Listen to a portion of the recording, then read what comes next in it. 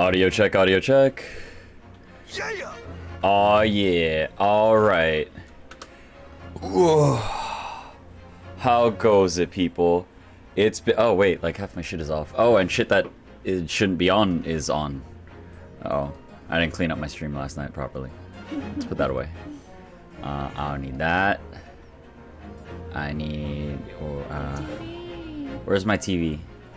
There's my TV. We'll put the high back on there. Good. Okay. Oh, and wait. What's our tag like? Oh wait, I have one already. Boop. Functional Tekken. Eh. Let's fix that. All right, we're gonna go.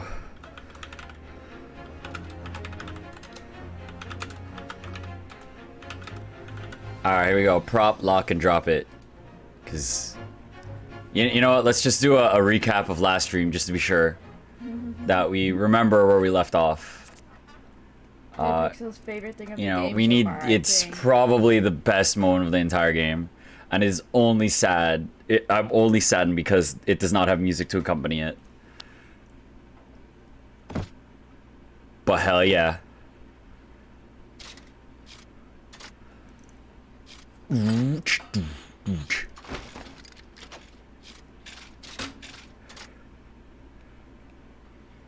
Hell yeah. Oh man, look at him go. And I love the camera turn. It's so good. Hell yeah. All right, that's what we missed. That's not what we missed. That's what happened last That's time. what happened last stream, and nothing else of importance really. On the Dead that I can Pixel think of. stream. Last time on the Dead Pixel stream, we ran into Enoch Debtor, who's got the sickest dance moves for a criminal we've seen so far. And we've seen some other criminals dance. We've seen some other criminals dance, but this guy's got the groove. And I believe the last thing that happened was he was like, "You disabled the bomb, but not the other Yeah, bomb." you disabled this bomb. And then it's like, "Oh no, the thing that we're looking at on the screen right now is a lot." Oh wait, actually no, It's exploded. it's exploded. You can tell, but not the part that matters. Honestly, the fact that that part blew up is more or less inconsequential, really. Because we know it's all a shenanigans. We know it's all a sham anyway, so it does not matter. Ugh. And we are back in court. And I forget stuff, but it'll come back to me as we play the game. So let's check it out. 24th October. 9:11 a.m. The Old Bailey, defendant's antechamber. Well, they wanted to call Drebber. Right, we wanted to get Drebber. That was the reason we even found him. A day off to go investigate and reconvene. Yeah, and then we did find Drebber, and he did a Along sick with dance move. The cage we stole off of the one machine. Oh yeah, it's chat. The cage is just in our pocket. We just have it. And we talked to the wax museum lady and Shomes a little bit. Yes. I don't know if we're gonna see more of the wax lady right now, but I hope she shows up. I mean. Well, we found out that Drebber's involved in that other case. Yes, and we also think that maybe Witch Girl is maybe in on it. There is a high possibility that oh my god, I actually can't even remember her name right now because all I can— She's the hotness. It's— you know why? Whoa. It's because when I see her, all I think of is Millie Parfait, Well, the I was gonna VTuber who it's looks because just like her. When you see her, you don't care about her name. You're Yeah. like Insomnium Files, the boobs behind the Oh, the vest. yeah, she's just the witch waifu, and all I Yes. think of is that one VTuber that's just like a younger version of her. Yes. Let's see, what's her name again? Let's go look at her. Esmeralda Tusspells. Yes, there you go. 26, the proprietress of Madame Tusspells Museum of Waxwork, and the latest in line of artisans, privy to the secret Tusspells technique of capturing a perfect likeness. Oh, right, and they took these two. I forgot about that entire sequence. I'm a rich kid. I saw a balloon. And he's the one who's not lying. So Yeah. we like the rich kid. Yeah, no, he kind of yells like a little brat. Pictures of it He- to prove it. He kind of yells around like a little brat, but like he's got the facts. He's got the facts. This one is, don't trust her. I don't know if I trust her. Slippery one. Slippery one. And then her, like, daughter slash possibly clone is, oh, we don't know what her deal is. She just seems like the crazy, I want to get people up type of deal. You know, like, she seems like a Borderlands character. And, fuck yeah, the sickest dance moves ever. Enoch Drebber. Man, you could put, like, DJ Enoch Drebber, and, like, that'd be great. I can't wait for him to do something so horrible that I dislike him. Unless... Take a lot. It will take a lot. I mean, there's this... you know what vibe I'm being reminded of right now? What? The Killer. Where you're just like, I'm a serial killer assassin. Why, he was excellent. But I'm an honorable serial killer Yes. who follows By rules. the end of that case, you're like, I like that man. Does he murder people? Yes, but it's not really because he wants to. It's like people pay him and he's for doing money. his job, and he's got a code of conduct, which is really helpful. which I was gonna say, which actually makes him not the worst guy in these games. Yeah, he is not the worst guy in the get where the literal fucking serial killer is like a more likable character than some of the rest of the cast. Okay. Oh yeah, we get to. Okay. Oh, I get to use that voice again. It's been a while. It's been a while. Today. All right. Whether he doesn't remember us or not, he's gonna be there. Oh yeah, we're gonna see our bro again. We assume he's our bro. There is a chance that it's just someone completely different, and that would be wild. But what if it's a clone? That's what I was just saying. Oh no! I was gonna say, well, if that younger daughter / clone is actually a clone. Oh man, yeah, clones could be a thing. We don't know. We don't know. There could be clones. All right. I also think that some of the amazing part of this game is all of every scope I think is possible in this game. And yet, it's a very logical game. Yes. Because just like the channeling and stuff in the other ones. Yeah.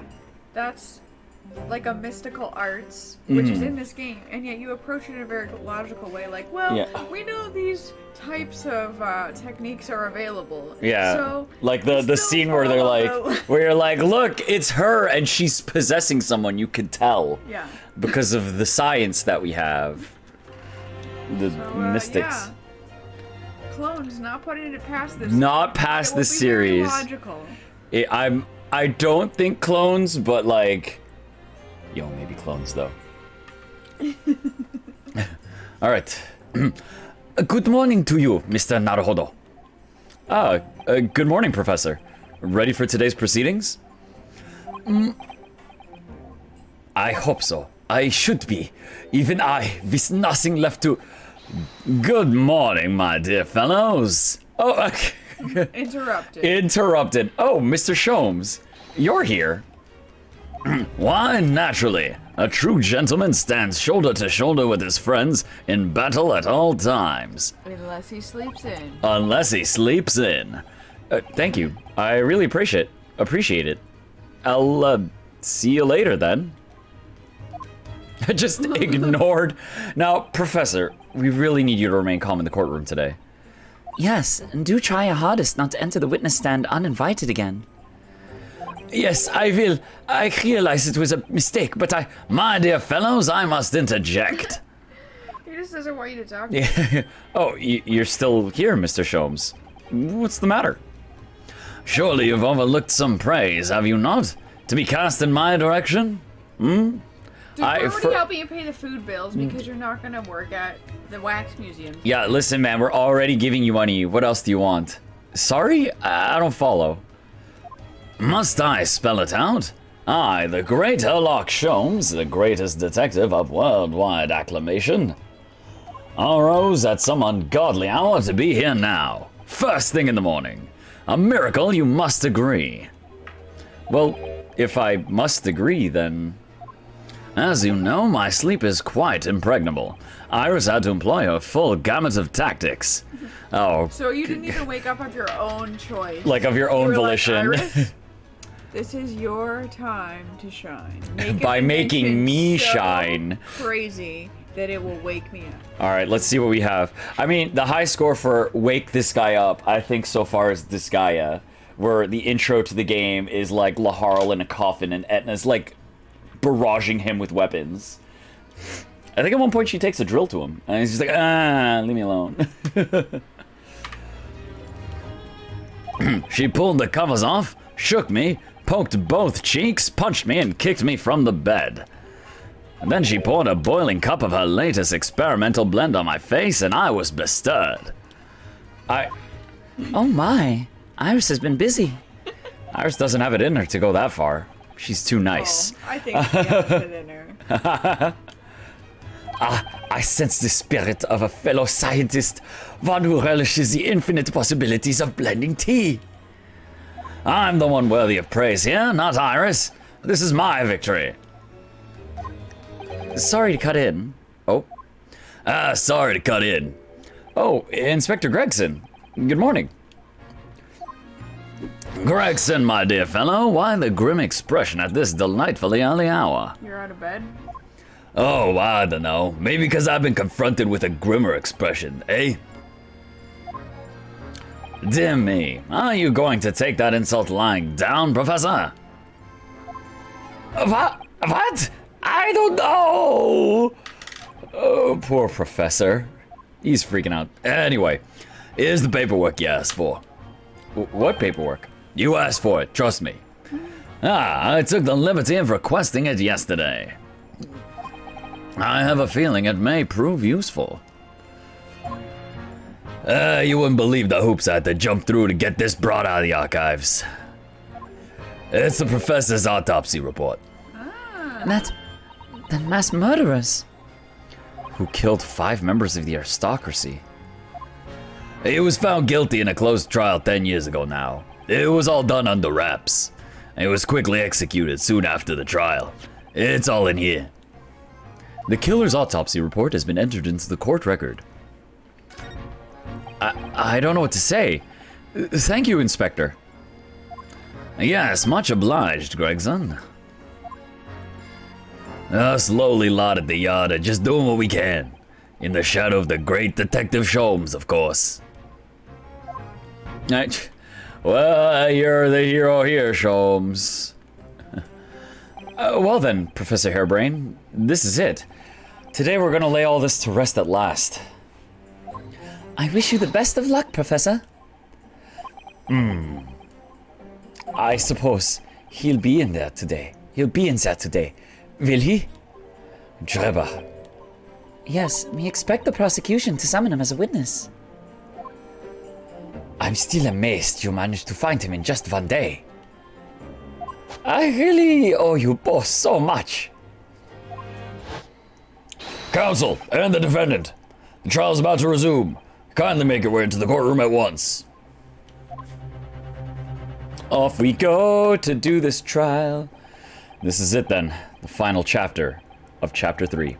Funny, my heart's racing a little. Are we only on chapter 3? Yeah, this is only chapter 3. There are 2 cases after this. Wow. Yeah, no, this one's intense. I've not felt this before, actually. This strange foreboding. As if something's going to happen in this trial that I'm not ready for. Yeah, but I can't let that distract me from the only thing that really matters. Finding the truth. Da-na-na. Oh, man, come on. I want to see the guy and then show me the man on the other bench. 24th October, 9:30 a.m. The Old Bailey courtroom. He's there. Does he get to take a shirt, or is he just gonna pull one of those like mumble mumble mumble? You think he's just gonna like mumble mumble to his? I think he might still talk out loud, but We'll see. In the name of Her Majesty the Queen, I hereby declare this court to be in session again. We resume the public hearing of Albert Hairbrain, here present, who stands accused of murder. After the counsels for the prosecution and defense ready, all the counsels for the prosecution and defense ready to proceed. The prosecution is ready, my lord. The defense is ready, my lord. As promised, Lord Van Zeeks has his apprentice with him. His apprentice with memory loss. Oh, Susato. Oh, she's like, wake up. Don't you remember us? If I may, Lord Van Zeeks. With you today. Yes, my lord. Who the hell is that? There appears to be someone standing at your side. Ah, yes, my apprentice and assistant. The prosecution believes today's proceedings will see the complexity of this case rise considerably. Yo, what? Oh my god, get out of here. Yo, no, man.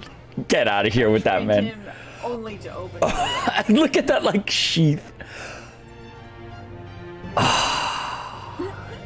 Damn. Okay, you know what? I see why Kazuma's like on the character poll so high now. That GIF alone told me everything I needed to know. And also, like, the fact that this case is gonna get super complex because I'm sure we're gonna be as they say. Can we read that? That's it. That's it. That's it. Pseudonym The Professor. Death by hanging confirmed at midnight. 17th June. Courtney Stevens. Courtney? Is that? I don't remember any Courtney Stevens so far. We have. Isn't the current science lady, autopsy lady, Courtney as well?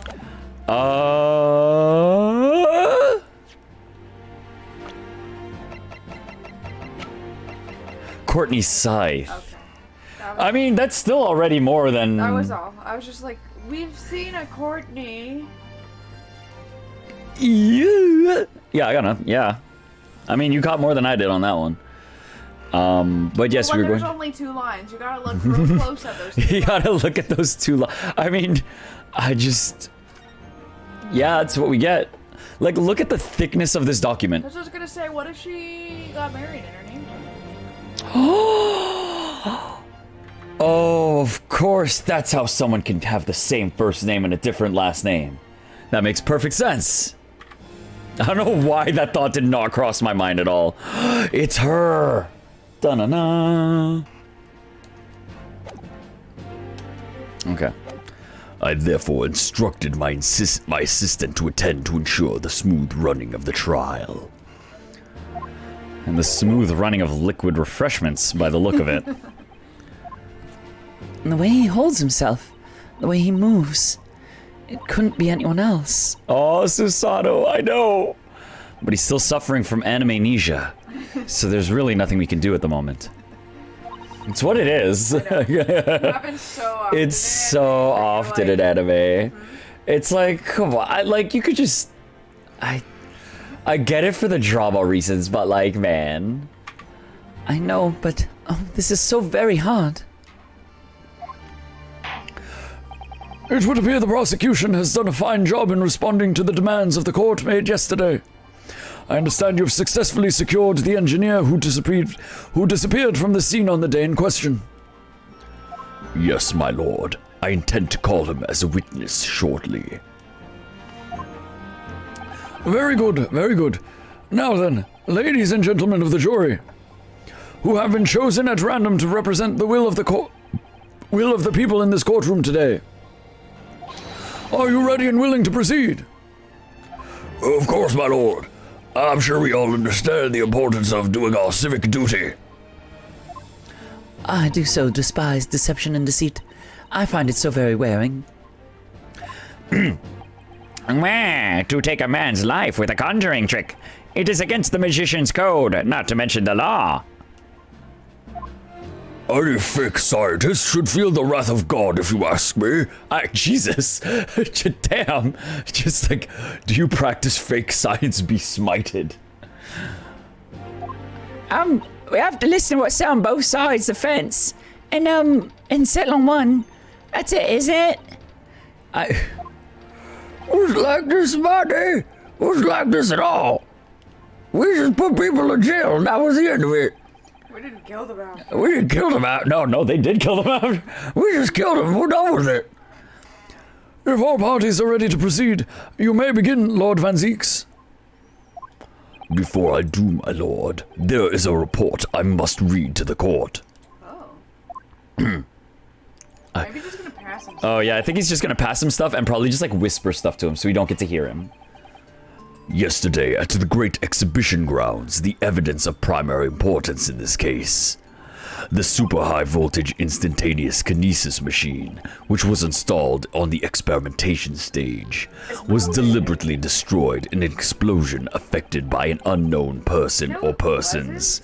I We were mean, known. It was Drebber. He set the other bomb. yeah, nah, but you can't prove that with less than word of mouth or more than word of mouth. But that's like the same as witness testimony. Yep, but it didn't happen in the courtroom for other people to hear. Like 5 of us were there. We could just be saying that though.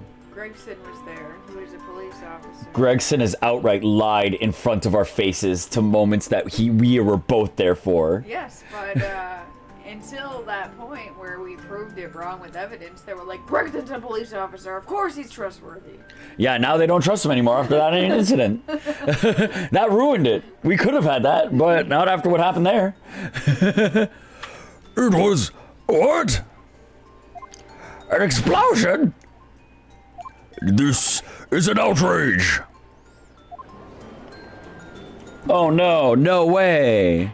The thing we needed most was broken. Yes, I heard this grave news yesterday. Scotland Yard submitted a report to my office in the evening. I read that the machine was blasted to smithers, and the wreckage reduced to ashes in the flames. Except for what we stole. I have here a photographic print of the scene taken in the wake of the explosion. Oh, hey. How, I mean, I think of anything that helps. Yeah, it shows that the trapdoor opens to drop stuff down below. Yeah, exactly. It shows what little remains of the machine. Yes, a terrible business. He did it to destroy the evidence, did he? That Enoch Drebber. The court will take this print as evidence, counsel. The post-explosion photograph has been entered into the court record. Let's examine it. Yep, let's go. Late yesterday afternoon. Look at the hole. Nothing? Yep, that's a whole... Yeah, no, when you get magnifying glass, it's just there's no interactables. It's just you want to get a better look at something. I mean, it tells us that there's nothing of importance. There's nothing important about that photo at all. Except that it's a hole. Has been blown open by the explosion. Late yesterday afternoon. The protection afforded to the machine by the Special Dispensation for Scientific Equipment Act was revoked. And that's why we had However- to blow it up instead. Yeah, basically. Before a thorough investigation could begin, the invention was obliterated from existence. As such, this will become a very different trial. Oh no. I wonder what's different. Is it worth triple points? As it stands now, with no evidence on which to draw meaningful conclusions, We can't prove the machine authenticity worked or of the not. kinesis machine will remain forever in obscurity. Indeed, a most unfortunate state of affairs. However, one thing remains clear. The victim's death was the result of the actions of the accused. Of that we can be certain. For it was the accused himself who was operating the machine and who ultimately caused its loss of control. Objection! You don't even know if the machine did As that. Lord Van Zieks rightly says, this is a very different trial now. The accused accepts responsibility for his part in the events that transpired. He acknowledges that Mr. Asma died as a result of the accident caused by the machine's malfunction. However, unbeknownst to the professor, he was being deliberately deceived by a pair of very clever fraudsters. Names, counsel, if you please. The engineer, Mr. Enoch Drebber, and the victim himself, Mr. Odie Asman. So what exactly were these two men up to behind the defendant's back? The defense intends to expose that information, thus establishing the unequivocal innocence of the defendant. Yeah, I like that it's clear and that we don't have to, like, go through menus and be like, yep, this guy, yep, this guy. Thank you, counsels. The positions of the prosecution and defense have been clearly stated. Lord Van Zeeks, summon your first witness, please. At once, my lord. The prosecution calls the engineer, Mr. Enoch Drebber, to the stand.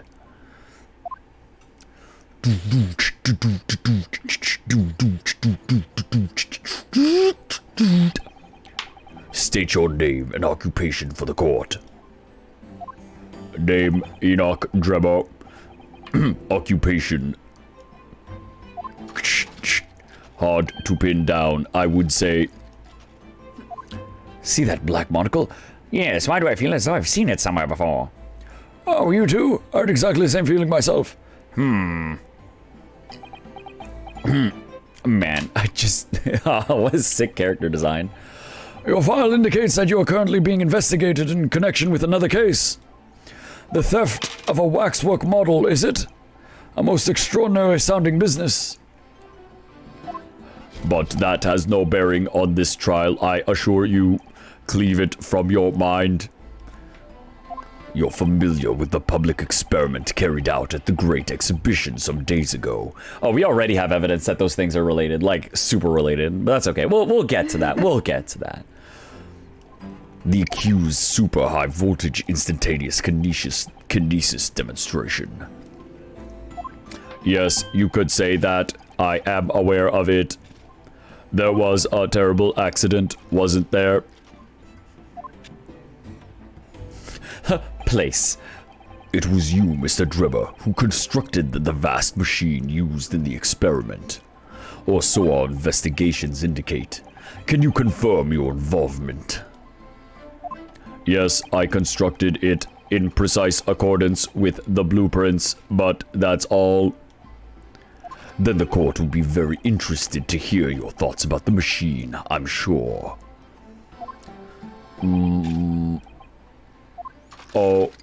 Yeah. An amazing device, if you ask me. Clearly works. The pinnacle of modern science, making instantaneous kinesis a reality at last. What? Good gracious. Do you mean to say that the experiment was bona fide? Is that your belief, sir? That's what I need Yes, to say. I that is believe. very much my... Yeah, that is what I need to say, I believe. Such a waste that it blew up. Oh yeah, see, here's gonna be the thing CaptnmcD brought up. We've already established that machine was nothing. Oh, nope, we're not bringing that up. Because, I guess not. We've already established the machine was nothing more than a prop for an elaborate conjuring trick. Established that at all. You've established nothing of the sort. What? All that was shown during yesterday's proceedings is that the same outcome could have been produced by means of stage trickery. Doesn't mean it was. The defense merely proposed a method and demonstrated its feasibility, nothing more. But it's fine. It's fine. We've procrastinated long enough, I feel.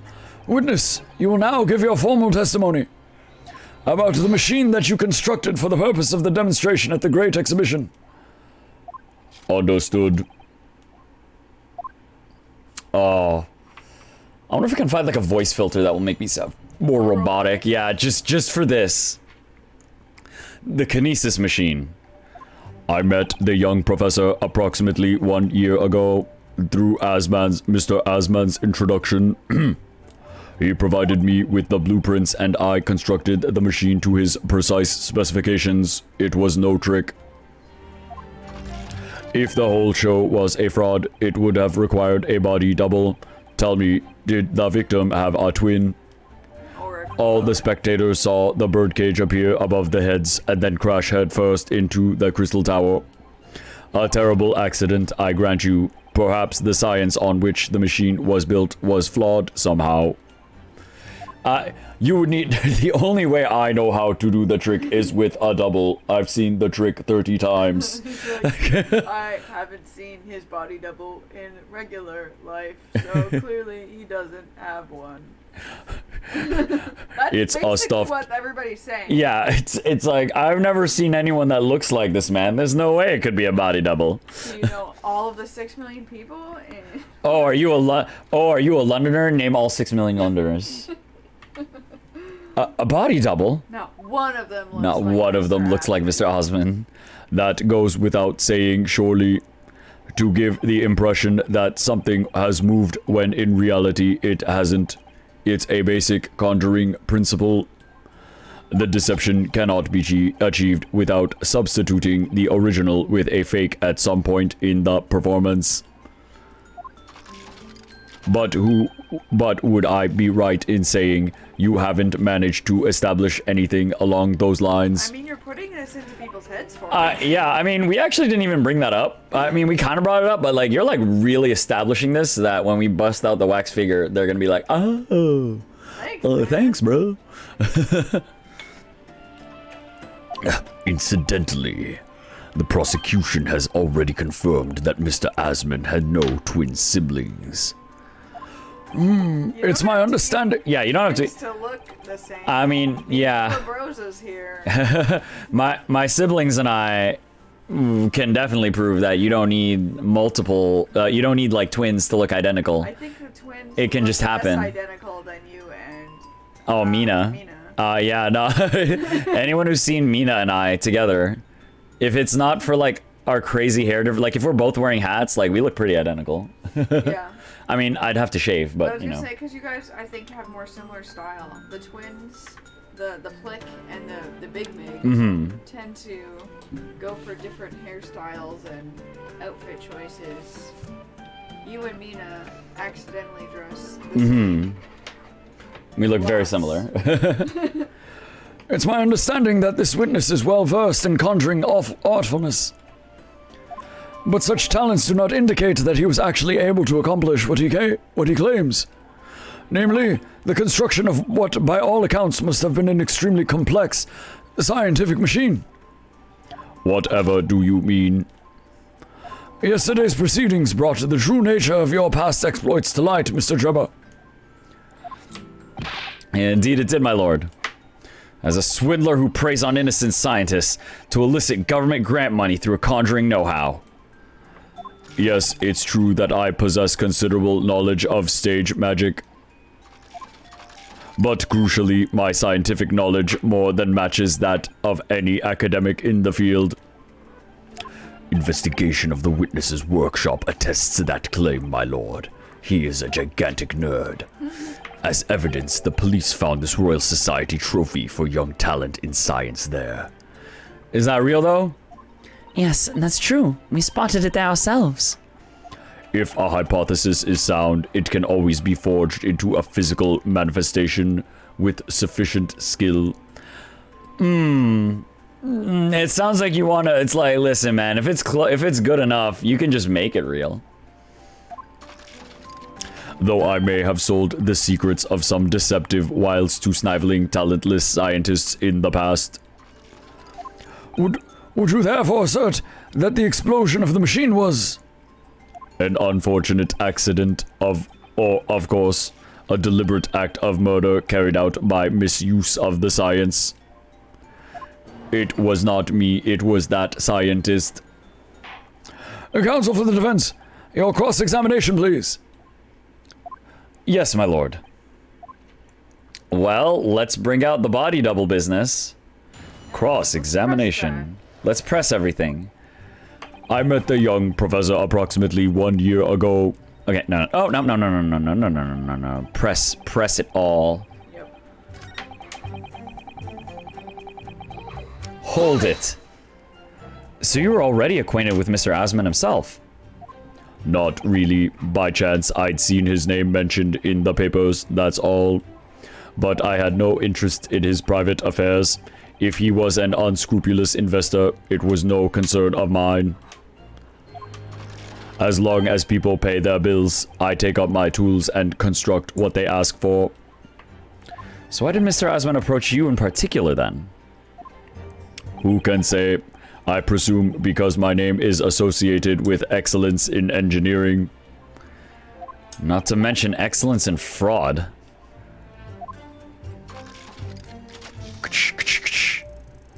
Hard to gauge, but the point is, all I did was construct the machine according to the blueprints I was given. In other words, the kinesis machine was built on solid scientific principles. Yes, you might say that. I like his deliberately vague but insinuating language. It's like, yeah, you could say that. Professor Hairbrain certainly has a mind like no other. Like, look at that. That's not saying he's a smart guy. It's just... Or that he's an idiot. Or that he's an idiot. He's just... Science was stupid and everybody else agrees. Just like... He has a mind like no other. He's got an idea. He is a person. He provided me with blueprints and I constructed the machine to his precise specifications. Can we see those blueprints? It's clear that you have both scientific knowledge and knowledge of conjuring magic, however. The more knowledge you have, the better equipped you are to handle whatever comes along. But your implication is that I furnished the machine with some trickery, I think. It's a possibility that we have to explore. Unfortunately, though, the machine has been blown to Kingdom Come. So there's really nothing left to explore, is there? Ha ha ha. There is no way you can tell that the machine is fake. I mean, you didn't hear that. It appears that the kinesis machine was fitted with a timed explosive device of some kind. And there's nothing left of that device either. Not even a single shred of evidence remaining. Ha ha ha. I hear. I love... Yeah, see, like, everything he says is just, like, purposefully vague. I know, but I hear. You'll never find any evidence left at the scene. Apparently.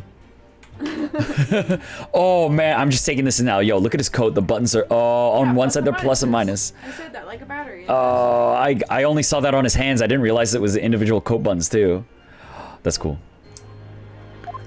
He must have planned all this from the outset. Damn, it's like he's a hardened criminal who's done this probably many times before. But in any case, it's abundantly clear that the experiment couldn't have been a trick. Yes, of course it couldn't be a trick, even though we proved yesterday that it could be a trick.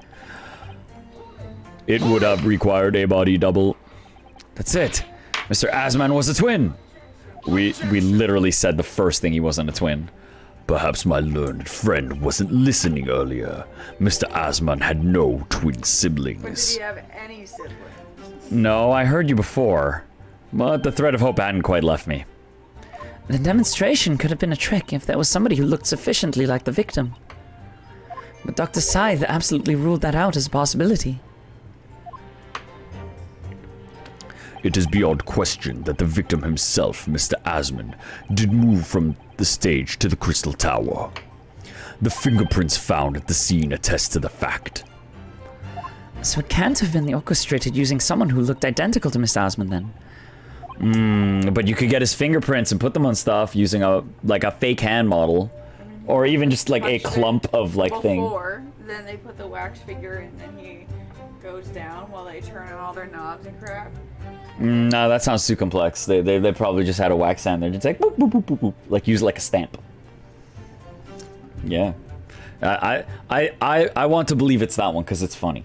You want the wax to be moved around? Yeah. I like the idea that they have a stick with a fake Mr. Asman hand on. The day before. A stick with a fake Asman hand on, and just using it to prod everything in the room. What are you thinking, Mr. Naruhodo? Oh, no, nothing. I'm not thinking of anything. Just that the idea of someone who looked identical to the victim is playing on my mind. It's like, I'm surprised he doesn't just bring it up, because he's literally been to a wax museum where they have exact replicas of people there. Okay, all the spectators saw the birdcage fall. It crashed head first, you say? Oh, there's our contradiction. According to many witness reports from those there at the time, yes. Were you not there at the exhibition grounds on the day? No. I don't care about exhibiting my science. Unlikely. I rarely leave my workshop. Yet, another of your unique inventions was found at the scene. I've been looking for that. Thank you. Well, it was the unveiling of a machine I'd labored over for many months. I saw it clearly with my own eyes, the birdcage plummeting headfirst into the tower. What a surprise. I believe the victim's neck was broken from the headlong fall, wasn't it? How would you have come by that information? Even an infernal recluse like me reads the newspapers, you know. According to the papers, according to the reports, 2 injuries were apparent on the victim's body. Yes, he'd been stabbed in the chest by a screwdriver, believed to belong to the defendant, and he had broken vertebrae as a result of a fall from a considerable height. But it wasn't on his head. But it wasn't his hand. Correct. My learned friend has been doing his research, it seems. Do we know which injury was the fatal one? Sadly not. Forensic science is not yet at a level where such things can be determined. What we do know is that the victim died having sustained both injuries at some point during the experiment. And since he was found in the birdcage with his neck broken, it's obvious that he fell from a considerable height. I suppose that's hard to deny. That's our point. Yeah. We're going back to that. We're going back to this. Birdcage appear above their heads and then crash headfirst in the crystal tower. Boop, boop, boop. No, it didn't. It didn't. Look at this. The bottom of it's broken. How crazy.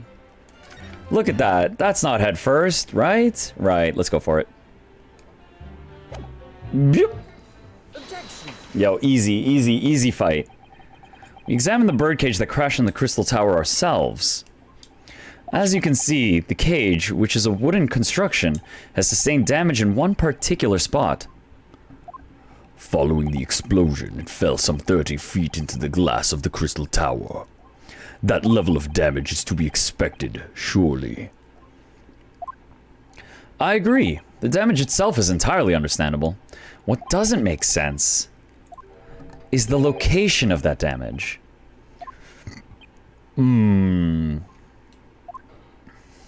All the breakages in the wood are at the base of the birdcage, not the top. What are you saying? Oh, damn it. It's the opposite of where they should be. That's right, my lord. The birdcage that was at the scene is damaged at its base, so we have reports of the birdcage falling headlong into the crystal tower, yet the damage is at the bottom. The only way to reconcile these two facts is to accept that there were 2 birdcages in play that day, which were at some point switched. Switched during what wasn't a scientific experiment at all, but an elaborate piece of stage trickery.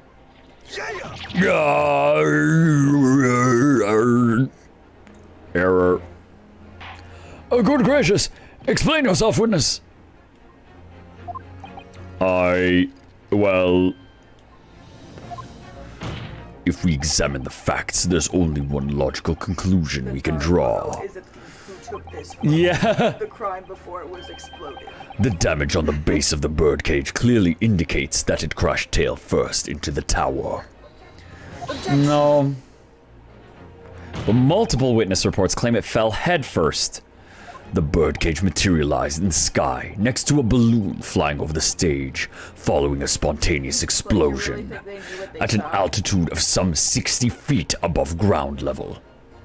Which is approximately 18 meters. They couldn't see me clearly. It then proceeded to fall some 30 feet into the crystal tower in the ensuing deflagration. Witness reports amid such chaos are notoriously unreliable. Objection! But the victim's neck was broken. He plummeted 30 feet inside a heavy wooden cage.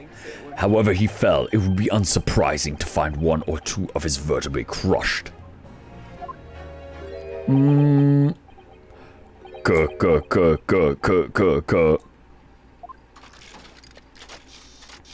Yeah, that works. Riveting scientific analysis of events from the prosecution there. Though, to be even more rigorous, You would have to say it was only one vertebra, actually. He wasn't quiet for long.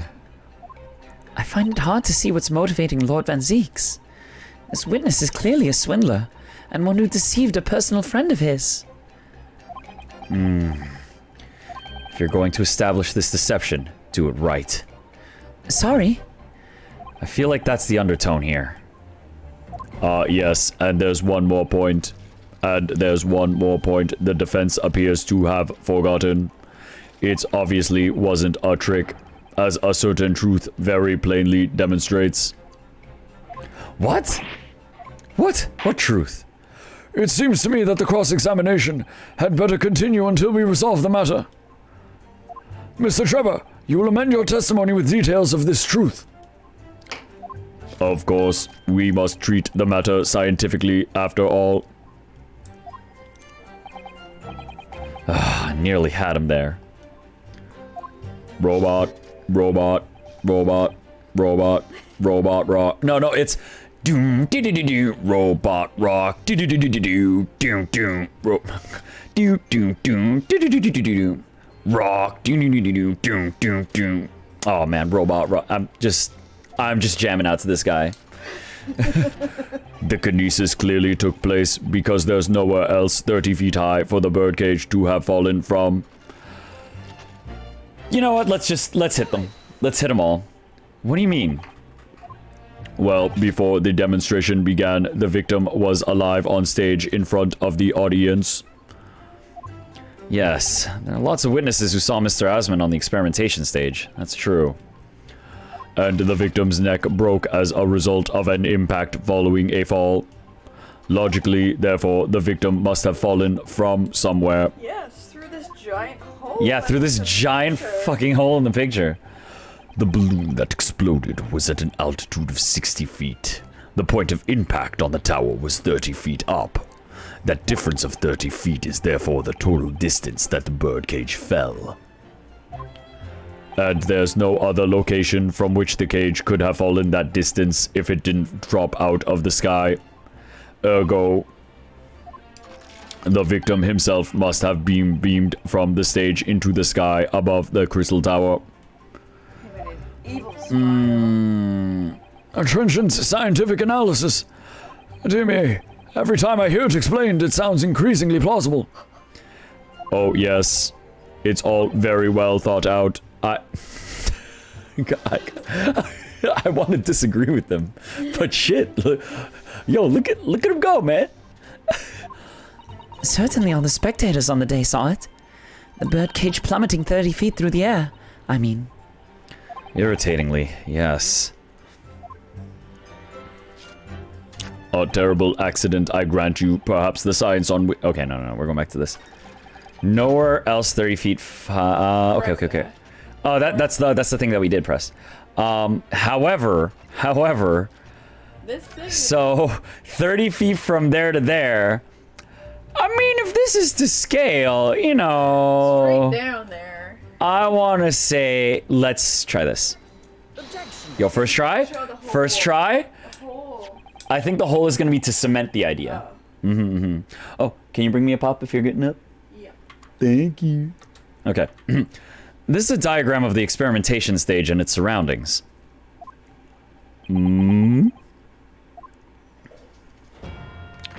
VoIP. We know that somehow the birdcage appeared in midair before falling down into the crystal tower. Yo, good evening, dude. Yo, Rorix, how goes it, man? How you doing tonight? Thanks for swinging by. How you been? A fall of about 30 feet. Or 9 meters. Nice. However, if you examine the diagram carefully... Doing closing shift tonight, lol. Ah, okay. Up late, eh? At work still? Just on standby. Ah, okay. Hopefully not too busy then. If you examine the diagram, you'll see that there's one other possible location from which the birdcage could have fallen. The same distance of 30 feet. No. Van Zeeks is like, that was super obvious, actually. Well, it appears the defense has a possible explanation to put forward. Go ahead, counsel. Yes, my lord. Of course. You will indicate the place to which you are referring to in the same diagram. The alternative location from which the birdcage could possibly have fallen the requisite 30 feet. Could have fallen from the stage itself into the ground. The place I'm referring to is here. But that's where the birdcage would have been to begin with. Yep. Which is exactly the point, my lord. Yes, the birdcage was in the machine on the stage. But what we must also consider is the height of the stage itself. Go on, counsel. Turns out that the experimentation stage was built at a considerable height above ground level. If you look at the diagram, in fact, you'll see it's at about the same height above the ground as the balloon was above the crash site. Growl. Dude, I would not say that you could confirm people's identity from 30 feet away either. Yeah, They're all no. like, well, we saw him on the stage. Yeah, and then you'd be like, well, you didn't see him in there. You could tell that they Saw might. a man in a top hat with the same facial hair. I sat front row at 3 shows, and it's the same man that comes out the other side. We're engulfed as... I didn't even read that. Okay, let me read that. Oh, here we go. Thank you, game. Wait, no, let me read. I missed the line. Yeah, you can't go back. I can go back. I'm going into the past. When the experiment got underway, the machine and the birdcage were engulfed in steam. At that moment, the floor of the stage gave away, and if we assume there to be a void underneath, this birdcage and the one seen by the audience would have fallen almost exactly the same distance. Uh-oh. Uh-oh. Once again, my lord, this all points to the fact that there was not one birdcage, but 2. Objection! My learned friend has no evidence the stage had such a contrivance in its design. You literally gave us the evidence. Although, I mean, it's like we know this is a setup, so he's just like... You know what this is? You remember in, spoilers by the way, if you ever want to watch Lupin and the Castle of Cagliostro, don't listen to the next 30 seconds. But at the end where they're like, we have to expose the counterfeiting ring, and they're like, oh, we can't, those people are untouchable. And then the investigator's just like, oh no, I'm chasing Lupin around. I think he went into this room. Oh, what? Counterfeiting business? No way. The camera is coming behind me. No way. Oh, what's this we found? Ask her to come here. That's like exactly what Zeeks is doing for us. He's like, what? There's no way you could prove that there was a giant void beneath the stage? And he's like handing you the photo. Someone's responsible for the criminal destruction of the kinesis machine itself. It's true. However, the stage still stands. And I'm glad that it's so obvious we don't even have to say it. And take a moment to look at the photographic print of the scene following yesterday's explosion. Good lord, the metal grill that formed the floor of the machine is undone. Yes, most likely blown open by the force of the explosion that destroyed the rest of the machine. The defense calls for the space below the stage to be investigated immediately. Ka-chunk. Mr. Debtor. It was you who built the kinesis machine, which means that it was you who built the 2 bird cages that were used to carry out this deception. They asked for a backup. They asked for a backup I cage. don't know what they needed it for. Whether Professor Hairbrain's hypothesis is sound or not makes no difference, because it's the construction of this machine that matters. A machine designed to take Mr. Asmon's life and lay the blame firmly at the professor's door. Something that could only have been carried out by you, Mr. Enoch Debtor. Oh, whoa. What? Yo, he's mad. He mad. Oh, I didn't get it in time. Oh, objection. Oh, here we go. Oh my god, oh my god, these guys. Yo, he hasn't been drinking at all. We're smashing glasses. He's just reading stuff. Yeah, he's actually just reading. He actually hasn't smashed a glass yet. if my learned friend has reached the end of his wild assertions. Oh, there's the first one. There's glass number 1. The prosecution would like to crush the defense's argument, slowly but surely. Please do. What? Because I know you're just doing it to give us extra. Yeah, do it to give us more headway, please. Your argument fails to hold water. On 2 counts. That's because it holds wine instead. Yeah, it's because it holds wine instead. 2?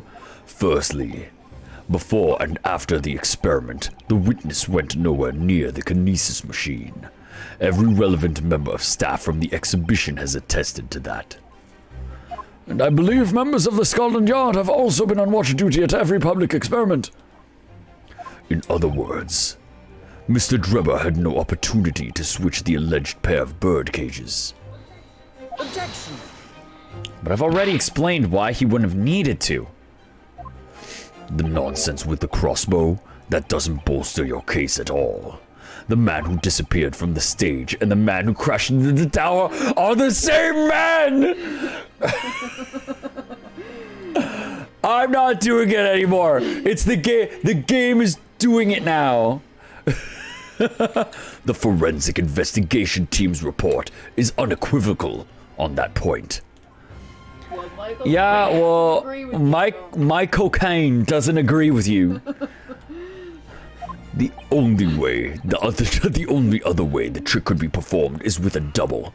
And the second flaw in your assertion is a distinct lack of motive. Why would this man have wanted to take the victim's life? He had no reason to do so. He found out he's the professor. A motive? Do I have to think of everything myself? He's gotta be the professor. Oh, he's gotta be. You think he's the... Yeah, well, I mean, we have the head. I have here a contract provided by the witness. What contract is this, Lord Van Zieks? The contract into which Mr. Drebber entered with the victim, Mr. Asman. It reads, Mr. Drebber is to receive 30% of all remunerations from government grants or other income. 30%? Certainly a very favorable contractual conditions. But there was one very important provision bolted onto that clause.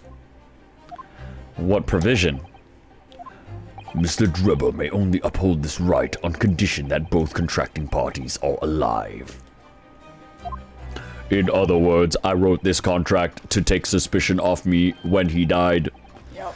Yeah, if either of us were to die, the contract would become null and void. But Man, what a his cover. death was worth more than 30%. Yeah, of his... the profits of this Yo, machine to man. me. That man's death was worth more than that money.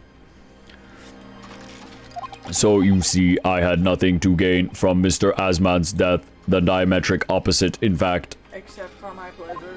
Except for, oh my god, except for my pleasure. I actually did this shit for fun. Ha ha ha. Need I say more? The witness had neither an opportunity nor reason to commit the alleged crime. In short, the possibility of Mr. Drebber having done as you suggest is nil.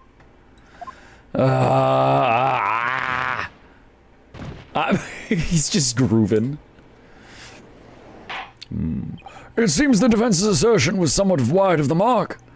Lord Van Zieks, you will submit the contract as evidence, please. Drebber's oh, there's gonna be something else in there that we gotta care about. Drebber's contract was entered the court record. It's true. Let's see.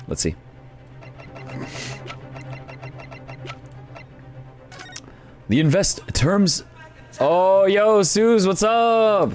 How goes it, yo?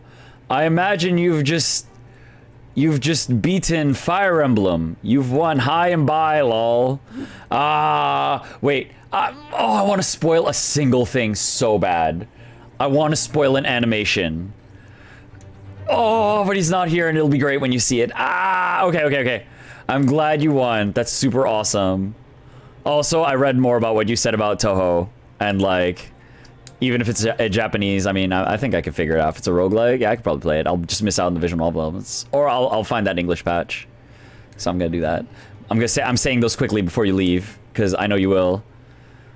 You have 10 seconds to leave. specifically Suze. Also, hi everyone else. I hope you guys had fun. And if you want to stick around for this, you know, you could check out. We're in the middle of a case. I'd say absolutely you want the patch. Okay. Cool. All right, Suze, I'm gonna give you 10 seconds, and I'm gonna do something.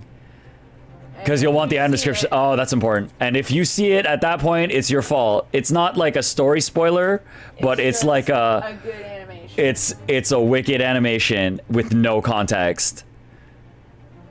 All right, ready? Okay, time's up. It's spoiler time. We're putting on an animation. Uh-oh. And if you see it, it's your fault. But I kind of hope you stay and see it. It's great. Did Suze leave? Let's check. Yo, Suze is already gone. Oh, what a shame that she's gonna be.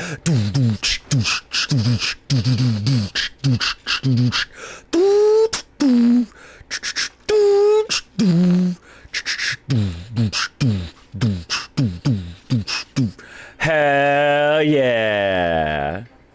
Alright, let's go back to the game. Oh, it's such a bummer that Suze can't watch. I want to talk to her about this game so bad because I know she'd love it. It's okay. It'll happen one day. It will happen one day and she'll play, and then I'm going to start playing games that she played and I wanted to watch, etc, etc. Then we can hang out on each other's streams. Sigh. Okay, let's read this terms of investment. Oh, I'm going to read it out loud. Terms of investment. The investor, Mr. Odie Osman, hereby enters into contract with the provider, Mr. Enoch Debtor, to fund labor and materials for the construction of a super high voltage instantaneous kinesis machine. Mr. Debtor is to receive 30% of all remunerations from government grants or other income. Mr. Debtor may only uphold this right on condition that both contracting parties are alive. This seems like a cover. This seems like a cover-up. Seems like a cover-up document. It's true. If Trevor had no opportunity to switch the birdcage under the stage with the one in the Crystal Tower, he couldn't have done it.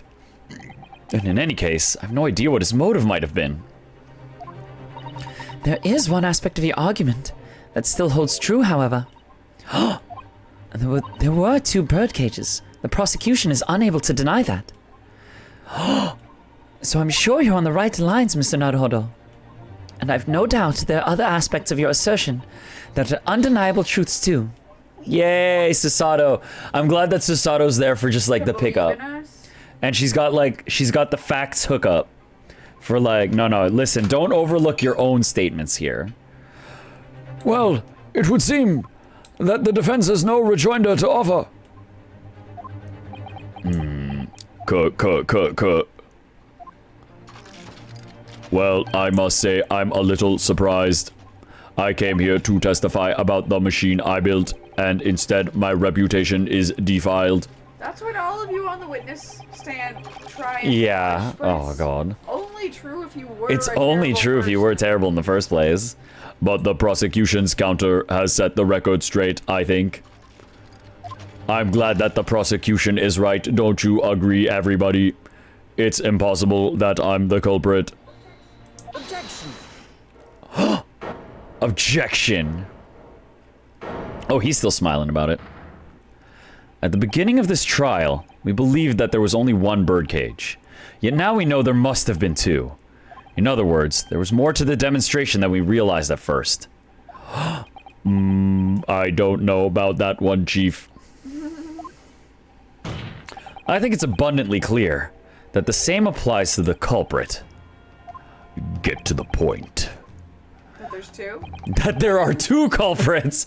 The stage demonstration was constructed and set up in its entirety by you, Mr. Debtor. Therefore, it's inconceivable that you had no hand in the events that transpired.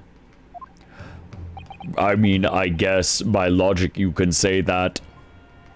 So if circumstances mean it's impossible that you could have carried out the crime yourself, it points to the fact that someone else was involved. There's 2.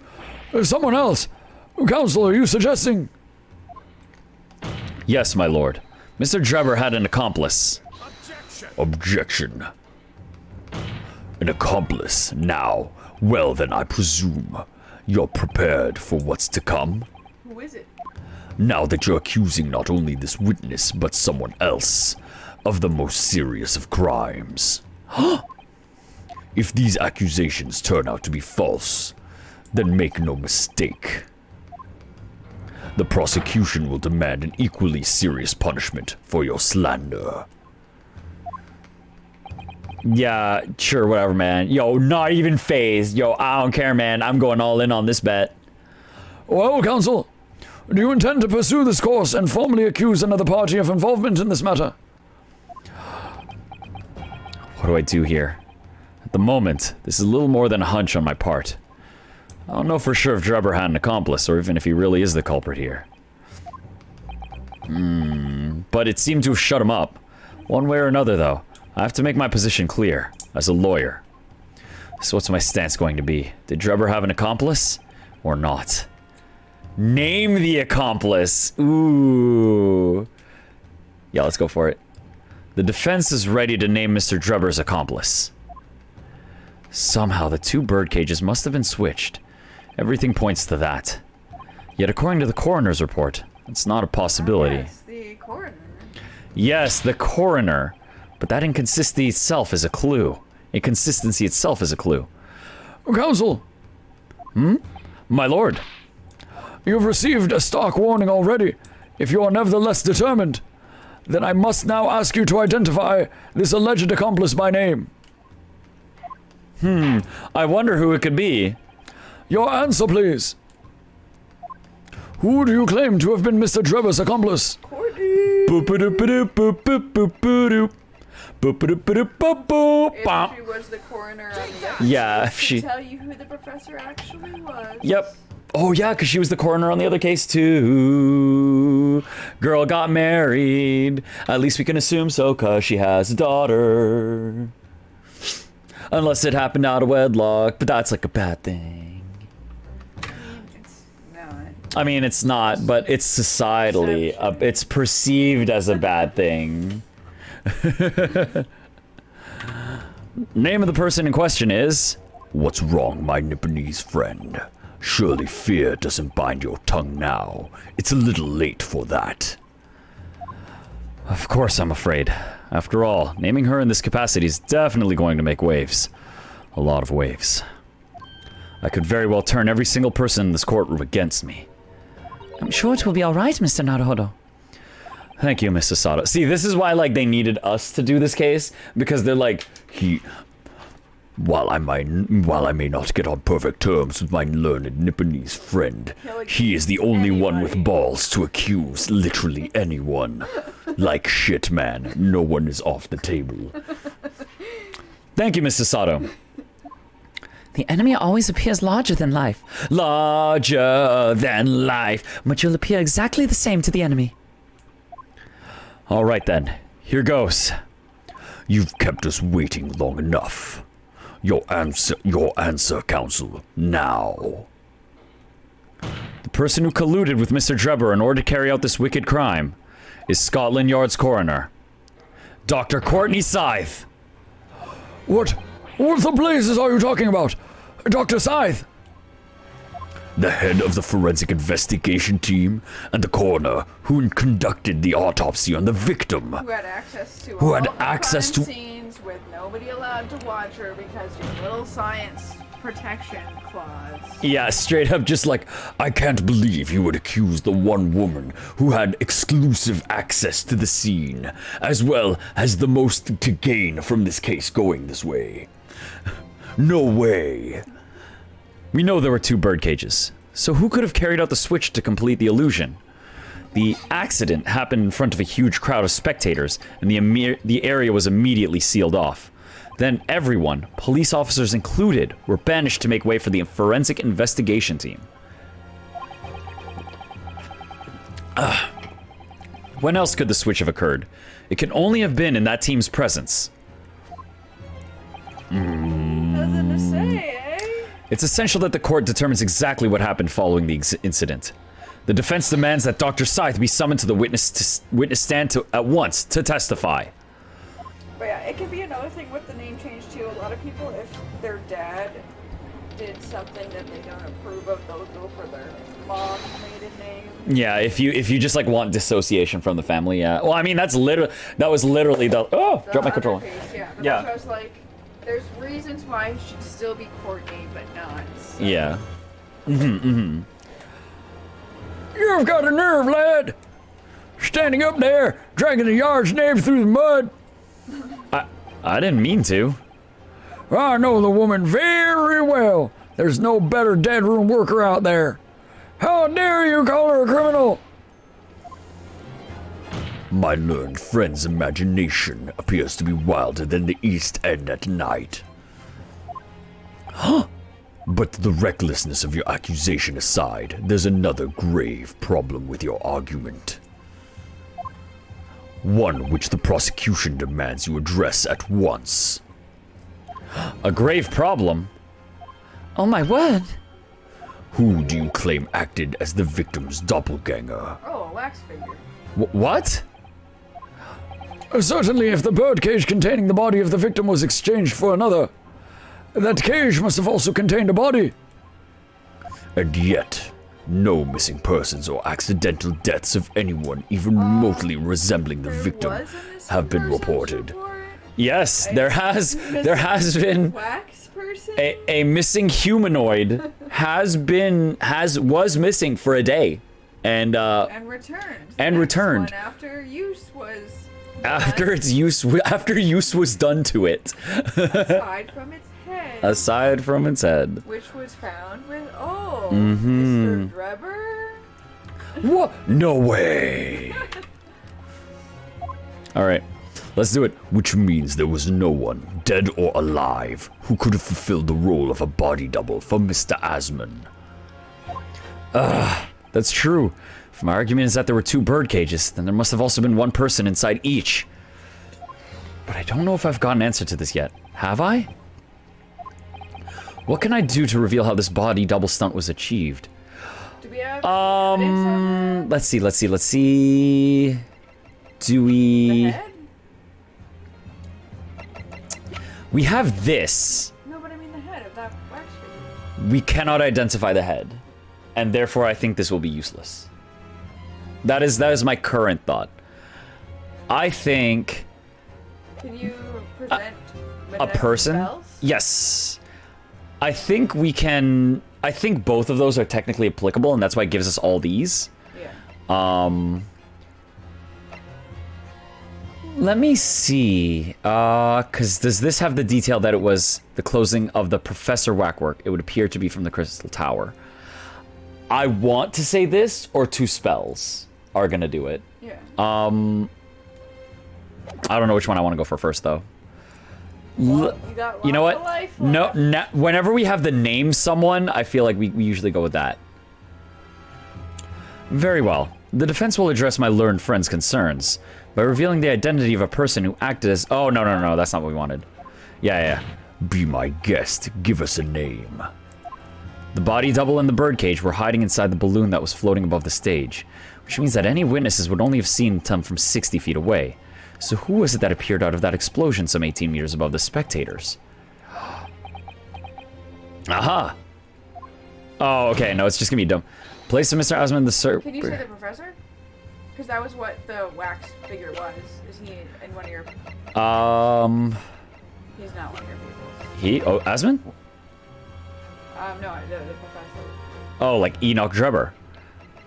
No, like wax. Oh, figure. wax The figure professor. like the professor. No, I don't think Which so. we think is Osmond, but like Yeah. we want to say the professor. Yeah.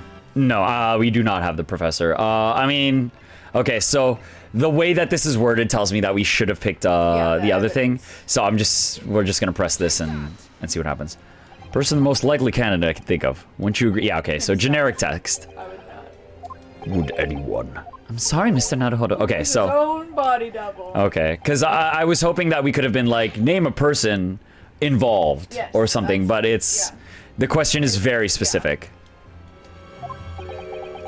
You have a head. Try using it. Okay, so it's the glass fragment then. Yeah.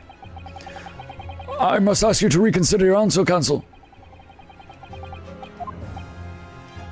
Present evidence. Very well. The defense will address my learned friend's concerns by presenting evidence that reveals the true nature of Mr. Osmond's body double. Oh, good gracious. Evidence. I do hope this isn't a filibustering, counsel. The court is expecting a name. If you think you have relevant evidence, present it now. The body double and the birdcage were hiding inside the balloon that was floating above the stage, which means that any witnesses would only have seen them from 60 feet away. So who was it that appeared out of that explosion some 18 meters above the spectators? Aha! The body double inside the second birdcage was... Okay, I feel like... It's the wax head. You think it's the wax head? Okay, we'll try the wax head. Take that! We know that the victim, Mr. Osmond, was in the birdcage that was situated in the casino machine on stage. Therefore, he couldn't have been inside the second birdcage. Instead, that contained something... Oh, hey, there you go. I think that's it. What's been described as a body double, which is what fell from the sky and crashed into the crystal tower. Yes, counsel. According to your somewhat elaborate version of events. And that body double inside the birdcage was, in fact... A wax figure. It's all right, Mr. Naruhodo. You're ready for this. Just steel yourself and come out with it. Thank you, Mr. Sato. I noticed that. I needed that. As I was saying, the body double inside the second birdcage was, as unbelievable as it may seem... Wait! Why is that here? What? I mean, if I knew it was here, I would have pointed at it. Because presenting the head means you present the whole thing. I mean, that's not what I was going to think it was going to be, but I mean, I'm glad we're right. That thing there. But that's what I mean. The glass is going to prove that it was in there, yeah. Well, I wanted to try it. A body? I wanted to try it. But it's okay. It would have been wrong anyway. Open your eyes and look into mine, my Nipponese friend. So does that look anything like Mr. Osmond? Now tell me, what are you playing at? Stand firm now, Ryunosuke. This is the time to show your Japanese spirit. Okay, so now it's probably gonna be the glass. As the court will observe, this is a waxwork model. Model, in fact, of an infamous London murderer from 10 years ago. The Professor. Objection! You started by indicting the leader of the forensic investigation team as an accomplice in this crime. Now you're bringing up that old And case? now you've moved on to indicting waxworks. Yes, that's about the size of it. But why? And why this waxwork? It looks nothing like the victim. In fact, it could hardly resemble him less. So you take the mask What off. possible justification could you give? If you want to know why, ask Mr. Drebber. Uh-oh. What? Just days before Professor Hairbrain performed his public demonstration, Mr. Drebber abducted this model from Madame Tusspells. Did you say abducted? And 2 days after the incident at the Great Exhibition, he returned it to the museum. Then the timing. Is this true, Mr. Drebber? Did you steal the waxwork? No, you can't prove it. I gave it back, so is it released? Okay, that was good. I gave it back, so did I even really steal it? I mean, come on, I basically just borrowed it. No harm was done. No harm, no foul, as they say. At first, I couldn't see why Mr. Drebber would have stolen the waxwork and then given it back again. But now, the reason's clear. He took it so that he could put it inside the second birdcage as a body double for Mr. Osmond. Oh man, I want that. I want that face. Objection! I also still need to upload the cringe Gregs as an emote still. Are you hearing this, ladies and gentlemen of the jury? Are you hearing the defense's astonishing proposal? Yeah. Yep. That the witness fabricated this vast machine with the intention of deceiving some wretched scientist. That he did so in collusion with the country's finest coroner on a public stage in front of a vast audience. To make no profit. and that to effect the deception he used a waxwork model that in no way resembles the victim. Oh, I mean, it's not like you could just change its fucking clothes. Like, why is it so impossible that a wax... I mean, like, even today, you can see, like... Especially from 30 feet away, yo man, people can't even tell if like a stunt actor is the same person, and like stunt actors can look totally different from someone in a fight scene. Are we really to believe this far-fetched tale? What do you decide? Objection. Oh, wait. Yes, if you put it like that, of course it sounds implausible. My lord, Yep, okay, there, alright, you know, let's just, I'm just gonna go for it. I don't even care. Blah, blah, blah, blah, blah, blah, blah, blah, blah, blah, blah, blah, blah, blah, blah, guilty, blah, blah, blah, blah, blah, blah, blah, blah, guilty. by this noble prosecutor. Yep, we've been convinced by this noble prosecutor who only tells truth, and we can't believe how stupid the defense is. Why would he say this to us? This sounds. He's such a big, stupid idiot. Planned murders would go to extremes. What? No murderer would do that much work to kill someone. That's insane. Why would they do that? I'm lazy. I don't feel like doing that much. Kill somebody so much. Blah, blah, blah, blah, blah, blah, blah. Okay, summation examination, let's go. Yeah, if they wanted to get caught. Yeah, exactly, right? It's like, why would they do that? So they wouldn't get caught and so that you would have this doubt that you have right now. It's literally for this moment. I knew this was going to happen. Yeah, I'm like, you know what? That's perfect. Naruhodo is looking and he's not even mad. He's just like, yeah, all right, bring it on. He's like, we're used to this. We shall get through this, Mr. Naruhodo, as we always do. Yeah. And uncover some new truths along the way, I'm quite sure. Yes, I agree. I'm going to have to appeal to the jurors as usual and see if I can persuade them to change their minds. the defense will now embark on a summation examination. Are you and your fellows ready to proceed, Mr. Foreman? We are, my lord. Very well. In that case, I ask you now to state clearly for all present to hear the grounds on which each of you has decided that the defendant is guilty of the crime of which he is charged.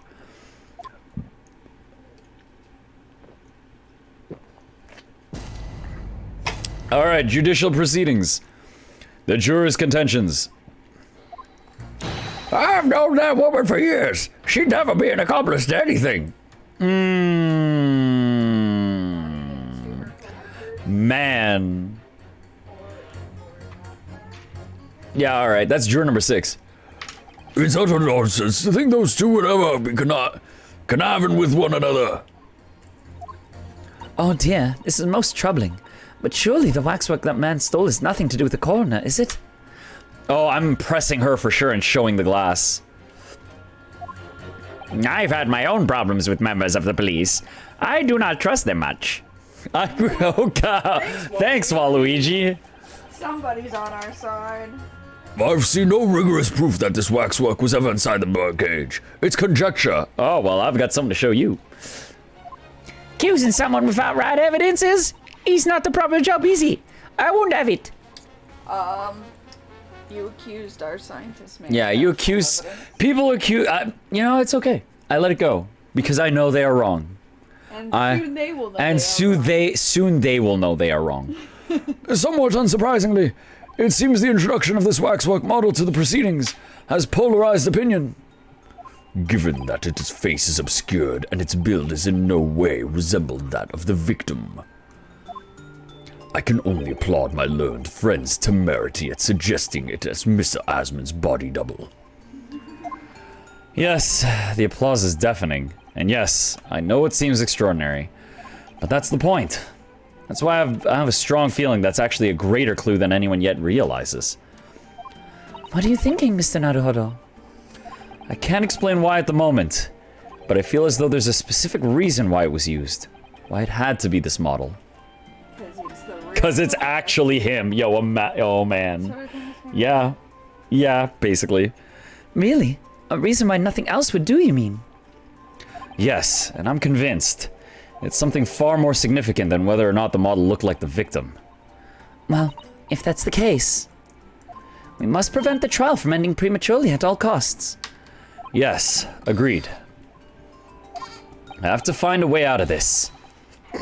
Alright, let's press them all. If you're ready, counsel, you may proceed with the summation examination. Oh, we will. Oh, we will. We are gonna examine the hell out of the summary of this summate. Jury examination. The defense's rebuttal. I've known that woman for years. She'd never be an accomplice to anything. Yeah, okay, that's fine. The order of things seems to have changed around here for some reason. Yeah. I'm a copper, lad. It's a copper's discretion to bend the rules sometimes when needs must. What's wrong with that? Where do I start? I've been working at the yard for 40-odd years. That's even more than I thought. We've only had a metropolitan police service in town for 70 years, you know? Of course, times have changed. The public didn't trust coppers back when I started. It was rough. We had to fight crime, and we had to fight to win the public's trust as well. Oh, sounds like ourselves, so... Forensic science was in its infancy too, even more than it is now. And she spearheaded the revolution. Dr. Scythe, you mean? That's right. About 10 years ago now it was, when I was still youngish Bobby on the beat. Youngish. 10 years ago now. Youngish. Youngish. Not young. I mean, I think... Younger than he is now. I mean, yeah, I mean, even if he started at 0 years old, and he's been on the force for 40 years... I don't know if I would call 30 youngish. Just, you know, I've come to accept that. I think that's how the world sees it, you know. Well, that's when she started making a name for herself as a top-class coroner. And now look at her, head of the forensic investigation team, and a woman no less. Well, I mean, that's the times. Well, you won't hear me complain. It's what we all dreamt of back then, I tell you. Could you tell me without holding that gun in the air? We were all out to uphold justice, lad. Full of vim we were. Full of vim. That's coming across loud and clear. That's coming across loud and clear. It's utter nonsense to think those... it's utter nonsense to think those two would ever be conniving with one another. Oh, wait, no. Let's, yeah. It's utter nonsense. This is like, I'm like trying to combine two voices for this guy. Yeah. It's tough. I'm trying to make new ones. I'm trying to make new ones. I run out. I get it. We're only just starting to understand this case. I mean, obviously that is not the case for female voices. I've got like 2. If that. What are you reading there, sir? Man behind those murders on Solar Pond Street was caught in 2 days flat. That's real policing for you. That's really not relevant to this case, is it? You're wrong there.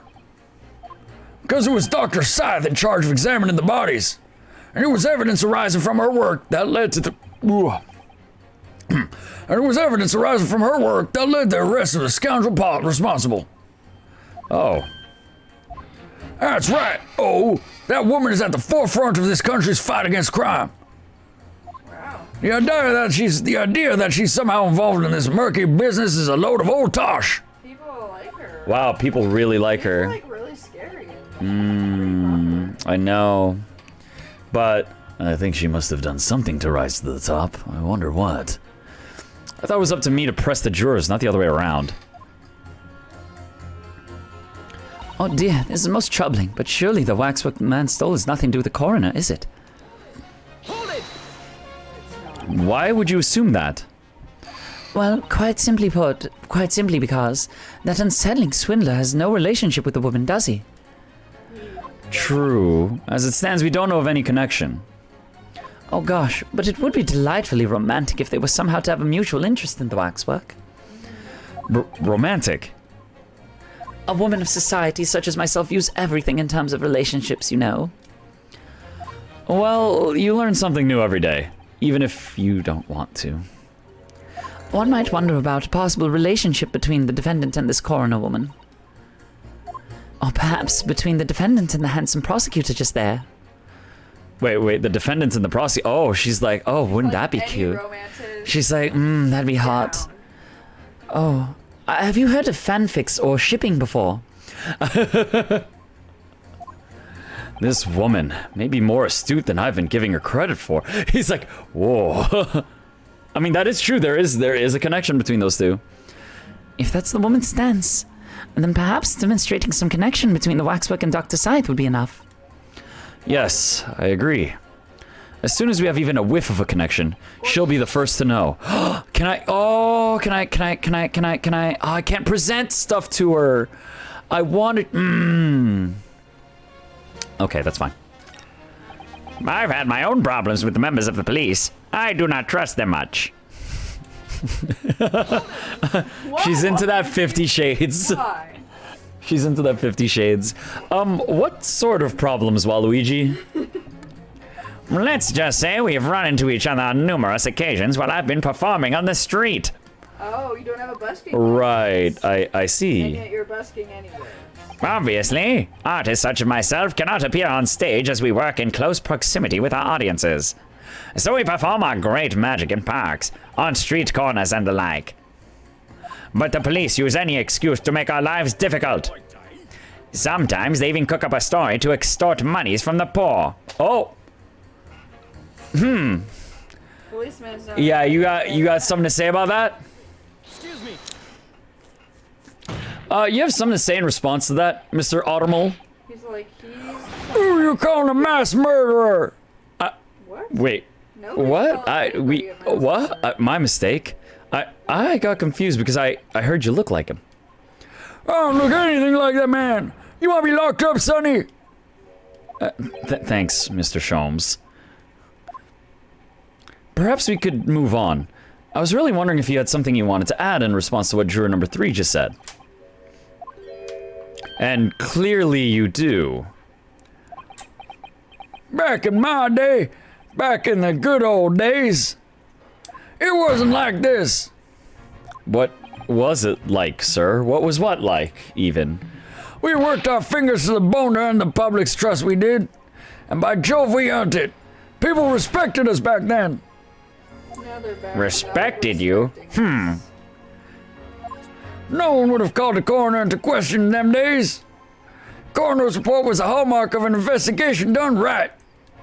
Especially when Dr. Courtney Stevens put her name to it. Dr. Courtney Stevens. Ba ba ba boo doo ba boo boo dee ba ba ba ba ba ba ba ba. We knew it was the same court. We knew it was the same Courtney. Yeah, okay, we didn't. Yo, even Naruhodo skipped the line there. Hold on a minute. He didn't read our 2 lines closely. What are you talking about? Who's Courtney Stevens? Sorry. Got a bit carried away there. Stevens is Dr. Scythe's maiden name. See, she did get Her maiden name. So that was before she was married. Of course. Yeah, silly me. It's Scythe now, isn't it? Stevens. I'm sure I've seen that name somewhere recently. Where could I have seen that name? Glad I got the Courtney for you. Yeah, I'm glad. It's a good thing CaptnmcD caught the Courtney, because I whiffed that entirely. Anyway, point is, those were the great days of policing. Not like now. Sorry to interrupt, sir. Do you think you could change your statement to include that name? Well, yes. I don't see why not.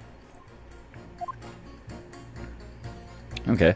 Courtney seemed back when I knew, of course. Lecturing coroner, even then. Okay, so that's a fact for later. Oh, actually, let's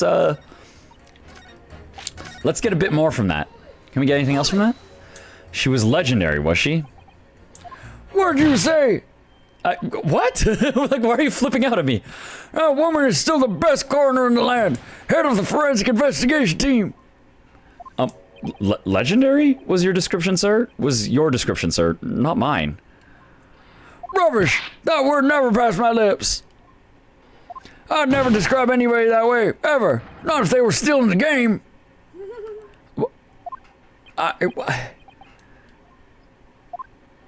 I think the point you're trying to make is that Dr. Scythe is an extremely talented coroner. Would that be fair?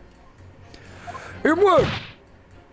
If it weren't for the fact that you're trying to drag that legendary woman's reputation through the mud. I'm going to pretend I didn't hear that legendary.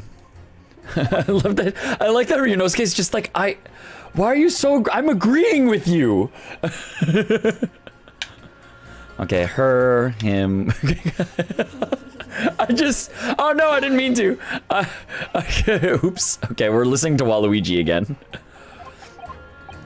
Oh, well, actually, you know what? We'll finish his statement in case he has something else. Yeah. Sometimes even cook up a story to extort monies from the poor. Well, that's definitely not right. Yes, and it's why I say that if you trust the police, you will have trouble. But here you are, claiming this waxwork model was stolen to star in an illusionary spectacular. The idea is so wild, I think I will take my chances and believe the authorities on this occasion. You're a magician! Why would you not think of that? You know what? I think he's saying this that he can use the trick later. He's like, No one would ever use that trick, that's insane. and he's like, Go contact that. and he's like writing notes. He's like, Note to self, talk to Madame Tusspells. this is how the public at large view Scotland Yard, is it? Our own police force in Tokyo is not even 20 years old yet, is it? Perhaps we should view what's happened here in London as a measure of what may happen at home. Yes, like a Scotland Yardstick. I wonder how a policeman would feel listening to the way this juror speaks about the force. Oh, okay, so that's our hint if we missed it. I wonder if he'd have a word to say in response. I've seen no rigorous proof that this waxwork was ever inside the birdcage. It's conjecture. It's okay, we have the evidence, but, you know, we'll get there. But you claim the whole instantaneous kinesis demonstration was a trick. That I did, but there's more than one way to pull a rabbit out of a hat, isn't there? Sorry? You hide the rabbit. Grunge, and yeah. Pull it out. Yeah, I mean, I'm sure there's maybe a more complex way to do it. If you really want to overdo it, maybe. I grant you, given that this cage appeared from a mist and explosion, there'd be no need to use a real person. But if a waxwork had been used, the culprit could at least have had the decency to make it look like the victim. I'm not sure exactly how much criminals are governed by decency. The point is, if you're going to make a claim about that waxwork being inside the birdcage, you need to give us some evidence. Without that, it's just not science. I want to give you evidence. I have it in my pocket. But summation examinations don't work that way. Why can't I? I'm like, I have it here. Just look at it. I suppose we should expect nothing less than a logical argument from a fellow of the Royal Society. But that perhaps means his mind could be changed if we manage to present suitable evidence. Evidence that the Professor Waxwork was inside that birdcage. Can I produce that or not? I have evidence. Okay, there we go. I can produce it. Actually, I have something I'd like you to see, sir. Oh! I must warn you, I'm very hard to convince and my eyesight is quite poor. I must warn you that I firmly believe it's only wise to trust men in white coats. Hey, fun fact. Did you know that you can, like, just go to a store and buy a lab coat? Yep, I did. You know, like, not insinuating anything nefarious, but, like, you know, if you want to just, like, seem more authoritative, like, there are just stores, like, you don't have to... I mean, you can buy safety vests. Like, you can just buy... You could just buy lab coats, and you can look like a doctor. You can cosplay as doctors, like, real easy. You know, just saying. It's just clothes. So given your jet black outfit, I don't mind admitting to a sense of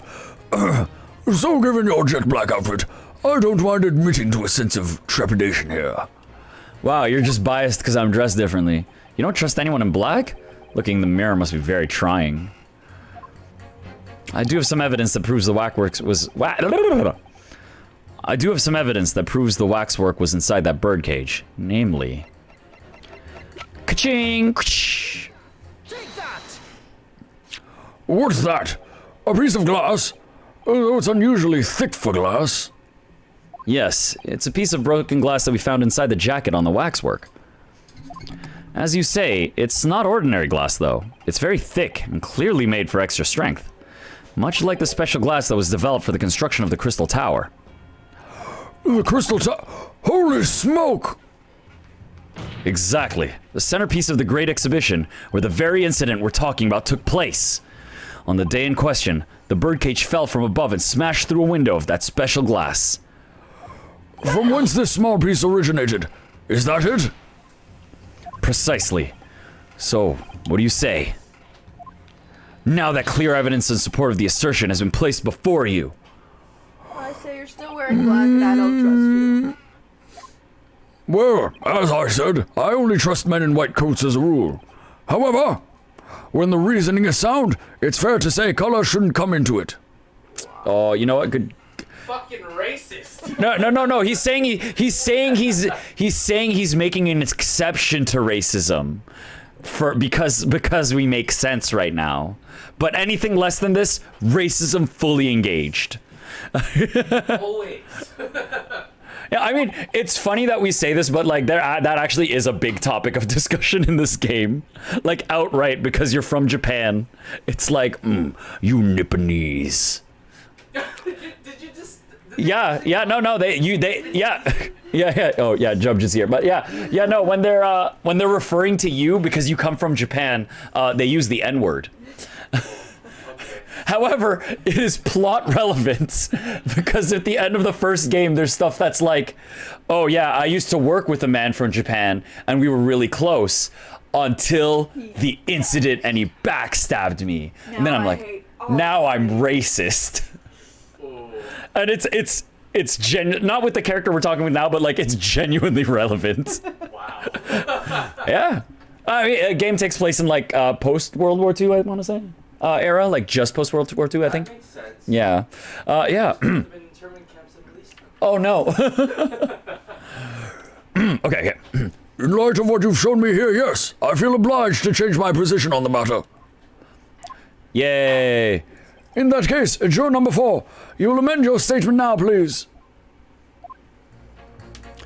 The presence of that piece of glass leaves me in little doubt that the waxwork was indeed inside that bird cage. Okay, accusing. Oh, okay. Oh no, she was last. Oh, I thought she was number 5. I know it seems a little far-fetched to think that the waxwork model of the professor was in that bird cage, but on the other hand, it explains a lot. If there really is a reason why the particular waxwork had to be... Okay. We must do everything we can to make the jurors understand it. Truth is, I'm sure that's the key to this, but it's the most puzzling part of it too. In that case, you should see what additional information you can glean whilst trying to change the jurors' minds. If you can read a book whilst eating a rice cracker, Mr. Naruhodo, I'm sure you can do this. Right. Yes. Yes, Sasato. I can do 2 things at once. Okay, and you there, you little gremlin. Accusing someone without right evidences? He's not a proper job, is he? I won't have it. Okay, alright. Are you like 10? I've gotta ask, why have you brought that corn into court with you? I'm saving that image and posting it to Twitter. I don't care if that's spoilers. I'm just gonna leave it there. Colonel Cobb, he's been growing back on the farm. Pick him up on the way down. He's probably nibbly, he is. Yes, the nibbling seems to be taking quite a while. Maybe it could wait until after the trial? Oh, I don't like the sound of that. You need colonels at times like these. Whenever I've something big to decide, the colonels always point me in the right direction, see? You're talking about your cob of corn? Yes. It's her comfort. Nibble nobble, guilty bubble. Nibble nobble, guilty bubble. Nibble not guilty out. Nibble nobble, guilty bubble. Nibble not guilty out. She's doing it like a flower. Oh, she's doing it like He loves me not. Yeah, he loves But she's doing he's roses guilty, for he's guilty not. He's guilty not. Perhaps it's akin to fortune telling with flower petals like people do back at home. So Professor Hairbrain's fate to be decided by a cob of corn. This is fantastic. Could you not at least wait until we've had more time to find the truth before deciding on the defendant's guilt? Oh, I don't know about that. My tummy's awfully full already. Amazing! Oh, anyone just listening, I implore you to at least look at this. The flower, yeah, instead, but with corn. He's guilty! He's guilty not. He's guilty. He's guilty not. I know it seems a little far. Okay. Beep boop bop bop ba. Alright, it's pit time. It's time for our jurors to fight each other. She was Courtney Stevens. Okay, wait. Waxwork, the man still has nothing to do with the coroner. Yeah, yes. This waxwork has something to do with the coroner.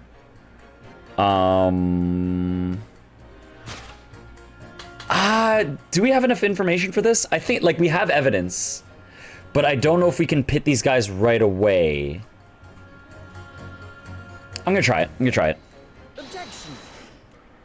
These two statements clearly contradict each other. Oh, good gracious. To whose statements do you refer, counsel? So, juror number 2. Oh gosh, me. What can I do for you? I presume that you heard what juror number 6 said in his statement. It's brought to light the maiden name of the coroner, Dr. Scythe, which in turn has revealed a connection that wasn't apparent before.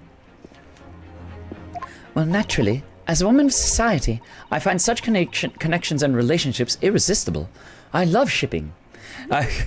Also, I must point out, I believe, just the detail on the booba here. It looks like it's crayoned on. Like the cleavage. It looks like lower res. Like, it looks like it's not a shadow. I was gonna say, I think they're just trying to put it because she's got netting between the Netting. the top. Because you can tell the different colors. Yeah. It is a different fabric, but there's something about it that looks like, maybe if I apply eyeshadow to it, it'll look like it has more depth. People do that. Wait, what? Like, you know how people do contouring on their face? People do contouring on their boobs. What? Wait, actually, what? I mean, I get, yeah, that makes sense, but... Damn. Makeup game really be something I know nothing about. I just, apparently that's a real thing. It just... We will give the illusion of booba. I mean, yeah, damn. I guess, I mean, yeah, fucking makeup makes almost everything possible. You just have to make sure, like, just... Makeup and push-up bras. Makeup and push-up bras can make all your dreams come true. I find relationships sound irresistible. But oh golly, I'm afraid I fail to see what you mean.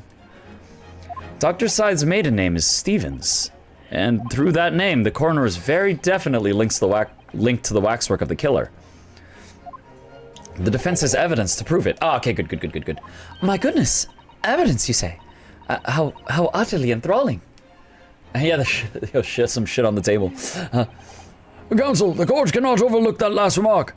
I very much hope there is substance to your claim. I literally said, hey, I have evidence.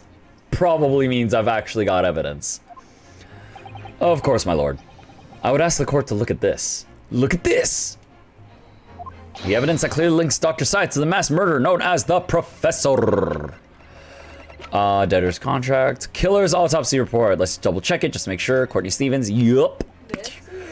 But you! I have here a certain autopsy report from 10 years ago. A 10-year-old autopsy report?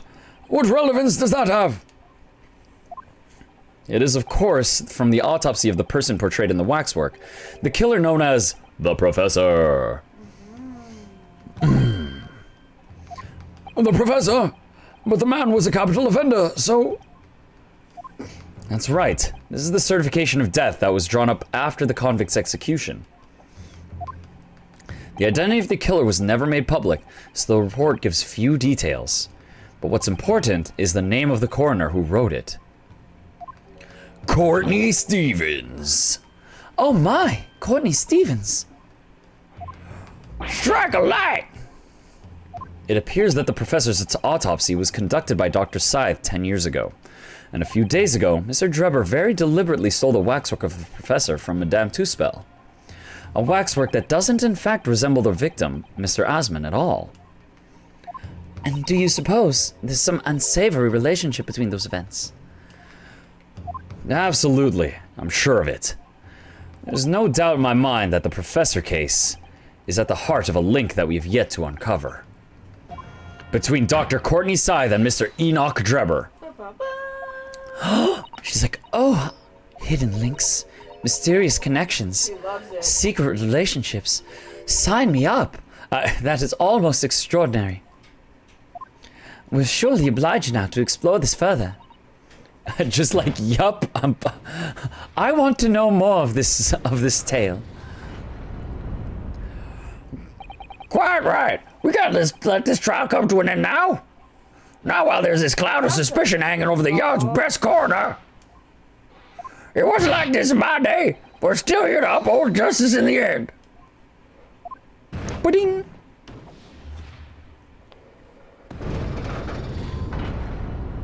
Yay, we're at even now. I think we're at even. It's the professor. That's what links this frightful swindler, the coroner.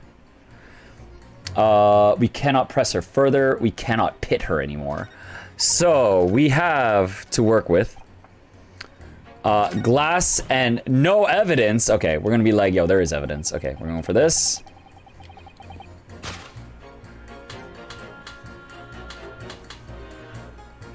Yeah, okay. The other two statements don't really interact with each other, so statements clearly contradict each other.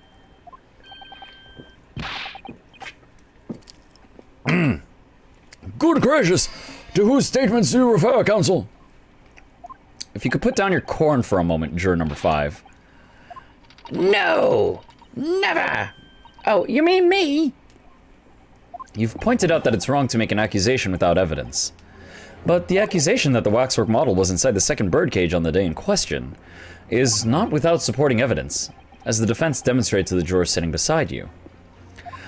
Oh, is that right? Would it be fair to say you didn't follow the argument? I don't understand much beside Colonel Cobb, to be honest. I don't understand much beside Colonel Cobb, to be honest. I'm a country bumpkin. I'm a country bumpkin. Of course you don't. I'm just here to eat corn. If I could, if I could interject here. Please do, sir. Now that this assertion of yours about the waxwork has been backed up by some solid evidence, It would be wrong of me as a man of science not to pursue the matter further. Ka-chunk. We're even. And this corn girl, come on, corn girl. Ah, well, me too then. What, sorry? If this brainy gentleman says he's right, then he must be. See, I wouldn't dream of going against Colonel Cobb or anyone who's got stuff in between the ears. Corn! Success! No, but he actually said success. If you can call it that. thank you, counsel. That will do. As a result of the summation examination, the jury's overall leaning has changed. 2 jurors now call guilty, against 4 who call not guilty. Accordingly, the court has failed to reach a consensus at this time, and the trial must continue. We did it. We got overtime. Oh, well done, Mr. Naruhodo.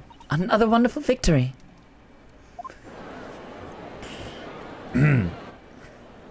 Aw, yeah. Consider that examination summated. A waxwork of the despicable professor, used as a body double for the victim in this quite extraordinary case. I must say, it is extremely hard to believe the assertion could possibly be true. However, it would appear that it does at least warrant further investigation. It's the waxwork of the professor that links Mr. Drebber and Dr. Scythe. This sounds like a Dr. Jekyll and Mr. Hyde. I don't know why. Just that the pacing of those names feels like that to me. And I'm convinced that there's special significance to that link. I don't know what you're hoping to prove, lad. I really don't. The truth, sir. Am I using evidence and testimony?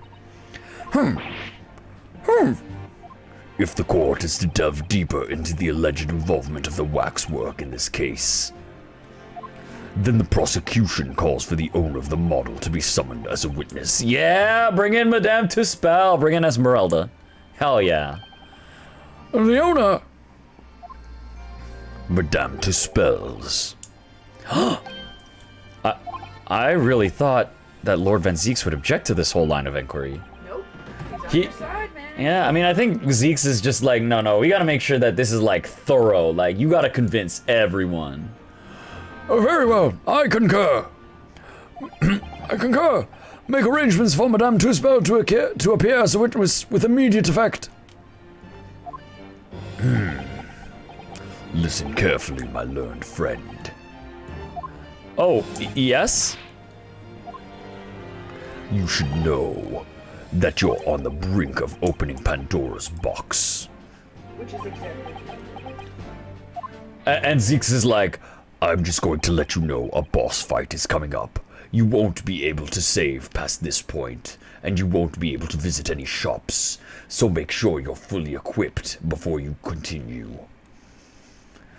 Make sure your party members are in the right order and you've set all your abilities, otherwise you'll have to go back to this point again. The court shall now adjourn for 45 minutes. During that time, the prosecution will summon the new witness and prepare for her taking the stand. Madame Tusspells, yes, I shall see to it at once, my lord. Ka-chonk! Is that gonna be recess time? Oh, to be continued. Okay, so it's still early. 7:30. Yeah, it's still super early. But Started early. Do you want like a, I'm just gonna snack take. and pee break? I'm gonna save.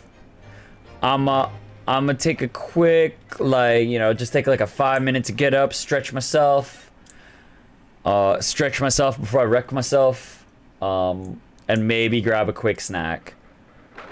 But I'll wait until music plays, so that it's not like completely dead. 24th October, 11:53 a.m. The Old Bailey Defendant's Antechamber. Ah, the knight errant himself. Okay, we're leaving it at that. Otherwise, I'm just gonna keep reading Sholmes' lines because he's Sholmes. He's great. Okay, so yeah, I'm just gonna be right back. I'm gonna get up, walk around a little bit, make sure that I'm not dying. Grab myself a snack, maybe some food. We'll see what happens. And back in a little bit. Like maybe like 5 minutes or so. Okay, see you guys in a second.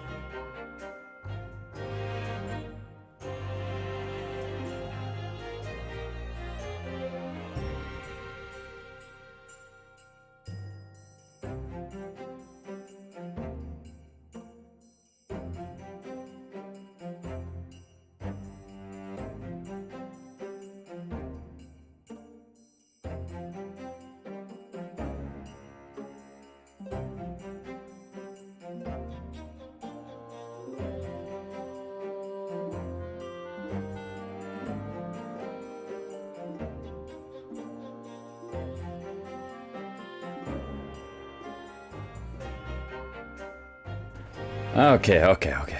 Audio check, audio check.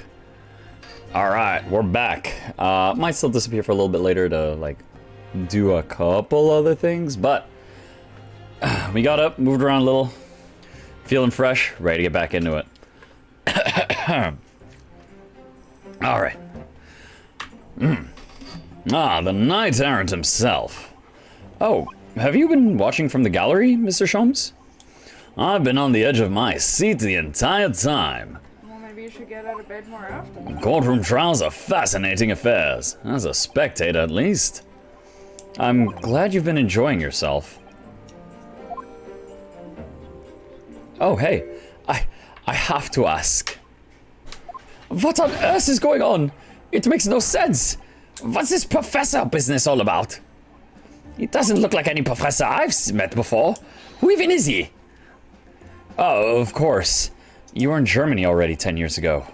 Like, so it was just brought in that you were useful for this? Yeah. Sorry, man. This case is about something else entirely, actually.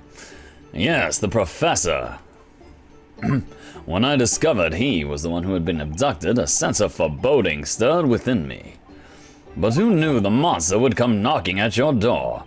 My heartfelt sympathies. Ha ha ha ha ha ha. As it turns out, Lord Van Zeeks is even more intimately tied to this case than any of us realized, isn't he? Yes, how true. His great friend from university in the dock.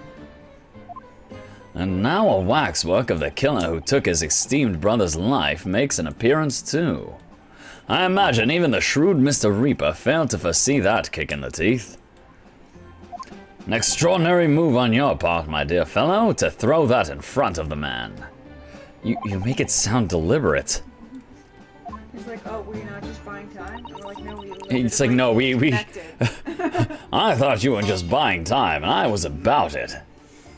I can't help feeling that this professor case is really very puzzling. Oh, yes? In what particular manner? Well, there's Mr. Drebber, Dr. Scythe, and Lord Van Zeeks. It seems that everybody in the trial has a link to the case somehow. Yes. In fact, I alone am not a member of the set. So that leaves me as an empty set, all alone with no intersection to any other. Excuse me, generic off-screen voice says. Oh. Oh. She had to come because Dr. Scythe. we want her to be on the stand. Hi.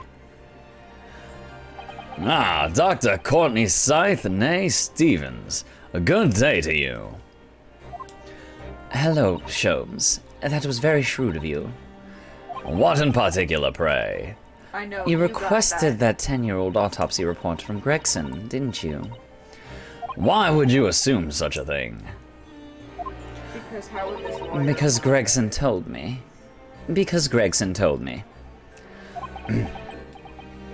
No way. To think it's been 10 years. 10 years in the laboratory, wielding my scalpel. Wielding all 500 of my scalpels.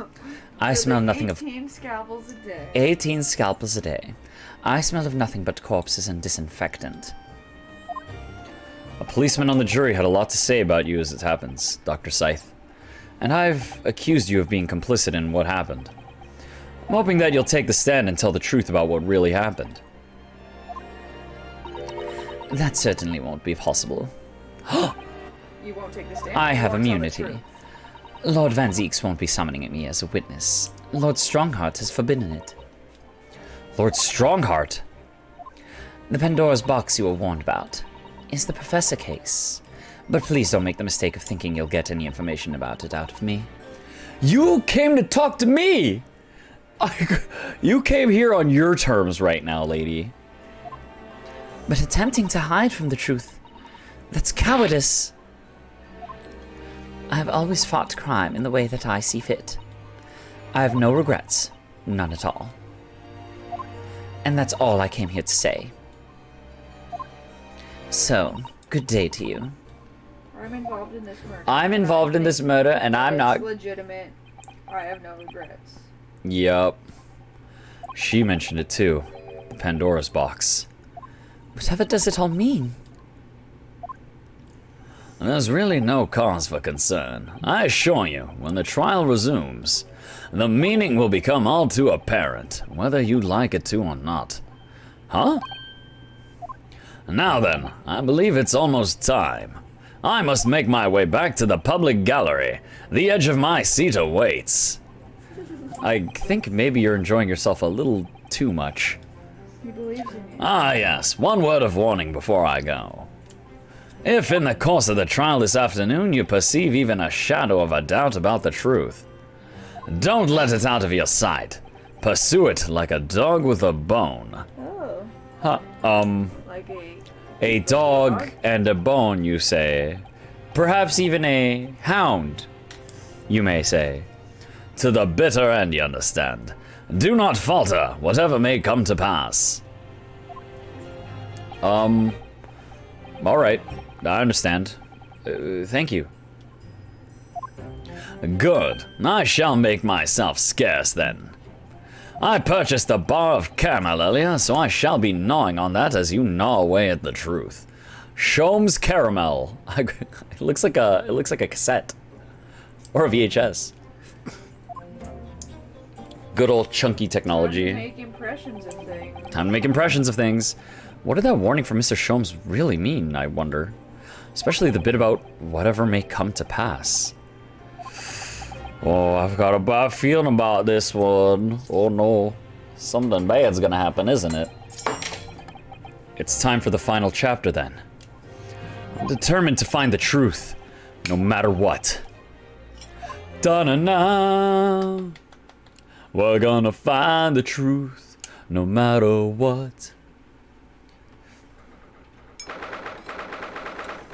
And I'm gonna kick Van Zeeks' butt.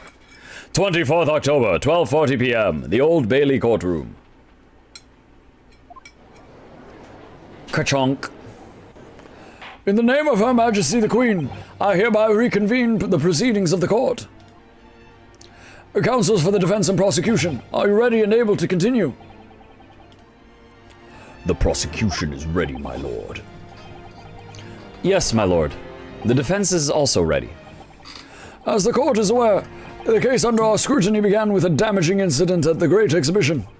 Yet we now find ourselves embroiled in the details of a convicted felon who was sent to the gallows a decade ago. His trial has certainly defied all expectation. As seems to be the fate of all trials in which this Nipponese is involved, my lord. So then, let us begin our exploration of the defense's assertion of that the waxwork was cardinally involved in this matter. Lord Van Zieks. My lord. Are we still awaiting the arrival of Madame Tusspells? Not at all. She's in the antechamber as we speak and ready to be summoned. Oh yeah, bring out the witch waifu. Very well. Bring in the witness. At once, my lord. Bailiff, show Madame Tusspells to the stand. Things are about to become a lot more intense. If Trevor's responsible, as I'm sure he is, it means he must have had an accomplice in Dr. Scythe. And what connects the pair of them is the waxwork. Yes, the model of the professor. That's the key to the link between these otherwise unrelated individuals. It's a tenuous link, admittedly, but at present, it's all we have to go on. Oh, oh, you're gonna have to see when you get over here. State your name and occupation for the court, please. Okay, I'm just gonna wait a second. CaptnmcD stood up for a bit. And she needs to see what's here.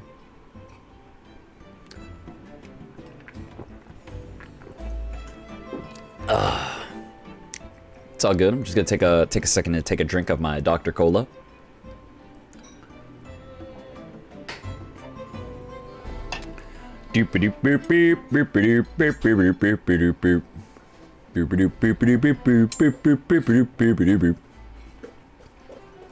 Okay. Ooh, ice cream. She's making a shows. She's making a shows. Yeah, exactly. Popular. He was clearly popular. My name is Madame Esmeralda Tusspells. I'm a waxwork artisan, and the proprietress of the Madame Tusspells Museum of Waxwork. You will have to pardon me for working as I testify. My new exhibit must open very soon. Oh, so he finally gets a statue, does he? Now there are two of them in the world. Oh my, what expression is she carving onto that face? A number of days ago, a particular waxwork model was stolen from your museum. Can you confirm this? Oui, that is true. At first, we believed it to have been kidnapped. Oh, just look at that. Look at her mysterious glare. A waxwork model. Kidnapped. Yes, my lord. There was a demand for ransom money left behind by the culprit. However, according to what I've just been told outside this courtroom, that was not the true reason. I understand it was utilized as a substitute for the body of a murder victim. At present, that is no more than conjecture proposed by the defense. This is the victim of the case in question, Mr. Odie Osman. But of course, I know him very well. He is a part of my odious personages exhibit. Oh. I detest to say that what is evident, but Mr. Osman does not resemble the professor at all. But the heads could have been switched. That means she has an Osmond model. Oh no, she's in on it. Yes, but perhaps their faces are very similar. Are you suggesting that we should see now the demasked visage of the professor? I here have the key, but it is strictly forbidden to open the lock. This is absurd. Pardon? I don't know what face you've carved onto your fancy figure beneath that mask. But clearly, it won't be that of the actual killer. Indeed. The man's identity was never made public after all. The trial took place in a closed court. The proceedings were strictly confidential. The condemned man was summarily executed. His identity remains a closely guarded national secret. There's no possible way that a repository of Tawdry exhibits could get its hands on that information. Wouldn't you like to know? Quel dommage. It would seem you are unaware of the Tusspells principles. What principles? The family Tusspell has always prided itself on sculpting its models à la perfection. Every detail, including the visage, is fashioned with complete fidelity. Et voilà, our principles. There's a well-known legend about the Tusspell waxworks from the time of the French Revolution. A member of the Tusspell family is said to have made a waxwork of the Queen who was executed. Oui, that is true. It was a century ago now. I believe the Queen's face was carved in the minutes following her death, actually at the guillotine side. You are correct. The model on display is still today in the House of Horrors. So we went to where he was executed and found his head. Yeah, we just found his grave and dug that shit up. We're like, we got it. We got the look. We Tusspells would stop at nothing to obtain a faithful replica of her subjects. Oh dear me, a somewhat disturbing tenacity of purpose. It is the only way to obtain a truly lifelike representation of the subject. And it has been my family's secret for generations. Do you mean to say that beneath that mask? Oui, the true visage of the killer is there. This is ludicrous. It is out of the question. The professor spread terror throughout Great Britain. As a result, the Madame Tusspell special exhibit remains extremely popular even today. The killer emerging from his own grave. It is a sight to behold. You should come. Oh, does she know Zeke's connection to him, though? Probably not. I think, madame, it would be beneficial to hear your formal testimony on the matter. You will explain every detail of this macabre model, and your personal involvement in its creation. With pleasure. With pleasure. The Professor Waxwork. The special exhibit in the House of Horrors is based on a rumor that shocked society in London. An impression of the visage was taken directly from the corpse, in accordance with the Tusspell family principles. I enlisted the aid of the Gravedigger and... Whoa, yeah, there you go. I enlisted the aid of the Gravedigger and created a mold for the head in the cemetery just before the interment. I hid myself until he gave me a signal. I was there for a very long time that night. As dawn approached, I was very worried I would be discovered. Huh. This sounds like a, yeah, alright, but also a, we can learn more from this, I bet. The Gravedigger! The Gravedigger! The man sanctioned this! Oui, I will do all that is necessary to achieve the true resemblance my family is celebrated for. But worth it for the wax. I will do anything to get the accurate model. Anything. Nobody else knew. Only the Gravedigger. What harm did it do, huh? So you truly saw it. The face of that monster. Naturally, I was aware at the time that his identity was a secret. But Tusspells would not be Tusspells if we did not insist on absolute fidelity to our sculptures. I don't believe this. I myself have seen the special exhibit at your museum, madame. A truly blood-curdling scene in which the murderer is emerging from his own grave. The scene it depicts was the subject of many rumors in London 10 years ago. I have here a newspaper from the time. The special exhibit was based upon the picture in this article. It was the most detailed account of what happened, as reported by the eyewitnesses who saw it. The 10-year-old article has been entered into the court record. A newspaper recounting the tale of an eyewitness alleged resurrection of the professor from his grave on the night of his execution. Mr. Debtor, his name is there. Man rises from the grave. It's too absurd for words. Let me see it. I want to see it. Yep. Let's read it. Let's read it. Anne rises, Rom the grave. Accused criminal returns in the dead of night at local cemetery. At Lowgate Cemetery, just behind the prison, on the night of the foul demon's execution, the newly entered? That's like interred? It's just double R there, yeah. Professor forced off the grave cover as he clawed free of the earth. The young man who witnessed the scene was on the verge of raising a shriek when in the next second a gunshot... Wait, hold up, what? A gunshot rang out suddenly from behind. The bullet pierced the resurrected man's chest, whose breath then stilled once more. The youth then finally released the scream he had been holding and ran for... What? Okay, whoa, this story's way... Okay, like, I'm back, bitches, and then bang, no you're not. What? The university student who experienced this shocking event is Mr. Enoch Debtor, a disciple of science at University of London and a resident of its student dorms. Mad Sheep Rampage.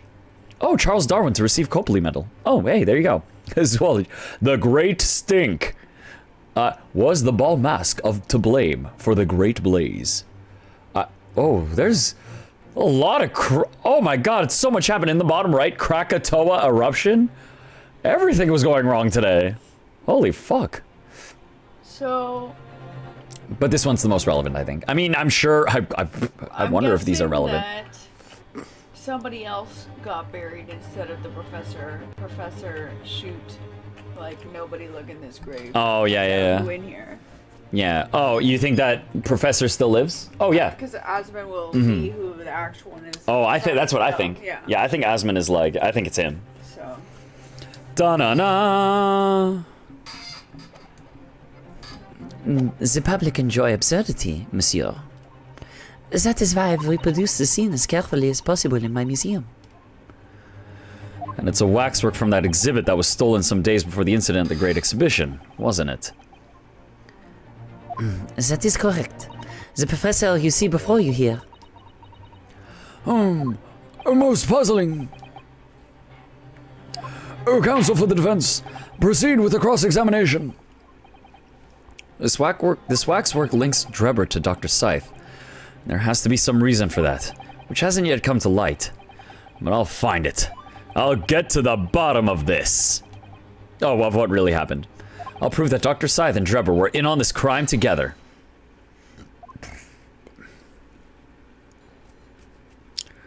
Professor Waxwork. Special exhibit in the House of Horrors is based on a rumor that shocked society in London. Hold it! Hold it! And that rumor would be... Just getting to it. A 10-year-old tale now, but one that no Londoner would ever forget. I think I'm gonna turn the game audio up a little. It's the music seems quiet based on like what I'm looking at. There we go. I want the game music to still be kind of audible, even though it's mostly me talking. Alright, I know just what you're talking about, I think. Of course, it couldn't be anything else. Yes, that story will never disappear. The tale of the condemned killer rising from the dead. That is the central attraction of my House of Horrors. The rumor was whispered all over the city, and it was like this. Oh, backstory. It was in Lowgate Cemetery behind the prison, in the dead of night after the execution of the killer. The Interred, okay. Oh, wait. Alright, I'll read it again. The interred professor slid back the stone slab covering his tomb and emerged from his grave. A young man who witnessed this felt a scream welling up inside him. But an instant later, he heard an ear-splitting gunshot from over his shoulder. Bang! The bullet struck the emerging corpse, and he fell motionless once more. The scream finally found its way from the mouth of the young witness, who turned and ran for his life.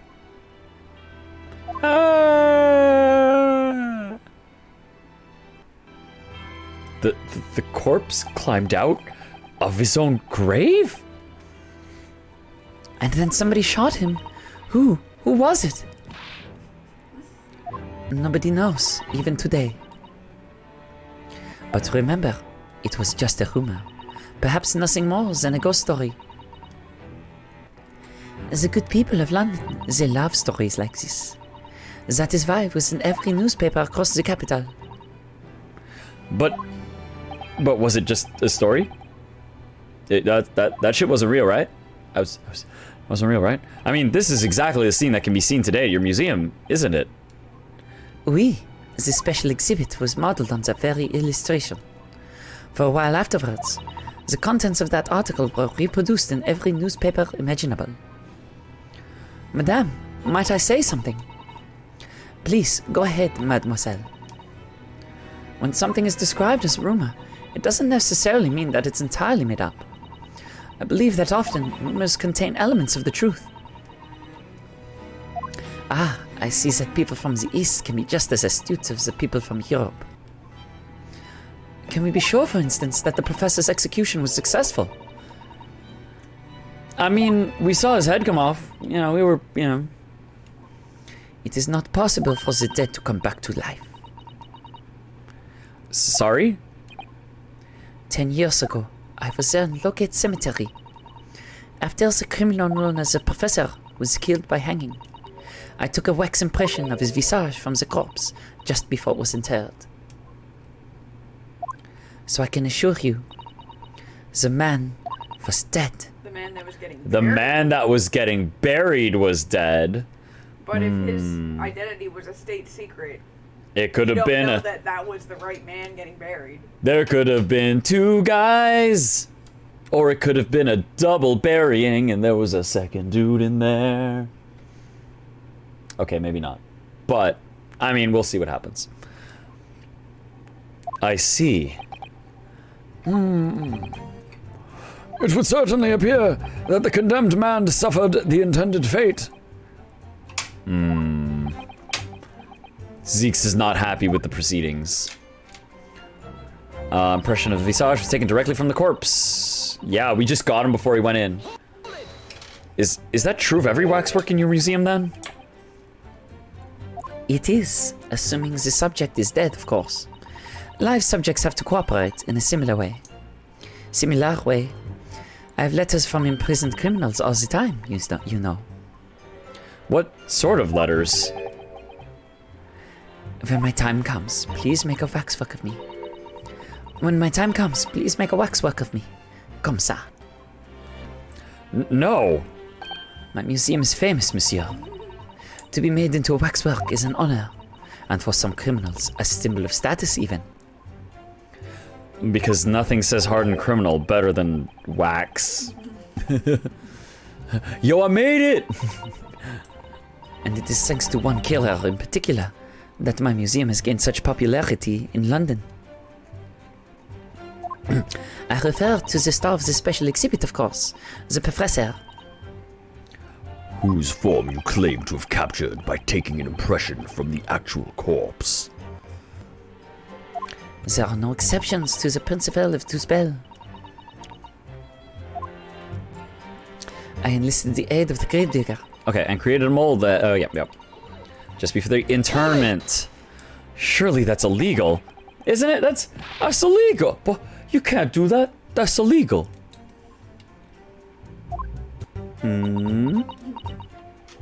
It would seem the proprietress of this repository of novelties was blinded by monetary greed. It had nothing to do with money. The man is part of London's criminal history. That is why I had to sculpt him, to record his history.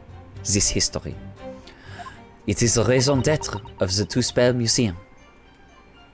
But if the man was convicted in a closed court and sent for immediate execution, and surely nobody but the members of the judiciary present know the killer's true identity. I assure you, behind that mask is hidden the true face of the Professor. Do you realize what you're saying? The professor's identity is a national secret. I understand. And now that the truth about this special exhibit has been revealed, it must perhaps close. Of course it will, as will your entire museum if you don't tread very carefully, madame. That could be another interesting chapter in the history of my family, I think. Don't you? Oh man, Famous. I love Tusspells, man. She's great. So 10 years ago, on the night of the professor's execution, you took a wax impression of his face from the corpse? Oui, exactement. I hid myself until he gave me a signal. I was there for a very long time that night. Hold it! You were there longer than you expected to be. I had some difficulties in capturing the subject's form correctly. As I removed the mask, the mouth of the cadaver fell open and I had some problems with the chin. Oh. Oh, his face is falling apart? Or it just opened? Dare I ask? The man had been dead a short while already, you see. His muscles were relaxing, and consequently his chin would not align itself correctly. Oh, so I guess it's just like it won't sit in the way you would imagine it would naturally for a living being. Oh dear, what a horrible thought. Aren't you stiff when you initially die?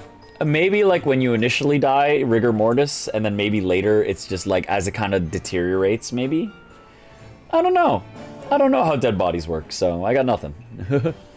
Under normal circumstances, I would have an assistant with me. However, that night, I was alone, and as a consequence, I missed my preferred window of time. What do you mean? When I take the impression of the visage of a cadaver, I always wait until 3 hours after death. Why 3 hours? Is that amount of time significant? It is because of rigor mortis. Okay, there you go. Oh, well, thank you, game. A Wrigley Mortis? It's the name given to a phenomenon that occurs in recently deceased bodies. As a rule, 3 hours post-death, the muscles in the body begin to stiffen. By approximately 10 hours post-death, the entire body is completely rigid and inflexible. Oh, so But it's... that's where it's like, it's weird that his mouth would be slack when it takes longer.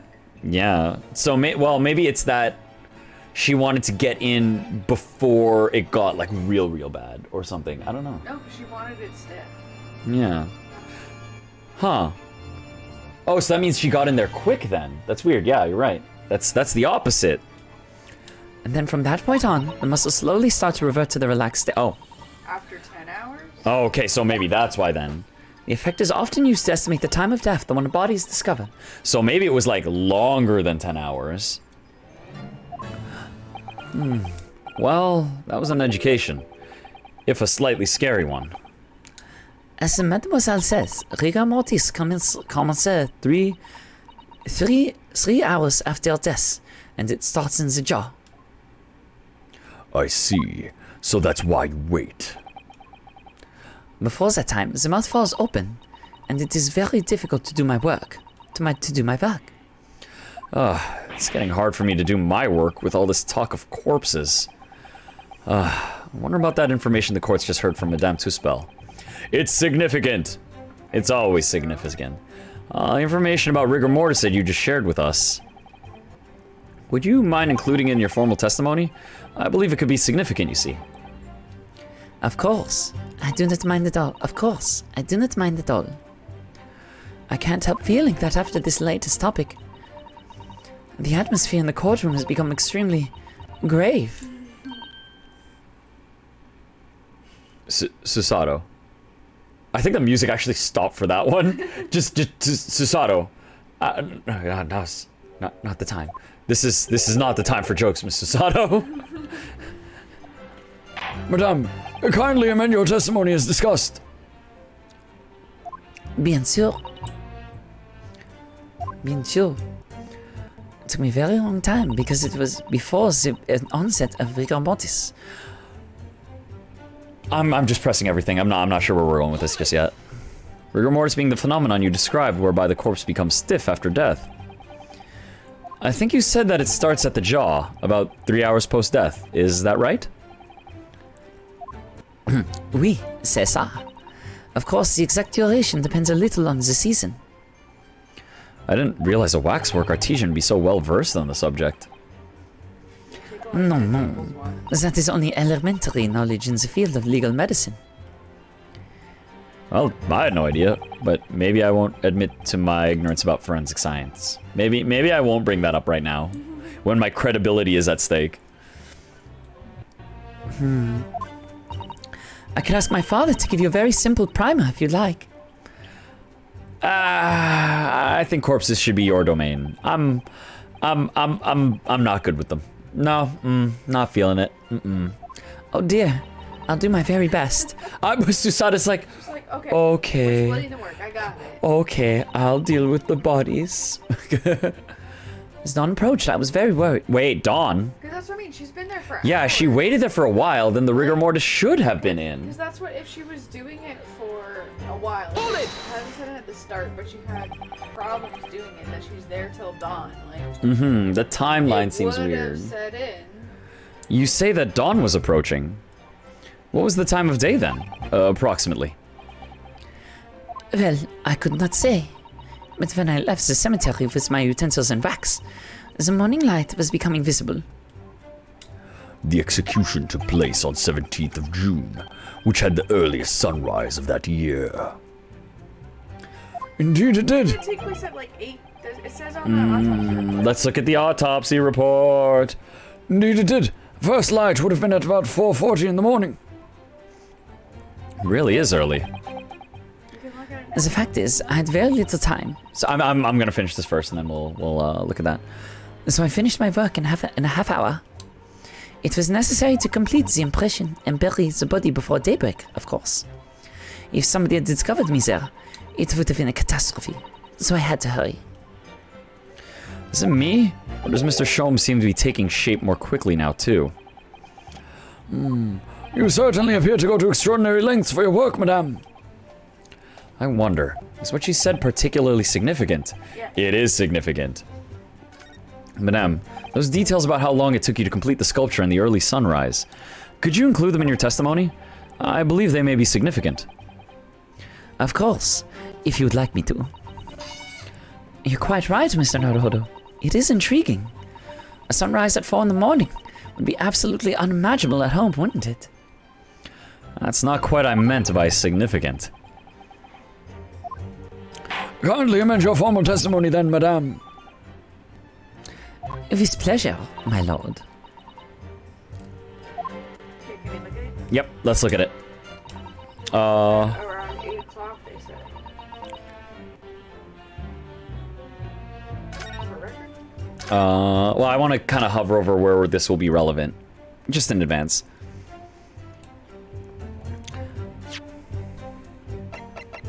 Cause I think we can just do this. Death by hanging at midnight. So, if she's leaving at 4 in the morning, that still should be 3 hours. Or more should have started, especially if he says it starts in the face. There's no reason why you should still be slapped then. Yeah, let's go for it. The murder was at midnight, or not murder, well, I mean the execution. I mean, execution is a form of murder, it's just justice murder. It's just, murder that is said it's allowed to happen. Yeah, it's allowed murder.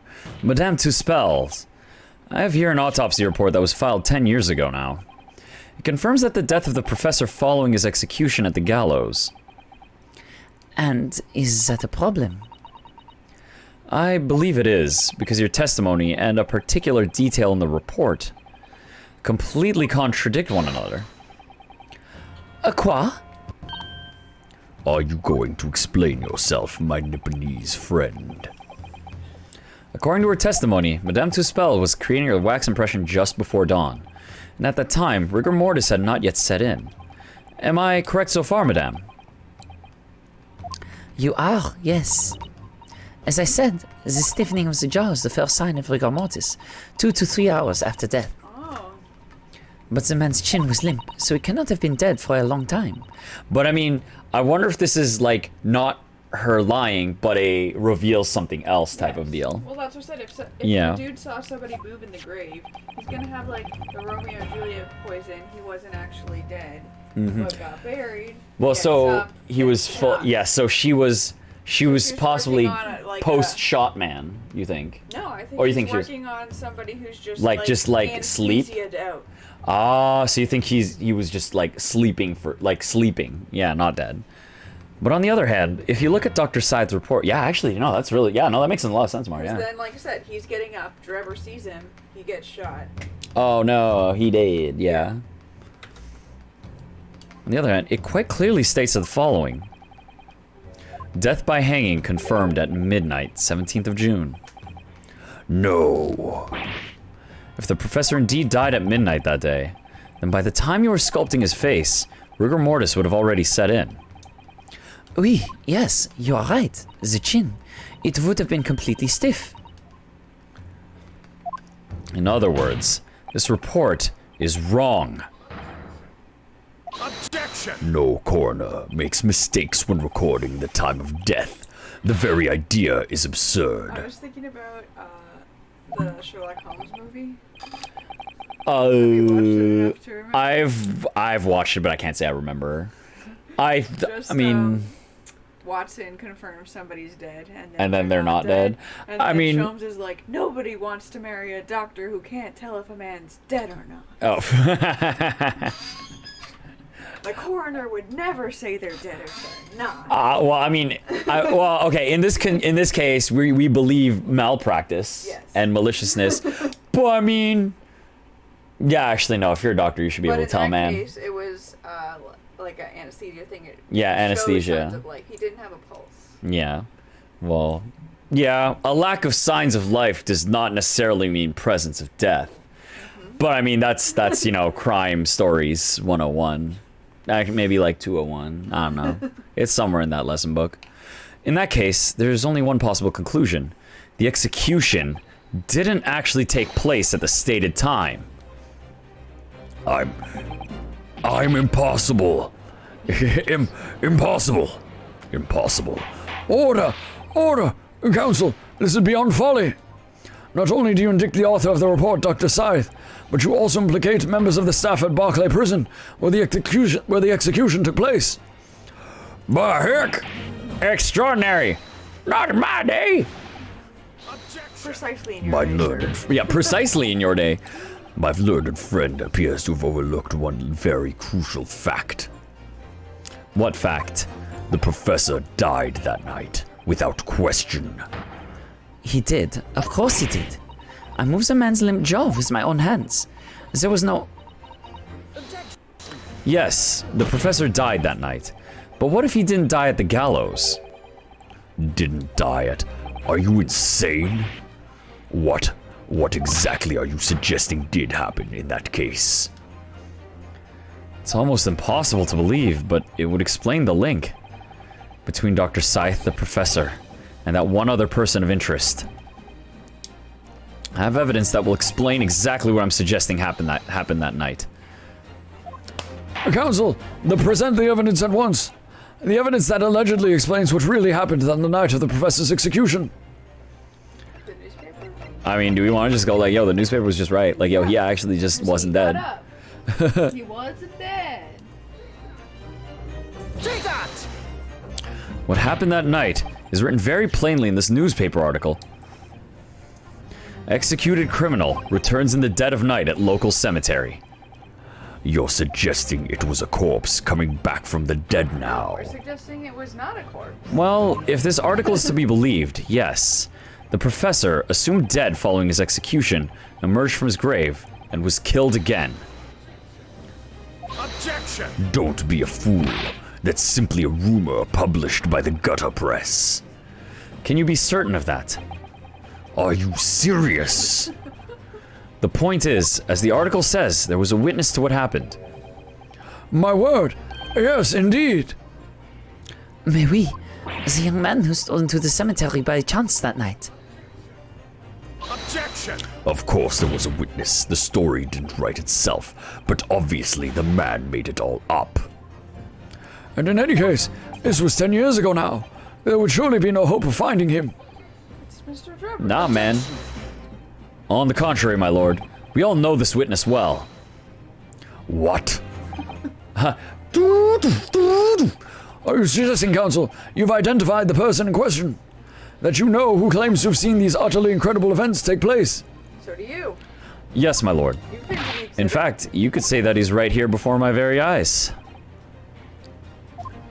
You substantiate your latest claim now then, counsel.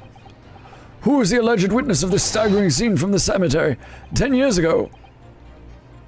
Let's bring him in.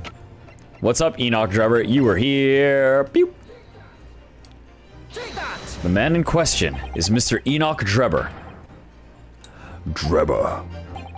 The previous witness. A special exhibit in the House of Horrors at Madame Tusspells Museum of Waxwork recreates that decade-old scene in great detail. The condemned criminal emerging from the grave, and beside the tomb, a young man with a lantern stumbling upon the terrifying sight. And that young man is a 10-year younger Mr. Enoch Drebber. Da-na-na.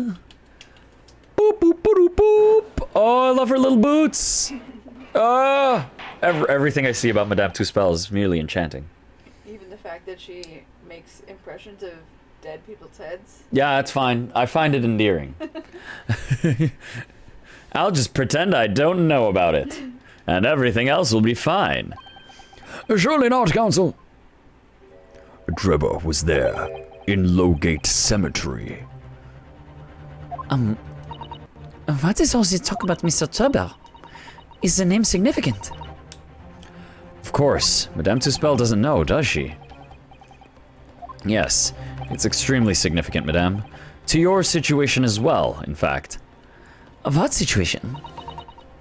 The theft of the Professor Waxwork from your museum some days ago was perpetrated by the very same man. Because you wanted to see its face. No. Because he wanted to see its face! You were there. He knew! He knew. But that would mean... Madame Yeah, Tusspells. I need to steal it and open it to see its face. They'd be like, whatever. It's a man. Yeah, nobody else would care about Mask Face except for the man, you know, Who realizes the man who Mask realizes. could be real face. Yep. Madame Tusspells, it would appear you know the name Enoch Drebber. No, I don't. Oui, yes. I know it. But from long ago, the past. What?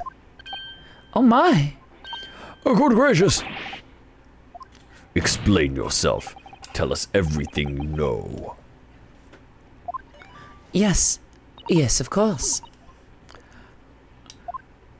Man, this like waxwork thing opened an entire can of worms, possibly even a box of them, maybe a larger One container. Bigger than the last. A larger, it was a can holding the previous can, holding a smaller can with another can inside, and inside the smallest can, a single bean of truth. The story of the young man. The story of the young man and the terrible night he witnessed in the cemetery 10 years ago was published in every single newspaper in London and throughout Great Britain. However, in all of the articles, the witness was simply described as a certain young man. No details were published about his identity. His name was never revealed. But I That is, apart from in one newspaper. Prepare. Oh no. The Daily Circus. It is the paper from which comes the article I've already shown the court. You're saying that his full name was only publicized in that article? Oh, goodness me. Yes, here it is. The university student who experienced this shocking event is Mr. Enoch Drebber, a disciple of science at the University of London and a resident of its student dorms. Unbelievable. When I read the article, I went to meet with the man. His discovery of the condemned criminal coming back to life in the cemetery in the dead of night would make a perfect exhibit for my House of Horrors, whether it was the truth or not. I see. So you went to meet Mr. Trevor in order to sculpt a waxwork of the man, did you? Exactement. He was studying science at the University in London in those days. He was just a poor student. I paid him £5 to model for the waxwork. And since that time, it has been in my museum to recreate the scene of terror from the cemetery.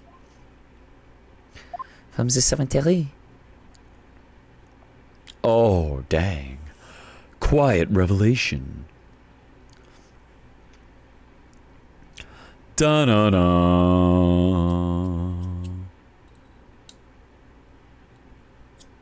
So, 10 years ago, a young man appealed to the public about an extraordinary event he'd witnessed. A criminal who had been put to death, re-emerging from his grave in the middle of the night. But the public treated his claim as nothing more than an amusing anecdote that was soon forgotten.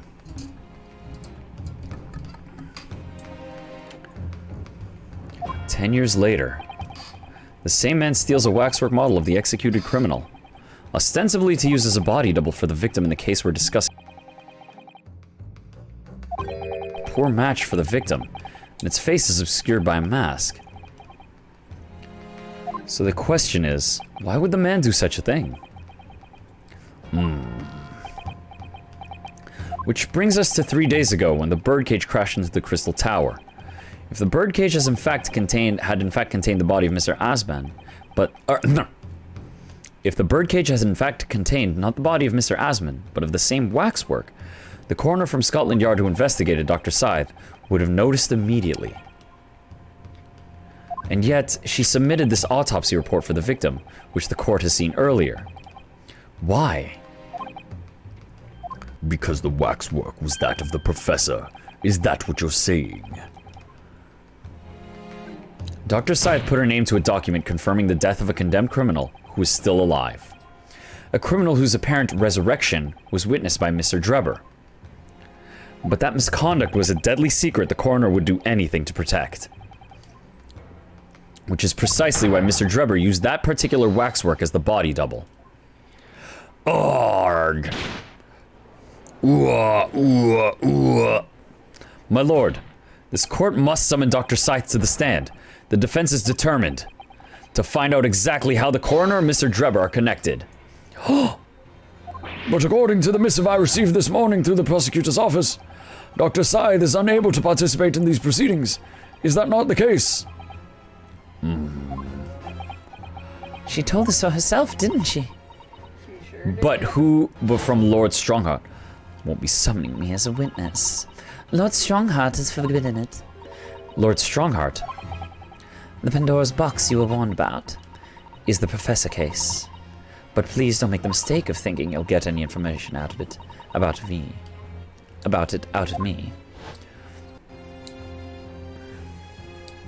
Something happened on the night of that killer's execution 10 years ago, and surely nobody would want to get to the bottom of that more than Lord Van Zeeks. The prosecution calls for the instructions in that missive to be scrapped. Oh shit. Wow. Override Lord Strongheart. Because it's But for his But- bros. Lord Van Zeeks, the missive was issued from the Lord Chief Justice's office. Objection! The assigned prosecutor has the final say on policy in any particular trial. In other words, me. I feel like he's like, I'll be Yes. fired for this, as long as But- you believe this now. He's like, I'll be fired for this, but I get to know about my bro. Let Enoch Drebber and Dr. Scythe both take the stand together.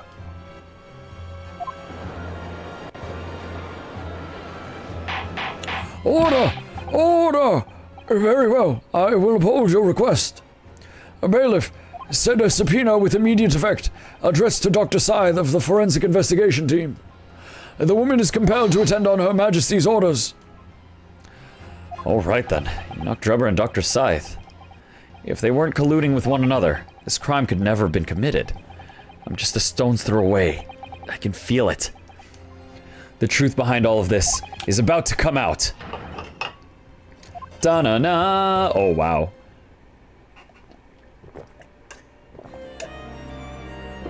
Oh, I'm glad that Tusspells gets to hang out still. Thank you for your attendance at such short notice, Dr. Scythe.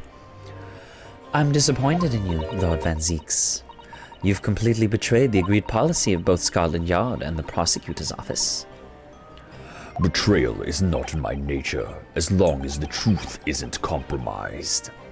If it is, if there's even a hint of wrongdoing, then no matter whom it concerns or disgruntles, I'll do it. I will pursue the matter to the bitter end, as would any prosecutor worth his salt. Mr. Drebber, you took the victim's life by means of a machine that you constructed in your workshop. No, I didn't. And Dr. Scythe, as the investigating coroner, you were the first on the scene to examine the victim's body. It is the belief of the defense that you collaborated with each other and were both complicit in this crime. And where's your evidence? At present, we have no definitive evidence, but we do have a very significant clue. What are you talking about? I'm talking, of course, about the waxwork. This model of the killer known as the Professor, who was sentenced to death 10 years ago. You don't need to tell me. I witnessed the man's execution with my own eyes, and officially pronounced him dead. That remains to be seen. Is that so? According to the newspaper reports from the time, on the night following his execution, the killer came back to life. Don't waste my time. And the sole witness to that mysterious event was you, Mr. Drebber, wasn't it? If what you saw in the graveyard that night 10 years ago wasn't some chilling fiction, but reality, it would make you privy to a very great secret of Dr. Scythe's. A secret so profound, it could compel the coroner to agree to collaborate in your evil scheme, in fact.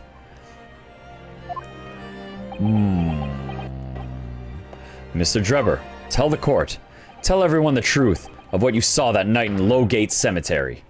I'm gonna be like, why didn't No. Oh.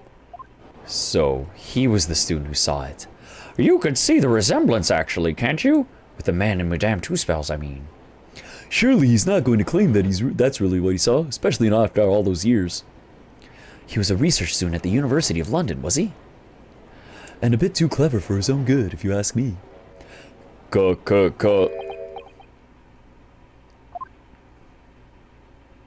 What an interesting twist.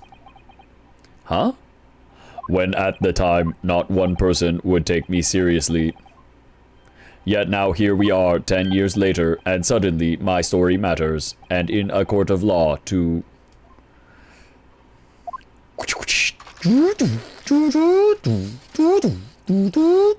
Very well then, if everyone so wishes. Let's be frank, I'll tell you the truth of what happened that night, for what it's worth. Scythe is like, yeah, you will tell the truth.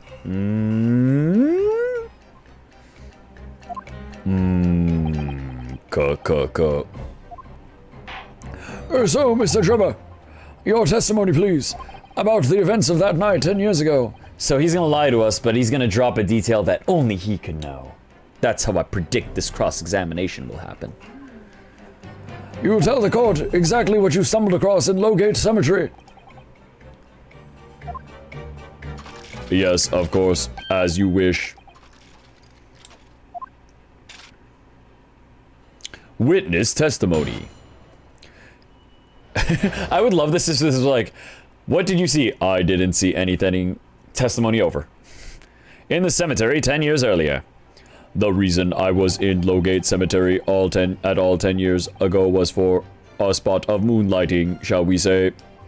Yes, the illustration in that newspaper article was based on what I witnessed that night. But thinking back now, I realized that I never actually saw the professor. Soon afterwards, I was visited by a young woman who sculpted a model of me from wax. Then I gave up on my dream of becoming a scientist. And it was all because of that newspaper article. Everybody thought I was just alive. Wait, you saw that young woman? Wait a minute. You're claiming you didn't actually see the professor now?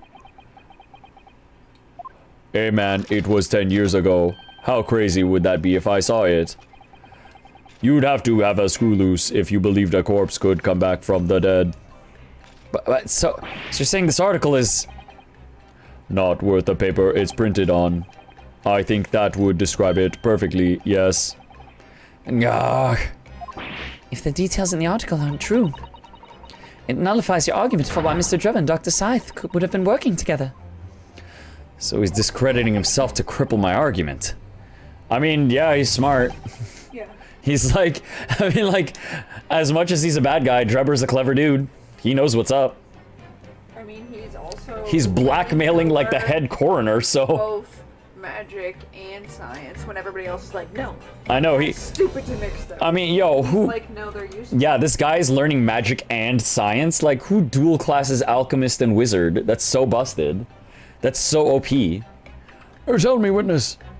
You claim to have been in the cemetery on some auxiliary business. Can you elaborate? No. That's right. Grave robbing, to be precise. That's why I had a shovel. As you know, Lowgate Cemetery is at the rear of Barclay Prison. So among students at the university, it had a reputation for being haunted by the ghosts of condemned convicts. Grave robbing, you say? Yes, exhuming fresh corpses to sell is reasonably lucrative. Of course, I never laid a finger on any valuables buried with the dead. So, you are one of the so-called resurrectionists, a particularly unpleasant scourge on society. Actually, my fellows and I went by another name, the Repurposers. That is quite beyond the pale. You would invite divine retribution, sir. Yes, well, I think I suffered retribution enough. The Daily Circus eventually unearthed my name and put it in print. It caused me a great many headaches. In the end, I had to leave the university. That was the only paper with the bad grace to identify me unambiguously, I might add. I see. Out of interest, who drew the illustration for this article? Yes, that was the reporter who exposed me. He sketched that right in front of me as I described the scene.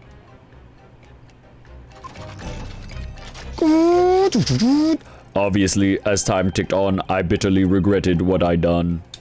Claiming to have seen something I never truly saw. Foolish, very foolish. Oh, counsel for the defense. You may proceed to the cross-examination now. Once, my lord. Okay, let's press. Let's press on. In the cemetery 10 years earlier. The reason I was at Lowgate Cemetery at all was for a spot of moonlighting, shall we say. By moonlighting, you mean grave robbing, do you? Surely you only need to look at the graveyard scene and my appearance to gauge the answer to that. Like, look at it, man. I had a shovel. What else would I be doing? The lantern and the spade. But who on earth would want to buy a dead body? More people than you would be... Yeah. Any major hospital. Yeah. A hospital? To learn from. In order to better understand the human body, the study of anatomy is crucial to medical science. But there isn't a hospital in the world that has enough specimens to work with. Though obviously they can't openly express an interest in obtaining more by dubious means. Because people Oh yeah, because then want to people... donate their body to science. Oh no, because then people will start to get more bodies to sell them. And that means creating more bodies. That too. Yeah. You don't want to create a demand for something that you don't want to exist without it. You know, you don't want to introduce dead bodies on the market as a hot item. Otherwise, more will pop up than you're ready for. As aspiring scientists, we young research students had no money to work with, as I'm sure you can imagine. I lived off a diet of noodles and nothing else. So we've made surreptitious arrangements with a hospital via some of our medical student acquaintances. We would never take anything of value from the graves. That was all for this was all for the furtherance of science, you see. That's the 500 scalpels. 500 scalpels It's equals to buy a body.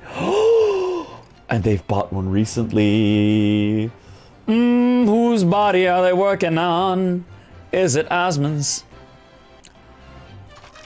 That's what we all told ourselves every time we stole into the graveyard at night, spade in hand. You realize body snatching is a serious crime. If you were caught, you could expect the gravest of consequences. We students were caught between the hammer and the anvil. We needed the funds for research. Professor Hairbrain said exactly the same. I'm quite speechless at the apparent levity with which you've revealed this abhorrent behavior. Well, if you wanted to know I was there at Lowgate Cemetery, that's the reason. If you didn't want to know, you shouldn't have asked. But I never expected it to end the way it did. That I regret to this day. I think Tusspells gonna speak up at some point. Let's actually go to that one. I realized I never actually saw the professor at all. Let's go to the visit by a young woman who sculpted and modeled me from wax. Let's see what he has to say on this one. We're gonna skip ahead a couple, just in case. That young woman being Madame Tusspell, of course. Precisely. I must say, I didn't expect to run into her again like this 10 years later. What are the odds? As I have explained, I went by the name published in the article, and comme ça, I found the man. Yes, the article in the Daily Circus, I think you said. I was a poor student with barely a penny to my name at the time. So I took her wax figure money. And the young lady put £5 in front of me.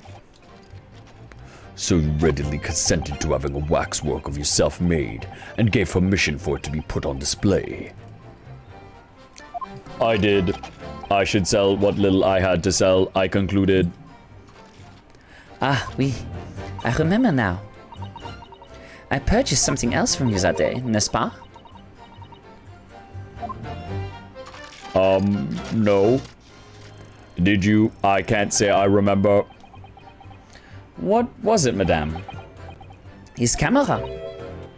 Uh-oh, to put on the She body. needs authenticity. So that means she might have film in it. It might have film in it.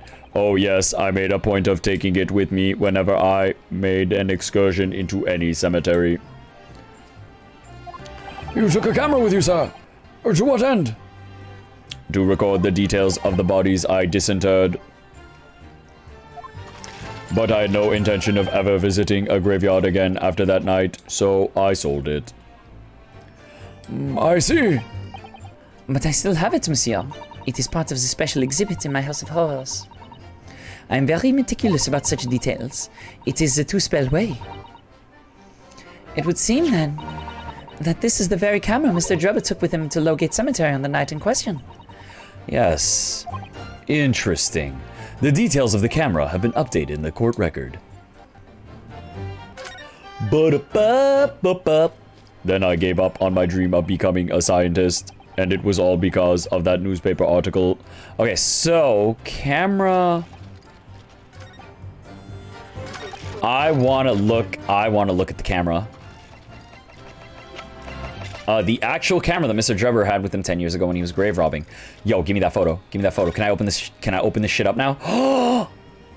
Yeah, give me that. This is where the photographic plate goes, I think, isn't it? Yes, that's right. Isn't it incredible to think that this is the actual camera Mr. Drebber used that night? I certainly never imagined a piece of evidence would be on display at Madame Tusspell. She's very keen on everything being as true to life as possible, though, isn't she? She's our Hosanaga. Yeah, she's our Hosanaga in this case. Oh, can I not, like, see what the last photo taken was? Oh, What? That's interesting. Which means he did get shot. He did get shot. What a wonderful machine. You really love contraptions like this, don't you? Oh, yes. Anything mechanical I find absolutely irresistible. Oh, you know what we had to do? So we had to get that other piece as well to say, no, this is Drebber's camera. Yeah. Otherwise, it'd be like, it's just a camera. Oh, it could be anyone. Almost irresistible, surely. Well, whenever I see a pocket watch, for example, I can't help myself. I simply have to take it apart. That's worrying. Yes, Father tells the time by the rumblings of his stomach now. He's given up having a watch. Poor Professor Mikotoba. Yup. Look, Mr. Naruhodo. What is it? On the bellows, just here. There seem to be some very dark red stains. Yes, you're right. It looks like blood, actually. Oh my. I'm sure it's not what you're thinking. Ah ha ha ha ha. Oh. Dark staining can be seen on the bellows. Nothing happened, you say? Okay. That's important. Okay, I'm gonna press a bit more, though. No, yeah. Because, we're gonna go for this. We're gonna see if he expands on this. What are you talking about? I think I explained already, didn't I? Lowgate Cemetery is at the rear of Barclay Prison, so it was renowned among our students at the university for being haunted by the ghosts of condemned convicts. For some absurd reason, I was scared of the graveyard at night, and as a result, only too willing to believe that nonsense about the dead coming back to life. But you said you actually saw it. I said what I'd seen in my mind's eye. After all, resurrection is impossible, isn't it? You'd have to be unhinged to think otherwise. Unless, of course, You are in him. you'd have some evidence that proves I encountered the professor that night. Oh, I'm gonna go for it. Yep. Oh no, is there any material evidence that could show he really did see the professor? If you have anything at all, Mr. Naruhodo. I know. I need to present it against that irritatingly backtracking statement of his. The point is, that night was a pivotal moment in my life. Okay, so I'll go for that. Wax. Okay. We're gonna present the camera. 'Cause we think you saw him. Let's try it. Nope. Okay, camera's not enough. Ow.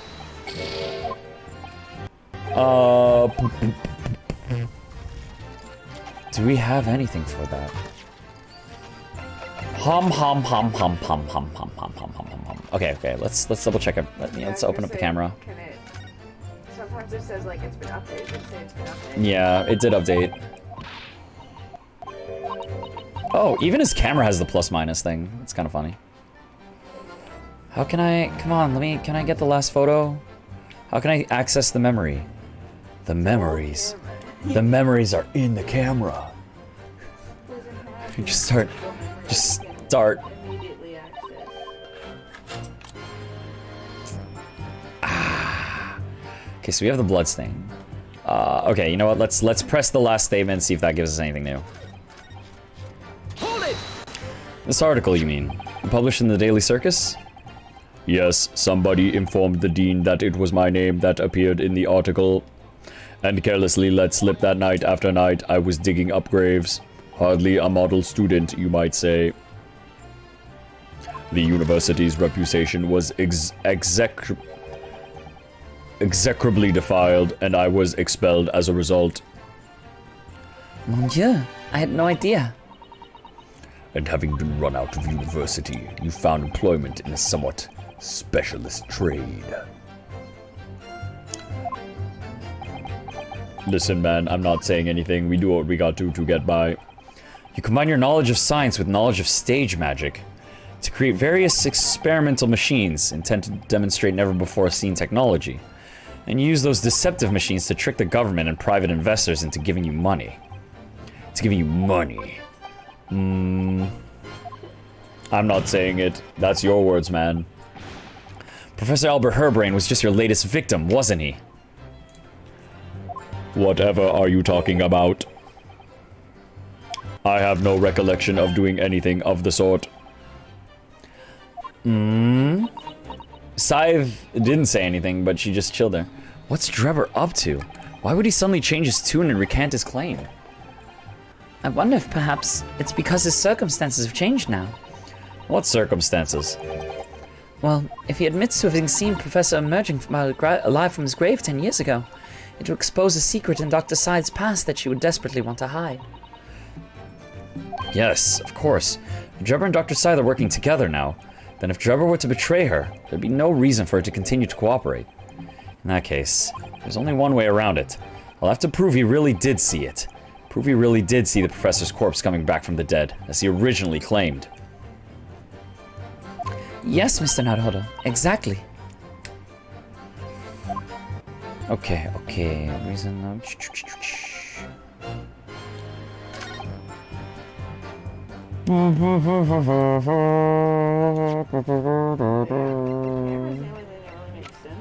Let me look at the article again. 10-year-old article.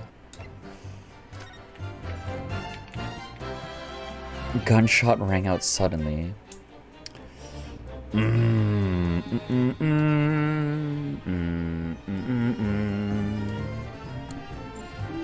Wait a second, hold up.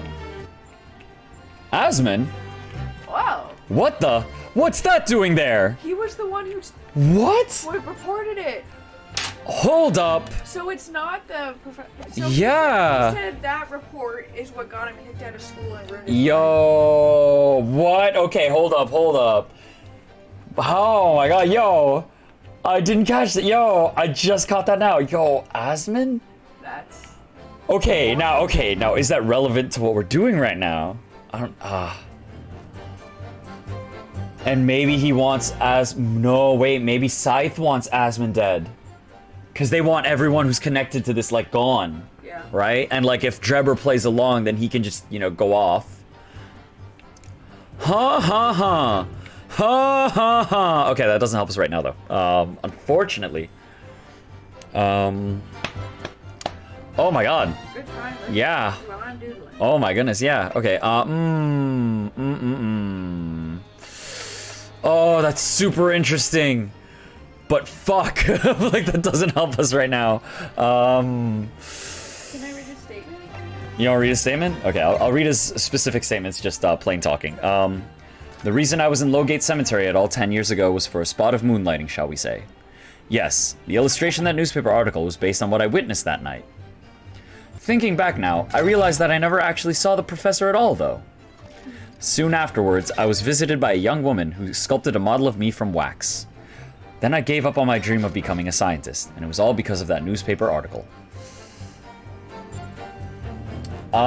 Should I just go for the double press? I think I'll go for the double press. Yeah. Before I start making guesses and stuff. Okay. We'll just go for it. So press. In case, like, you know, someone speaks up a second time. Hospital. I don't want to mash too fast in case a question mark appears. Exclamation marks.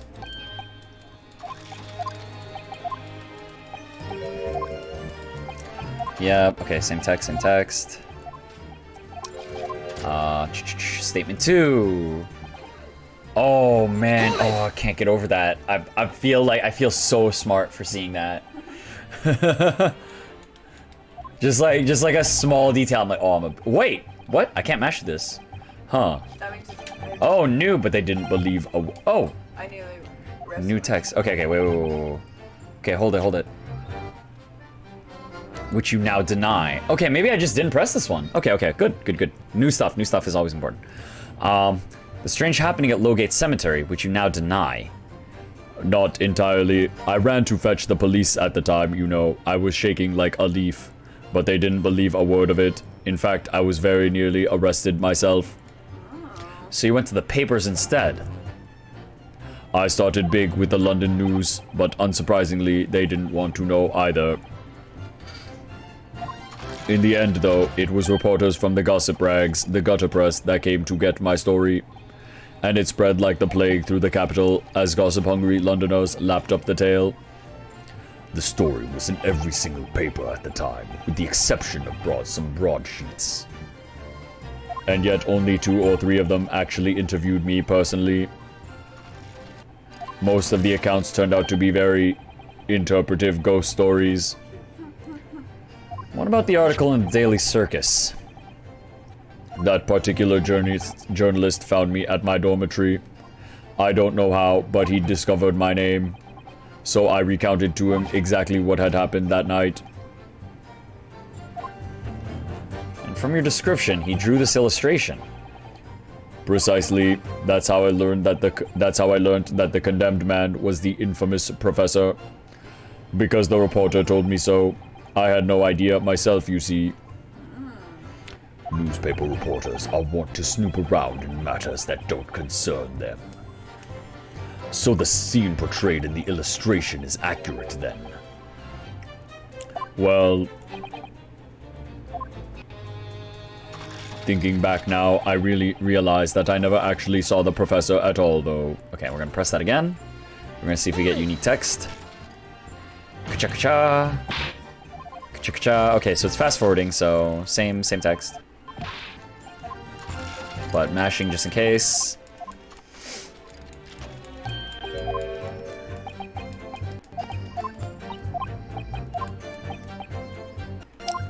And second last.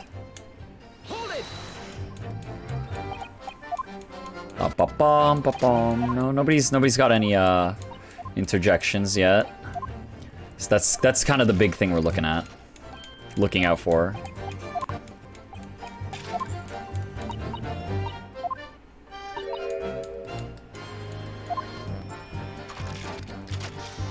Purchase something else. I can't say I remember.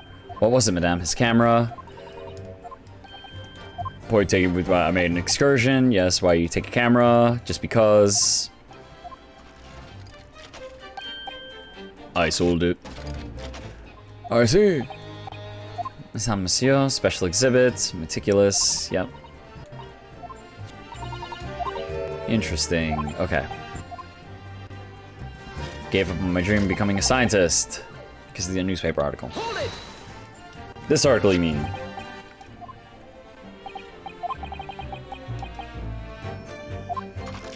Was the file that was expelled? Mon Dieu, had no idea. Around the university, yep. Nothing new. Harebrained was your latest victim, wasn't he? Whatever are you talking about? I have no recollection of doing anything of the sort. And Scythe is like just being quiet about this. What's Trevor up to? Okay. So it looks like that I wasn't there. I didn't see the professor. That's got to be the point that we have to. That's the point that we have to prove, really, that he saw it. Well, maybe you can do the camera now that you've gotten more info. The camera didn't update though. Yeah. It updated the first time.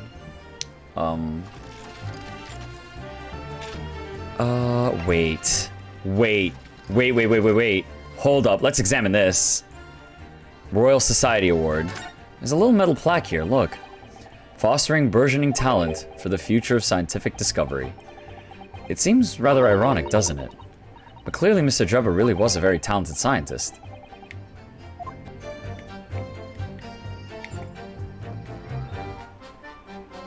Can you see his name? Wait, was he not expelled? Because he got an award. Or he might have got that before he got expelled. Oh, yeah.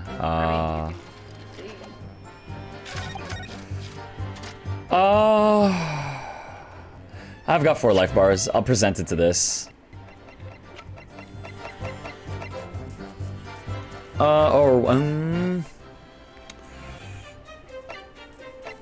Yeah, I'm just gonna...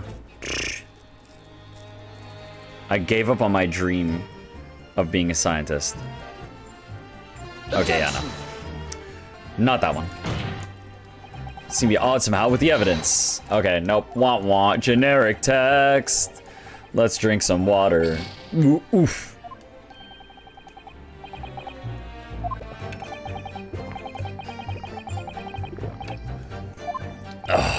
need to reconsider this. Okay,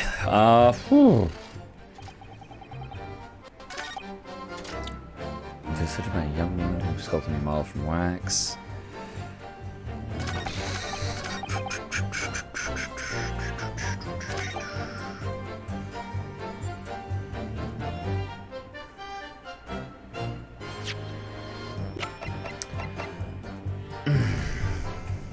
Because I really want to bring up the Yasmin thing. I want to bring that up so bad. Like, I want to bring it. It's such powerful. That's his motive, we know. Oh.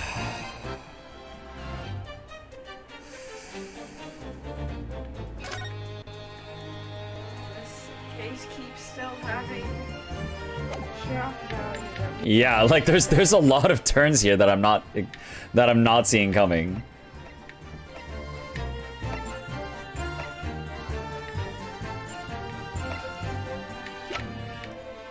Not that, not that.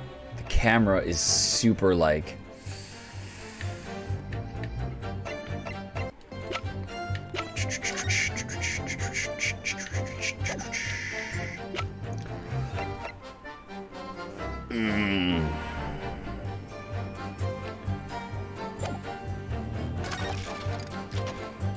I never saw the You know what? Let's try the camera again.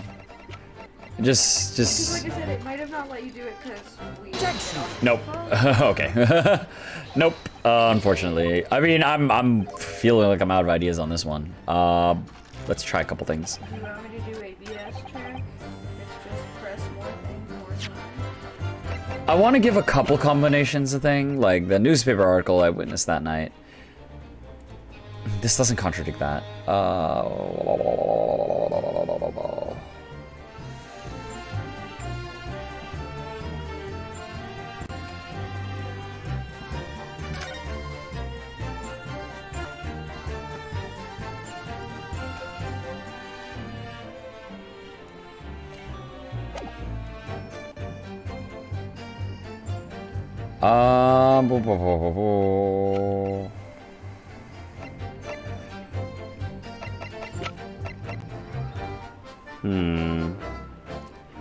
Well, me starting to guess is gonna be more than me just sitting here and staring at stuff. So let's just throw stuff at stuff. No, you were there, man. Objection. Nope. God, I'm so baffled by this one actually.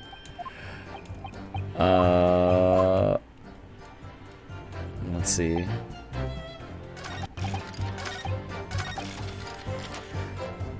The only other thing I can think of is if I didn't examine something properly.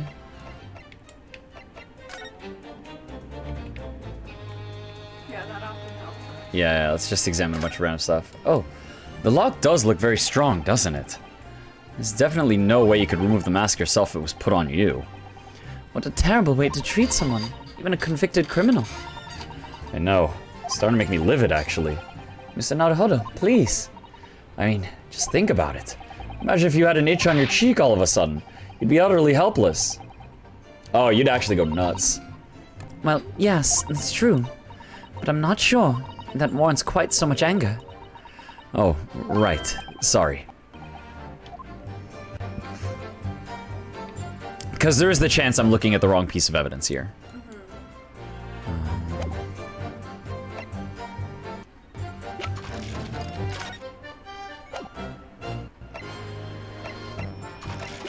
I just want to look at this camera over and over again. Please open up.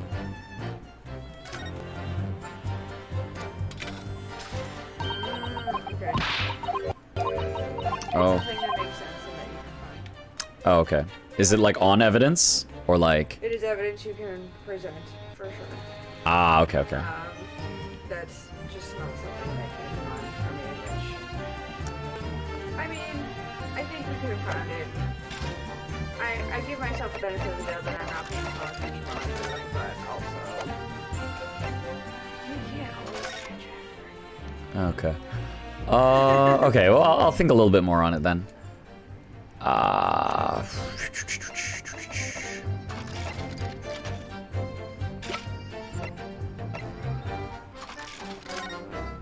But I imagine it is this statement though, yeah? Yeah. Statement, okay, so it is this one. Which statement are you on? Statement 3. Can I read it? Thinking back now, I realized that... Yeah, okay. So it is this one. So we did see the professor. So was it something from his...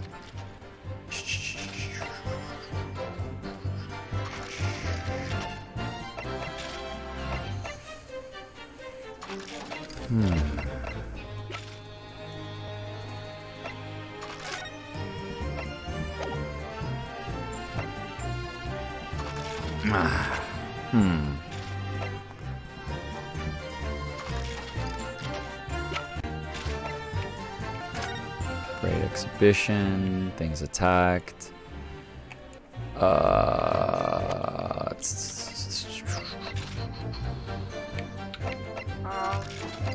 were looking at the right stuff like just 10-year ago stuff. Yeah. Is it the 10-year? Because I mean, like, I presented the article. That didn't do it.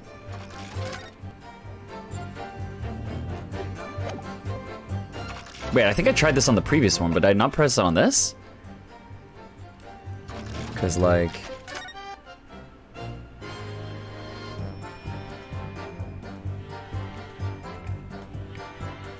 I mean, here, let's do it. It is the newspaper? Yeah. What? Oh, So but why? It's that Well, okay. the drawing has a mask on, which that means his story of being in there had a mask on, which you would only know because it was a secret. Like he said he didn't know it was the professor, and the professor's identity is a secret. So he would have had to been there to know it was a masked person in that grave. Oh, okay. Because I thought that was, like, when I saw this, like, wait. The young man who witnessed the scene was in the very... Virtual racing shriek, the bullet pierced the resurrection. But it doesn't mention he's wearing a mask. I thought that was just like a zombie thing. That's what I figured too. You know, like that's... I was like, oh, that's like, it's a zombo coming up. Like, I thought it was just like a... It's supposed to be that, like, there was a mask over his face, his face is covered. Okay. Okay, so that's a, like... I did not interpret the clue as intended. Yeah. Because this... That's why I was like, that's technically a thing, but they could have made that drawing look more like a mask. Because, like, even that, like, if I look at this, like, that doesn't look like, that just looks like, oh, it's a zombie coming back from the dead, right? Like, you know, like... Glowing eyes, yeah. Glowing eyes. Okay, I don't feel bad for missing that one. Okay. Because, like, it was like... Because, to me, like, presenting the newspaper to the statement is like, no, but you said you were there. Yeah. Because I didn't get this. Yeah. Right? Okay. Well, bummer. Well, at least we found the Osmond connection for later. Alright, so let's continue. Sorry, Mr. Drebber, but I don't believe that. Don't believe what? Your latest claim. You did see the professor on that night 10 years ago. Oh dear, we seem to be at odds, but I was there, and you were not. I know what I didn't see. The illustration with this article was drawn based upon what you told the journalist that you witnessed. A figure emerging from a tomb, wearing an iron mask. Yeah, see, like... It looks like a zombo. It looks like a zombo, and also, like... Okay, alright, let's just go. Because that's the other thing, is, like, we don't know that the professor was wearing a mask when he was in the grave. You know, like... We just, like, did they iron mask him? Like, that did not seem like a detail that was, like, pertinent to us. Oh no. Yes, when the killer was tried 10 years ago. It was decided in the closed court's ruling that the man would wear the mask to hide his identity. It wasn't to be removed even during his execution and subsequent burial. I mean, I guess you know what? We would get this clue from, like, the fact that the wax model is wearing a mask. Yeah. And she got her info from that. And she got her info from that, so... That... Yeah. Okay. Fair enough. Not even the prison wardens were to see the man's face. But obviously, the provision of this mask was not public knowledge. Yeah. So, Mr. Drebber, as you've just heard, a lowly student of the University of London certainly wouldn't have known about the condemned man's mask. So unless you'd actually seen the professor that night, It's inconceivable that the artist would have included the mask in that illustration. Yeah, I wish that they had the, like, you know, the pointer thing when they're just like, oh, look at this detail of the thing. You'd be like, this guy's wearing a mask, because then that would... Yeah. Because I remember even before the trials started, I was like, he's gonna say he saw something that he shouldn't have seen, and that's gonna prove he's there. Yeah. But... Yep, that was your guess. Order! Mr. Trevor! I guess I was there. No, I just imagined him wearing a mask because I thought it would be scarier. Doesn't that make it a better story? Doesn't that make it a better story? It's a vile scene, isn't it? If you look closely. Why is it playing like whimsical music? And as I've already been at pains to point out, I was utterly petrified. Which is why I had it in my head that I'd seen such a blood-curdling sight. But afterwards, I came to my senses and realized that I'd been mistaken. You're still saying you didn't see it. If you're stubbornly sticking to that story, witness, then amend your testimony to explain exactly how you think your eyes deceived you. Okay, there you go. Alright. Of course, only too happy to oblige. I can't believe he's still not going to concede the point. Alright, that's fine. Yeah, let's advance. What I in fact had witnessed was a fellow grave robber at work. Alright, let's go. Let's press. A fellow grave robber? What are you talking about? Other people wrote Well, I wasn't the only one busy in that cemetery night. You know, other body snatchers were at work. Of course, when I saw one emerging from the hole he'd dug, my heart very nearly stopped. Ooh, you know what? That's actually... You know what? Yo, that's a... Yo, if he led with this, I'd be like, shit, yo, what do we say against that? Especially that they would wear a mask so that You can't arrest identify them. for grave robbery. Yeah, shit, no, this is a way better testimony. Fuck. That's a way better one. So that's the terrifying sight I actually saw, you see. You're claiming it was just another student on equally insalubrious business as yourself. Yep. We were all Many of the medical students would wear metal masks to protect them from bacteria during dissections. I mean, that's Yeah. But I mean, it's way more plausible. believable. Clearly the fellow was using such a mask to protect his anonymity, wouldn't you say? There, that's what I think. Anonymity. I don't think a metal mask is going to prevent Yeah. germs. But there's more to the story, isn't there? The article goes on to say, in the next second, a gunshot rang out suddenly. Okay, yeah, this is gonna be the part that we proved. This is gonna be the camera. Yeah, this is gonna be the camera. The bullet pierced the resurrected man's chest, whose breath then stilled once more. We might assume that the sexton discovered the miscreants at work, perhaps, and fired upon one of them. If a gravedigger had shot someone in the cemetery, I think it might have been rather big news, my lord. Oh, yes, well... I can only assume it was an embellishment bolted on later by the reporter. Oh, Every time I see her, I'm just ready to call her Millie, because she looks exactly like the VTuber.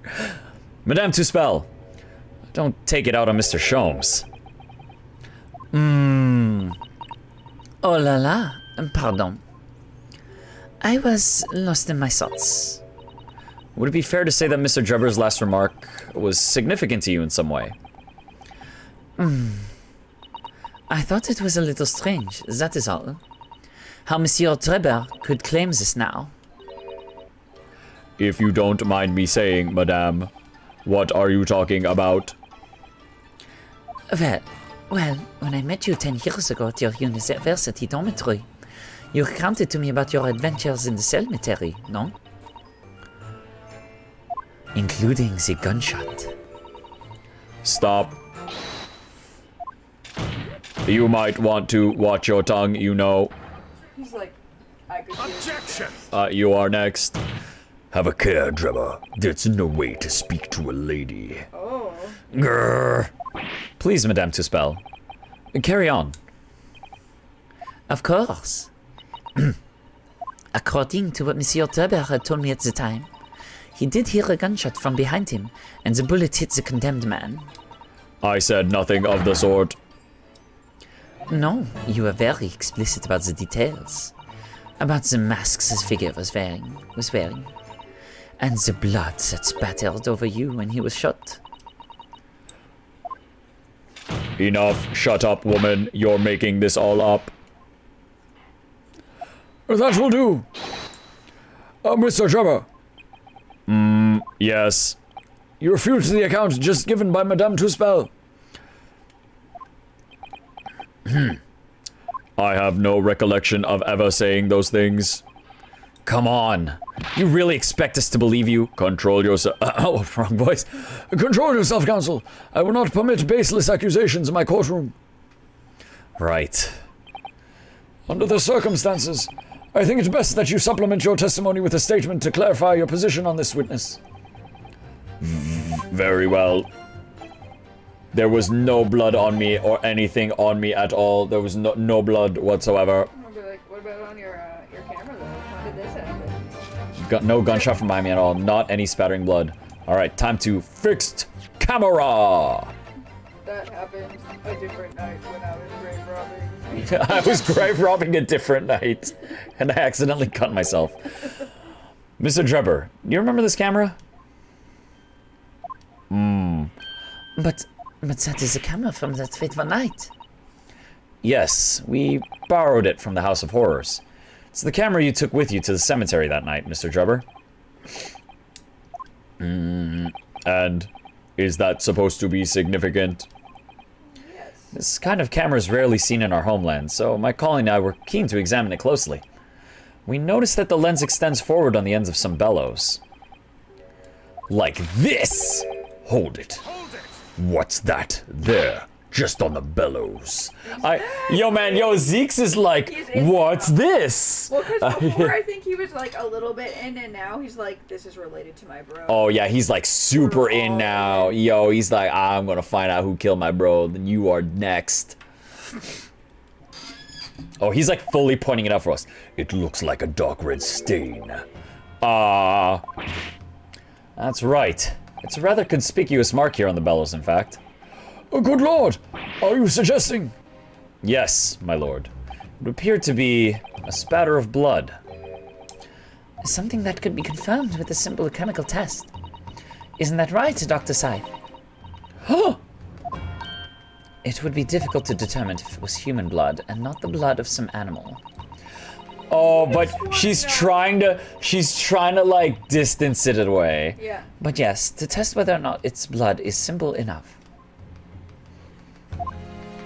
I propose that Madame Tusspell's testimony was correct, and that on the night in question 10 years ago, you were spattered with blood from the gunshot wound. Well, And Scythe's like, I gave you the out, you have to say it's an animal's blood. Yeah, she's like, I gave you the out, you gotta work with that. And that furthermore, you really did witness the condemned professor emerging from his tomb.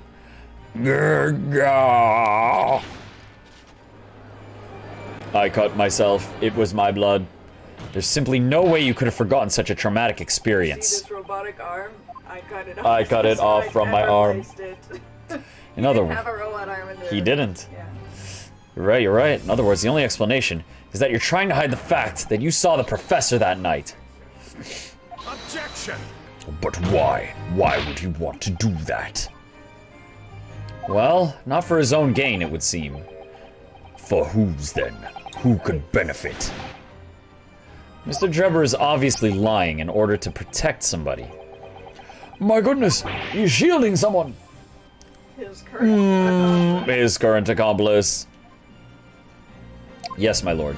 And clearly, it's someone who doesn't want the truth about the professor coming back to life to be exposed. Oh, counsel, who is it then?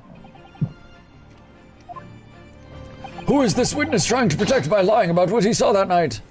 He's trying to you know what? He's trying to protect Iris, because everyone is trying to protect Iris. She's the most pure. It is Dr. Scythe. I mean, we're lying to protect Iris. Oh, we would all. Told her about her dad yet. Oh yeah, we're lying to protect Iris, but it's. I mean, oh, she'll be able to take it. Yeah, she needs to know. Take that! The obvious answer is Dr. Scythe. Scythe? Whatever do you mean? Imagine if the convict who'd been sentenced to death was not in fact killed. Imagine if that was to come to light. Especially in one What where are you it's such insinuating? national security Ooh, and secrecy yeah, that's a involved. big one. Yo, man, if it came to you that, the man in the iron mask, if you're the man, you know what? You should all read The Three Musketeers. It's a fascinating story and also involves a man in a mask. And a fun time dealing with prisoners that are totally dead. No, for real, we saw them executed, we're sure. Don't worry, these men only speak Spanish. These men They only couldn't speak read Spanish. that They couldn't have read the French, yeah. I recommend Alexandre Dumas as an excellent author of stories of both revenge and heroism. What are you insinuating? And imagine if the convict in question was the country's most hated mass murderer. If it was the professor. That would be an unprecedented scandal. Sure would. This is beyond a joke. Need I point out that the dead cannot come back to life? What you're suggesting would mean that the execution never actually happened.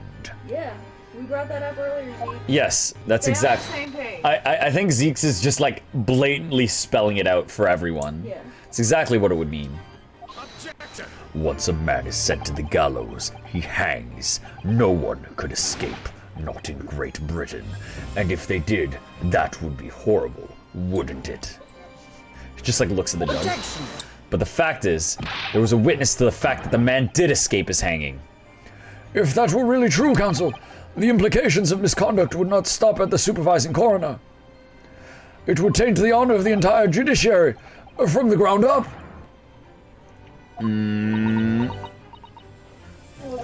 And it's exactly because of those monumental repercussions that Dr. Scythe would consent to any demand made of her by someone who threatened to expose the secret. Even if that meant being complicit in a crime. You mean... I mean that Dr. Scythe wasn't collaborating Mr. Drebber's wicked scheme. She was coerced into collaborating in order to protect her decade-old secret. She switched the dead body of Mr. Osman with the waxwork model and fabricated the autopsy report. Oh, Scythe took damage. Oh, boot! We got the boot! Lord Van Zeeks. That means he's real pissed. Pray forgive my freshly filled hollow chalice, and a whole raft of other discourtesies now. Oh, goodness me! It teleports back and his legs just down. It's just the sort of tall tale Londoners would enjoy, I grant you. An executed killer rising from the dead, a Scotland Yard cover-up, a conspiracy at the highest levels. So let me ask you one thing. What's that?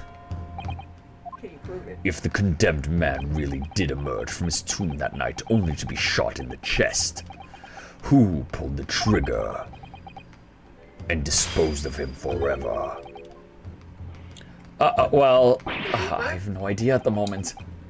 The one who's been following you, that whenever To you live don't in- get them charged, he'll kill them? Yeah. I'm glad that Susato's just like, we can't work that one out right now. We have too little information to work that out at present, I think. I couldn't agree more. The Old Bailey is no place for wild fantasies. And have you considered this, my learned Nipponese friend? Considered what? Do you realize just what a dangerous endeavor it would be to coerce this woman into such criminal activity? It's tantamount to declaring war on the entire British police force and judiciary. Quite. Hard to imagine any sum of money being offered for research could warrant it. To rely on some stage deception when so much is at stake would be madness. Well, I suppose. And this was no petty crime either. The victim was murdered. A man who'd already invested money in the venture and would be instrumental in future profits too. Yes, I had no reason to kill Dr. Asman at all. Or are you forgetting that his death results in me receiving not a single penny? Oh, Add that to your yes, testimony. yes, put that in there. Put Dr. Osman's name back in the testimony. put it. You know what? I wonder if we're gonna get summation We're examination. ready for that. We're ready for that. The court is already aware of the contract between myself and the victim. No. There is the contract, that's very true. The motive for this case runs deep, though. I can feel it. Using threats to force the head of the forensic investigation team to cooperate is extreme. Especially for a government grant he had no guarantee of receiving in the first place. If the research grant was the aim, taking Mr. Asman's life would have made no sense anyway. Which means Mr. Drebber's motive wasn't money at all. He was just trying to kill Mr. Asman. But why? What was his motive then? Your time is up, my learned friend. Do you have emails? Please, I'd say you have one last chance before the jury lose their patience with this charade. Let's see if you can back up your heady proposal, shall we? Oh, yo, when he throws the chalice back, Cosmo dodges it. How do you explain why this engineer would throw all caution to the wind and threaten his own country? At this point, I'm not prepared to listen to more of this outlandish conjecture without proof. So, counsel, present your evidence. Oh, I got it. We saw this. Who exactly was Mr. Asman to Drebber? There's a connection there that no one's seen yet. And I'm going to have to present 2 pieces. Whoa! We're going to have to present 2 pieces of evidence. The contract with the signature. Yeah, the contract with the signature. Yeah, there you go. Good call, CaptnmcD. Because I knew yeah, because we have to show that it's his signature. Yeah. Right. Yes, my lord. The evidence that establishes the motive and explains why the witness wanted the victim dead is right here. So, step 1. Yo, he's the guy that supposedly ruined his life. Ka-chika. Let me just look at it one more time. Look at that signature right there, man. Doesn't that look familiar? That's 1. Take that! It's this newspaper article, my lord. That was written 10 years ago, and every detail has been examined already. What can it possibly tell us? That drivel should never have been written. It's typical gutter press nonsense that means nothing. Yes, on its own, it isn't particularly significant. However, when considered alongside another piece of evidence, it will completely explain your motive for wanting Mr. Asman dead. What other evidence? Counsel, you present your supplementary evidence without delay. The evidence, which when cross-referenced with the newspaper article, establishes motive for the deed. Where is the contract? Let's look at that picture. Look at that signature. What a nice, clear signature, by the way. I'm glad that it's like one of those and not like the fucking scribble that most people have. Well, because they need to have it so you can find Yeah. the connection. It's this contract, my lord. Mr. Drebber, this is the contract you signed with Mr. Asman. Yes, that's right. That very document, in fact. That proves I had no reason to kill the man. Oh, it actually proves the opposite. Actually, I'm afraid not. What? There's something very significant that this newspaper article and the contract have in common. Really? And it's that common link that shows very clearly why you were determined to kill Mr. Odie Osman. It seems the defense has uncovered something the rest of us have missed. Yep. you sure have. So, my learned friend, point out what these 2 pieces of evidence have in common. Where exactly is the link between this newspaper article? Boop, boop, boop. Oh, look at that right there. Yay! Boom. Take that! What these 2 pieces of evidence have in common is a signature. A signature? The signature on the illustration that accompanies the 10-year-old article and the signature on the contract belong to the same person. What? As the court has heard, this illustration was drawn 10 years ago by the newspaper reporter who found Mr. Drebber and interviewed him about his ordeal. If you look closely, the reporter's signature can be seen in the bottom right corner of the drawing. Oh no, and if you look at the contract here, which was signed between the witness and the victim last year, you can clearly see Mr. Osman's signature at the bottom. Let me see now. Oh, good lord, yes. They're identical. In short, the journalist who drew the illustration and wrote the article published about Mr. Drebber 10 years ago was the victim of this case, Mr. Odie Osman. Oh, he's a tiny pile of a man now. Objection! But explain to the court why. Why would that constitute a motive for the witness to murder Asman? Well, if you think back, you'll remember that Mr. Drebber talked about that article in his testimony. Grave robbing, you say? Yes, exhuming fresh corpses to sell is reasonably lucrative. That is quite beyond the pale. You would invite divine retribution, sir. Yes, well, I think I suffered retribution enough.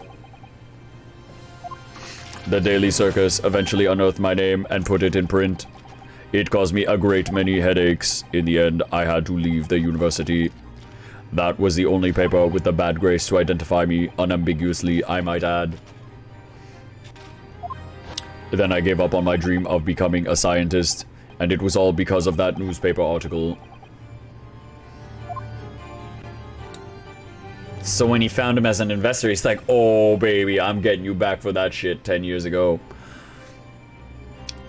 At the time, you were a student of the University of London who dreamt of becoming a scientist. However, this single newspaper article changed your entire life. So Mr. Osman used to be a newspaper journalist, did he? He did, my lord. In fact, it's a widely held belief that Osman managed to position himself at the heart of the criminal network, thanks to the many dubious connections he made during his time as a reporter. What you gotta say about that, Drebber? So you had to give up on your dream and leave university. You lost everything.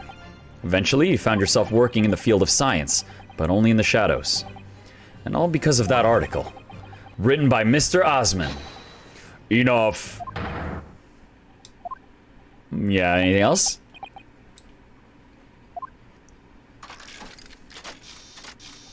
Stop this endless drivel about my life. What? Explain yourself, Mr. Drebber. Yes, it's true. I had to leave the university as a result of that article. But it was just the straw that broke the camel's back. What do you mean? Almost every student of science in the faculty was too poor to actually conduct any research.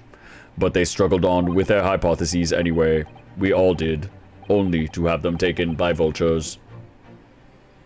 Sooner or later, you knew your ideas would be stolen and patented by some wretch or other after all. Oh, good gracious. Making a name for yourself as a scientist in a climate like that was a miracle only a select few geniuses could ever hope to achieve. Personally, I wasn't one of those geniuses, so it was hardly a wrench. Being forced out of the university because of Logate was the best thing that could have happened to me. Objection! Mr. Drebber, do you genuinely believe that? Of course I do. Who's better placed to know whether or not I possess a talent for science than me? I'm sorry to say that your words don't ring true at all. How dare you? And I have evidence to prove it. How are you in a position to say anything about me? I don't know you from Adam. Fine, if you think you have evidence, go ahead, show it. What could you possibly have to disprove the idea that I was happy to leave my university because I lacked talent? Ooh. Oh, the award. Yeah, you think it's the award? Yeah. It's a very prestigious award. Yo, man, you were doing good. Do you remember this, Mr. Drebber? We found it at your workshop. And you kept it. And you kept it. This was important to you, man. Is that a Royal Society trophy for excellence in science? What exactly is this trophy, Council? It's the greatest honor that can be bestowed on a young scientist, my lord. There is no higher accolade. It recognizes emerging talent and promises a bright future. Oh, good gracious. Your prospects for the future were excellent, weren't they, Mr. Drebber? Because even then, you were a genius in your field. So you can't deny. But you lost everything. You had no more future. Your talents would go to waste. All as a result of this one newspaper article. I mean, and the grave robbing. You know? Yeah. Like, just like... If you just, Like, shit. you were having, some wine walking around the graveyard, Like, I was drunk and dicking around, and I saw Yeah. this weird shit. Yeah. but you was grave robbing. Yeah. Like, it's kind of hard to ignore that. Like, I get you need money, but shit, man. That's... Ooh. I don't know when you realized who Mr. Osman was, but when it dawned on you that he was the same journalist who 10 years ago ruined your life, it's abundantly clear that you had no intention of forgiving the man.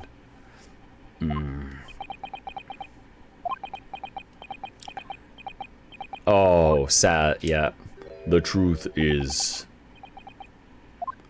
Finally, he's going to fold. No, he's not. Not with this cutscene. Not with this cutscene. Oh, nope. Shh, hold it. Says who? Who's holding it? Not me. What? Oh, She's invested in this. Even if he's gonna give up, she has to cover it up. She has to cover it up. Fine. Clearly this has run its course now. what? I admit it. All of it. Oh, What? he's like, he's gonna keep lying. What are you doing? It's exactly as the Japanese man said. I was coerced into going along with this man's plot to murder the victim, on the condition that he kept my dirty secret from 10 years ago. Is it gonna be this, and then she leaves, and then she can't be convicted? I think that's gonna be what this is. No. Oh, good lord! And Zeeks is gonna be so pissed. Oh, because she's just like, this trial ends now. Dr. Scythe, do you realize what you're saying, woman? It's all true. That day... What? When I arrived at the Crystal Tower and saw the birdcage, my heart nearly stopped beating. That memory from a decade ago that I'd done my best to bury deep inside myself. It was the professor again, staring me in the face. And then, before I had a chance to react, I noticed something else. Yo, a letter was left inside. There was a note tucked inside the model's jacket. Dr. Scythe, you will go along with my plan. From someone who knows the truth about what really happened that night 10 years ago.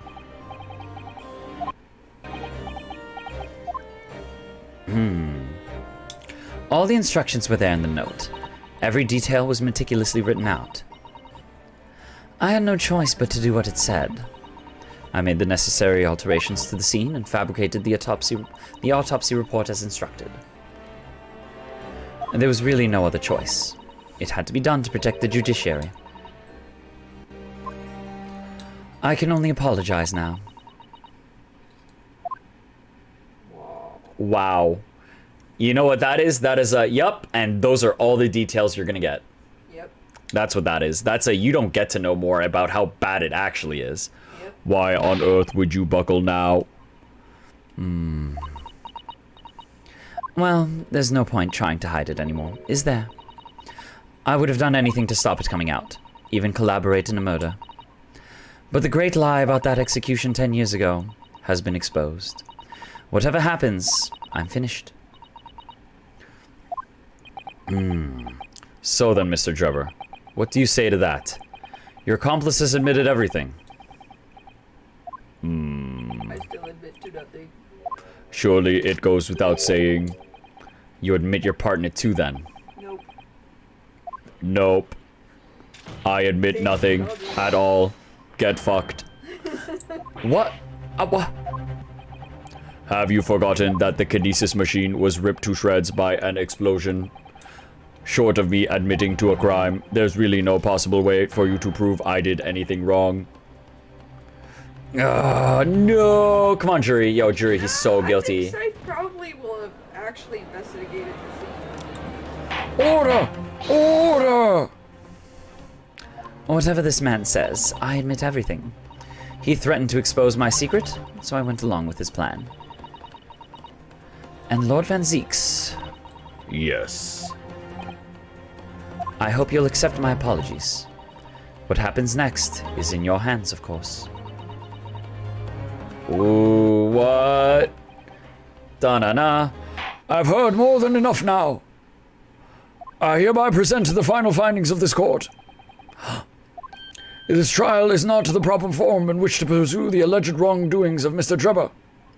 The defendant is Professor Albert Hairbrain. Yep, very true. It had slipped my mind. Isn't he one of your closest friends? Yeah, but he's worried about his bro. As the court has heard, Dr. Scythe has admitted to the allegations brought by the defense, thereby absolving the defendant of any possible guilt. You mean...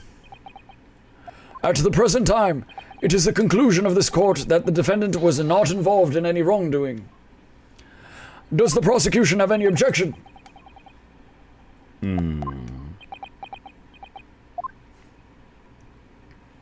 None, my lord. Oh, congratulations, Mr. Naruhodo. You've proven Professor Hairbrain's innocence. Without Without further ado, then, the adjudication. Unless the prosecution or defense have any other matters to discuss. That's all we get. Yeah. I don't know. This doesn't feel quite right. Why did Dr. Scythe suddenly admit to it like that? Is everything all right, Mr. Naruhodo? It's like there's a big, deep dark. Yeah, there's something that big. People are covering up here. Like you said before, the way the trial is set to end now, the judge will certainly deliver a verdict of not guilty. But is that really what we want? What the defense should be pushing for now is further testimony. Yo, let's go. Yo, can we hear more? Give us more. We want to know what's up. Objection. Oh, did we say the defense objects to the trial ending at this time, my lord? I beg your pardon. We demand one final testimony. Oh, yeah. There we go. Yeah, Scythe doesn't like that. Scythe was just like, yeah, no, it's Well, cool. because she's just saying we admit to everything. What do you admit to? Yeah, you know what it is? It's because... You trick Hairbrain? Does Hairbrain have any other charges coming his way? You guys need to clarify for our defendants. I mean, what we want right now is that Scythe she's hiding something way bigger. Yes. I So know it's like, I'm important going to for our jail. Interests, but I mean, like, for this trial, for us to say that it's going on. She said she admits to it, but she didn't say what. We want to know how she But did that's it. what I mean. Like, we want to know that more cases aren't coming for our client. What are you playing at now, my Nipponese friend? Why would you want to obstruct the conclusion of the trial at this point? No defense lawyer in his right mind would do that. Mr. Naruhodo, what exactly are you thinking? The truth. The whole truth. And a way to bring it all out into the open. Right. Ooh. Yes. In hindsight. Ah, yes, one word of warning before I go. If in the course of this trial this afternoon you perceive even a shadow of doubt about the truth, don't let it out of your sight. Pursue it like a dog with a bone. Yo, man, Sholmes is like, yo, no, you go all in on this one, man. It's like, this To is the bitter end. Yeah, this is a big one. Here comes the big one. I'm sure Mr. Sholmes knew. He must have deduced that this would happen. Yes, I'm here in court to advocate for my client, and to secure an acquittal. Obviously. But that's not all. I believe that I have duty to the court to pursue the whole truth of the case until every last detail is laid bare. And that is why the defense calls for further testimony from Dr. Scythe. Testimony from me? About what? About the nature of your collaboration with Mr. Enoch Debtor. Ha! In case it's escaped your attention, I've already admitted to everything I did. The whole truth has already been revealed. So stop wasting everyone's time. Ugh. As his lordship made very plain, your client will get the acquittal you wanted for him. There's simply no point protracting this business further with another tedious cross-examination. Oh, yo! I'm in on this. Let me in on this. Pray forgive my careless handling of that hollowed bottle. I slipped. That's what you call it? What is your objection, Lord Van Zeeks? The prosecution also calls for supplementary testimony from the witness. Don't be stupid. Oh, look at that calm table grasp. Just the, like leans into it. If there's more to this case than has yet come to light, then I will join my learned friend in pursuing the facts until the bitter end. You'll what? Lord Van Zeeks. This is most irregular, to say the least. However, as the prosecution also calls for it, I will uphold the request. Dr. Scythe, you will testify for the court, explaining the full extent of your involvement in the murder apparently committed by Mr. Drebber. Very well. Ooh! We're gonna get her. Witness testimony. The waxwork plot. It all began at the scene when I saw the waxwork and the note tucked inside its jacket. The actual body of the victim, as indicated in the note's instructions, was beneath the experimentation stage. The body had to be arranged in certain ways to implicate the defendant, which was my job. I enlisted the help of the entire forensic investigation team to dress the scene appropriately. Wow. Wow, you got everyone on it. You have over that. This truth about the execution 10 years ago is a state secret of the highest level. I had to protect it. That I believe. But also, You convinced a whole team to do this with you. yeah, so I was right. The stage and the machine were all specially designed for this deception. So it seems, and all meticulously prepared. You did well enough to see through it. You're a very shrewd boy. So kind of you to say. And what about this autopsy report then? All I did was record the location of the body as being in the Crystal Tower instead of under the stage. And that's all? That's a terrible corruption. Only my team were aware of the deceit, and then only under my explicit instructions. Nobody else at Scotland Yard knew anything about it, I assure you. We must be thankful for small mercies, I suppose. Well, I believe that testimony has clarified everything. There's no particular need for a cross-examination, I would say. No, I disagree. I can't shake the feeling that something's wrong. Just look at that expression on Dr. Scythe's face. She's like, yeah, that's good. That was a good one, isn't it? How are you gonna deal with that, boy? It's the defense's right to cross-examine any witness following testimony. And we're gonna do it! What is it about you Japanese that makes you all so doggedly persistent? Whoa, you've met some Ooh, you've met some other Japanese.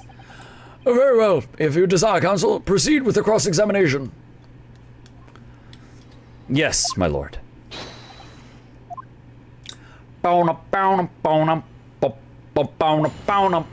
Let's do it. The waxwork plot. I began at the scene when I saw the waxwork and the note tucked inside its jacket. Hold it! From what you described before, it sounds like the note was anonymous. Did you have any idea of who was behind it? And there are very few people in the world in the know about what really happened 10 years ago to start with. But anyway, I'd never heard of this engineer. So no, I had no idea. Yet despite not knowing who was behind the plan, you went along with it. I had no choice. Protecting the professor's secret was my only concern. But the horse is bolted now, and the stable door will never shut again. Scotland Yard's reputation will be immeasurably damaged as a result of all this. Yes, thank you, Lord Van Zeeks. I'm well aware of that. So, as I understand it, what you found in the birdcage was the waxwork model. Where, then, was the victim's body? The actual body of the victim, as indicated in the notes instructions, was beneath the experimentation stage. Hold it! So you knew about the special construction of the stage used to carry out the trick then? It was quite obvious what had happened with the victim and the waxwork. And you switched the two over, didn't you? In other words, you recorded the victim's body as having been discovered in the Crystal Tower, and the waxwork... I swapped it and sent it by carriage to the specified address at the specified time. Why were you given such directions? Presumably so it can be recovered by Debtor and returned to Madame Tusspell. I wonder if it's just why it's just the head then. That is the part that got separated. He wants to open it. Oh, he wants to open it. He needs to see it. I see. And then you put the birdcage back on the experimentation stage. Yes, although someone obviously made a mistake about which cage should go where. I thought I'd made it perfectly clear to the team, but still. Oh, yeah, I know. If they switched those cages, like, there would have been nothing we could have done. Suppose you were focused on the victim's body, that being a more important detail. Hold up 1 second. Oh, excuse me. Oh. The body had to be arranged in certain ways to implicate the defendant, which was my job. Hold it! When you say arranged, I presume you mean with this. Yes, the instructions on the engineer's notes said something along the lines of fabricate some evidence to make it clear that Hairbrain alone could have killed Asman. So, you mean that was your doing? I fetched Hairbrain's ridiculous screwdriver from the stage, and took it with me, alone, to the abyss under the stage where the birdcage had fallen. Alone, Doctor? I didn't feel it would be appropriate to involve anybody else in that particular part of the deception. Yeah, Well, just like, I mean, she's got decency on that mark, and if she's a coroner, she's seen enough bodies that it's just like, well, just a scalpel. Deal with 18 of these a day. Just keep losing them in there. Oh, hey, ooh, new info. There was a void under the stage where I found the birdcage lying in the dirt.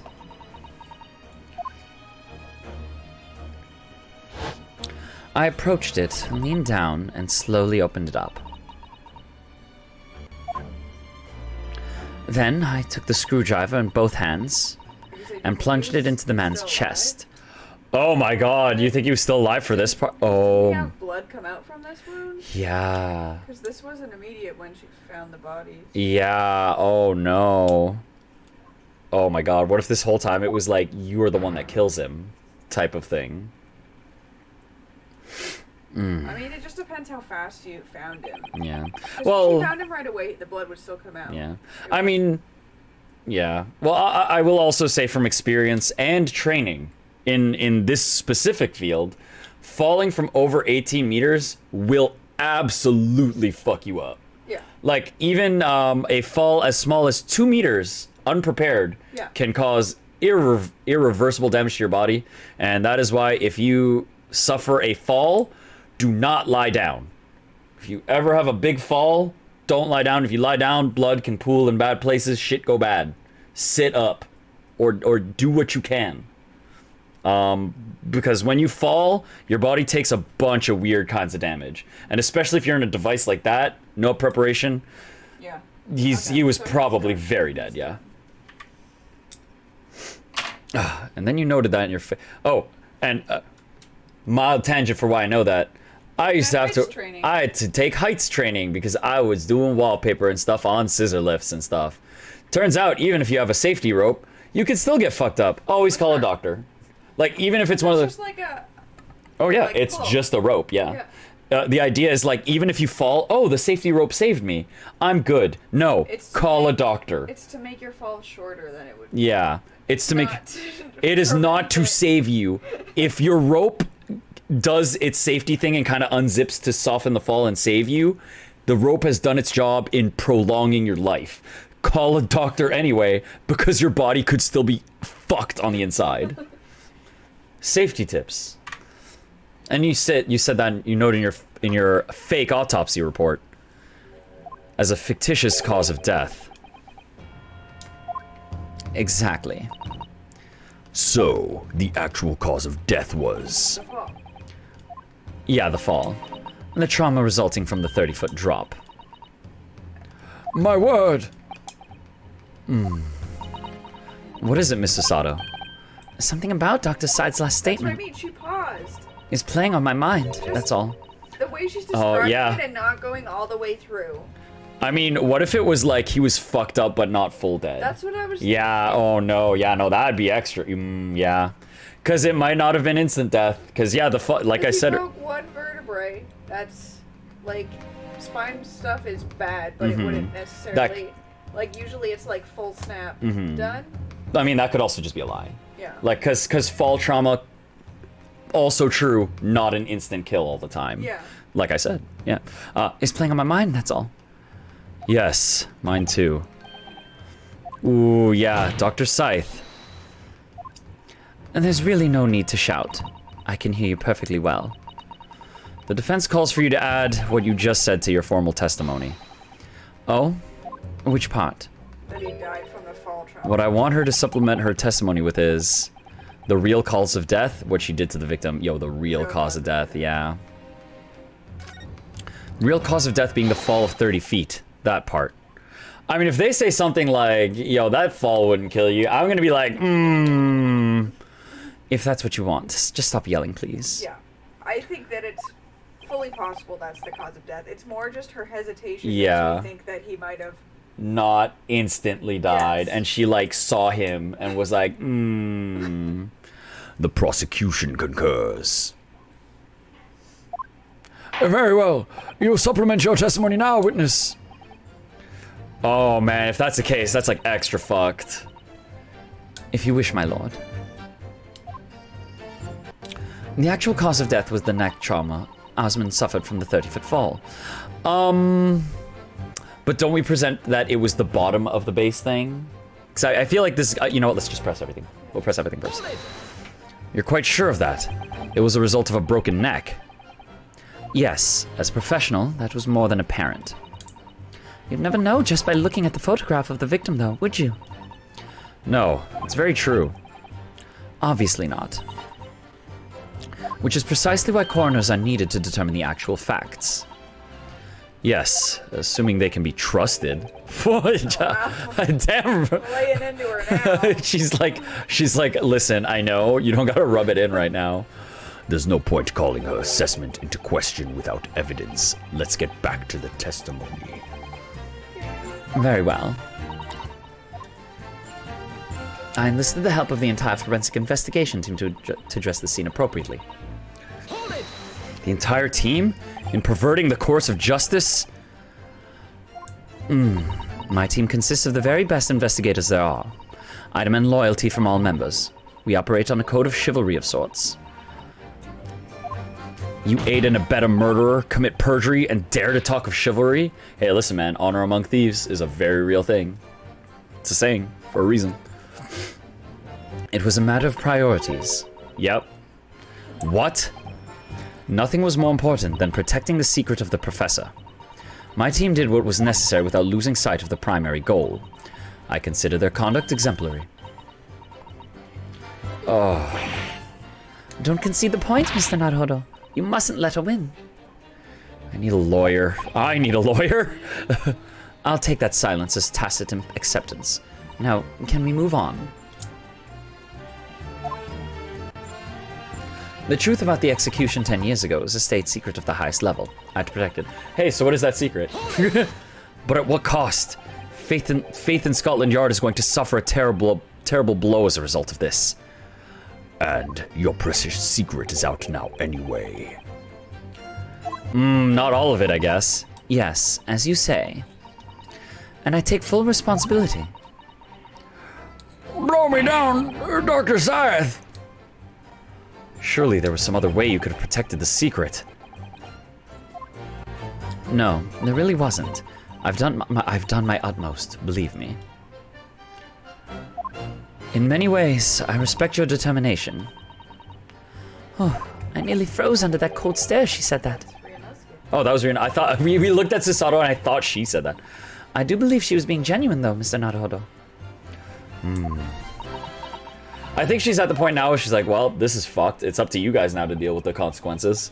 So that's her story. She's admitted everything and revealed her full involvement in the crime. I do wonder if there could really be much more to it. Well, I don't know, but I just have a feeling. Do you, Mr. Naruhodo? The truth is, I find it strange, too. How those two are reacting to this in completely opposite ways, I mean. Yes, exactly. For some reason, I feel sure they're still trying to hide something. Do you want to do her other statement and get her to add it? We're gonna have to present something to one of those two. Yeah, I feel like this one's the more pertinent one. Okay, what's in our evidence box to use against that? I mean, the fact that the bottom thing was busted, right? Was the neck trauma. I mean, his head was pretty padded. Yeah. It would just be that, like, that thing of, like, the shock your body suffers from hitting the ground, yeah. Through. That's why I said, even though it was a 30-foot fall, just, you might not be immediately dead. Oh, yeah. It wasn't an instant death. Yeah. Oh, it's gonna be like, because, I mean, that is... It would totally F you up enough, you're gonna die. Mm-hmm. But that... just this device that he's in. Yeah, fall damage. So, yeah, so fall damage does take time to occur, because it's like, it's basically all the bones and shit in your body, like, moving at a different speed than the outside of your body. So, you know, that's it's not gonna be a great thing. So I feel like it's this. Suffered from the 30-foot fall. I mean, I want to go for it. I'm at 1 HP anyway. Like, if I bumble, we'll just restart. I mean, you can save before you... I could have, but now I have 5 more life. Now I have 5 HP after this. Thank you, Counsel. That will do. But my lord, wait! No! He's like, what Nope. argument? Just go. You already got your client innocent. Decision of the members of the jury. Honor to serve, my... Do they start saying guilty? Oh my god, that'd be hilarious. Yeah, they're just like, you know what, after this, fuck it. Yo, Hairbrain is guilty. I kinda love that. They're like, we were ready to say not guilty, but after that shit you just pulled, Naruto, fuck you. F your client. Fuck your client. We can't touch you, so we're just gonna put your client in. They're like, you know, we're sick of hearing this shit, but make them guilty anyway. Oh, that's goofy. Oh, that's goofy. All right, let's go back to the beginning of the scene. Swift resolution to the matter. Okay, that is all. Court is adjourned. Would you like to tap through and catch up while I go to the bathroom quickly? Sure. If that is cool, CaptnmcD. All right, cool. Retry from the scene. Yes. I mean, we can investigate the other. From the start of the current scene? Start of the current scene. Yes. Okay, I'll be back. Okie dokie. Okay, because that's what I thought it was gonna be.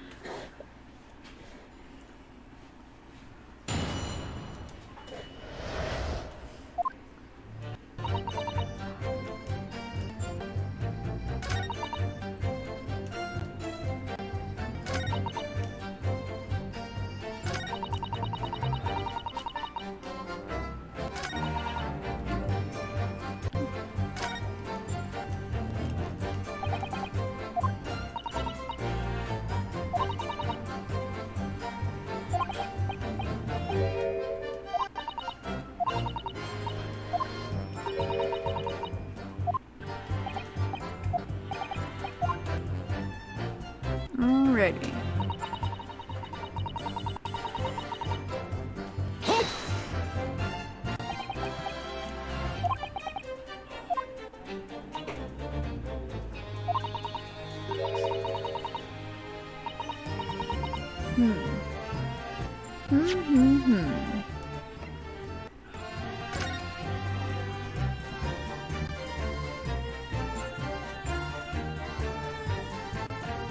Okay. Alrighty. Did you get her to extend that statement? I'm just pressing everything now. I was just thinking about her other statements.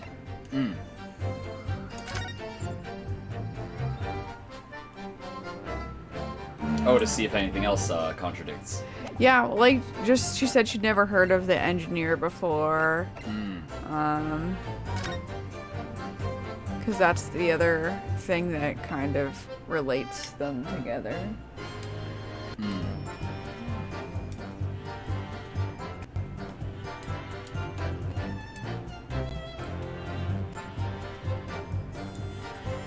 What, the additional... No, cause of death. Oh, that it was the... Oh, yeah. So she wrote that it was the cause of death was that... Well, no, that was to... So this is in the frame of... Yes, because she's trying to implicate specifically the other guy. But, Yes. I mean, that might get her to talk more. If you put that to... So you say the cause of death is specifically the 30-foot fall. I feel like that's to explicitly convict him. But we can try it. Just trying to 'Cause think of things that will relate. But it's, I'm thinking of it from the frame of she wrote that report anyway, so she's not gonna deny anything in it. Yeah. Type of deal.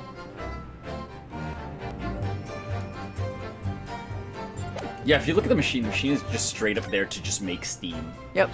Just to be distracting.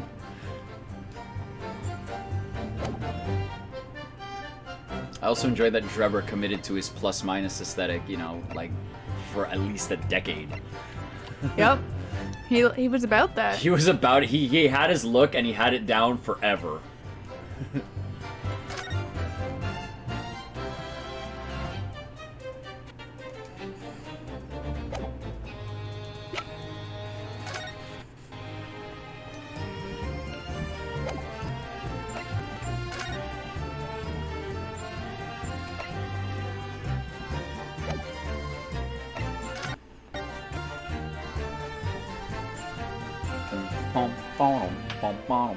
Yeah, because I'm just trying to think of Anything else? anything. Despite not knowing the plan, you went along with it. Nope. Professor's secret is super important.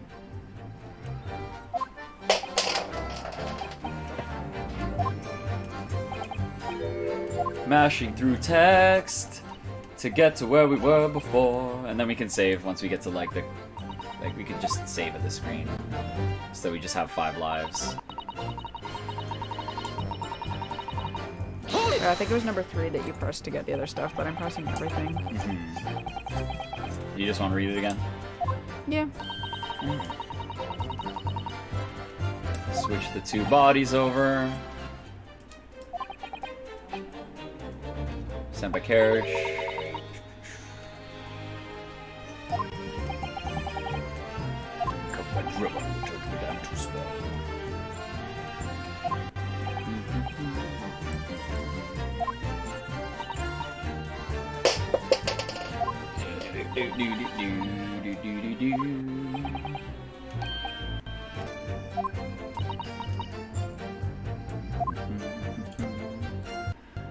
Body had to be arranged in certain ways to implicate the defendant, which was my job. So this is gonna be the one that, like... Do we want to just see her other statement then? Yeah, I mean, we could just hold B to get to the part where we have to tell her to add a part to a statement. If you want to just, like, quick skip it.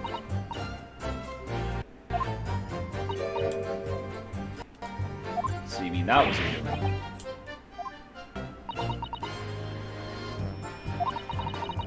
Ooh, maybe that was the issue. The fact that she took it alone. Yeah. Because she's asserting this part right now, actually. Like, looking at her tone. Alone. Alone, Doctor.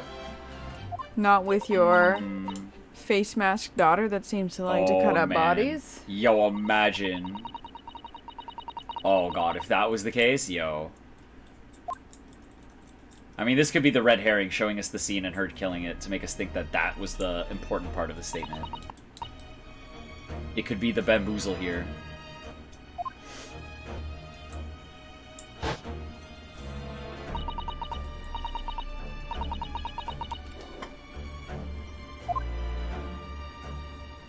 Took the screwdriver in both hands and plunged into the man's chest.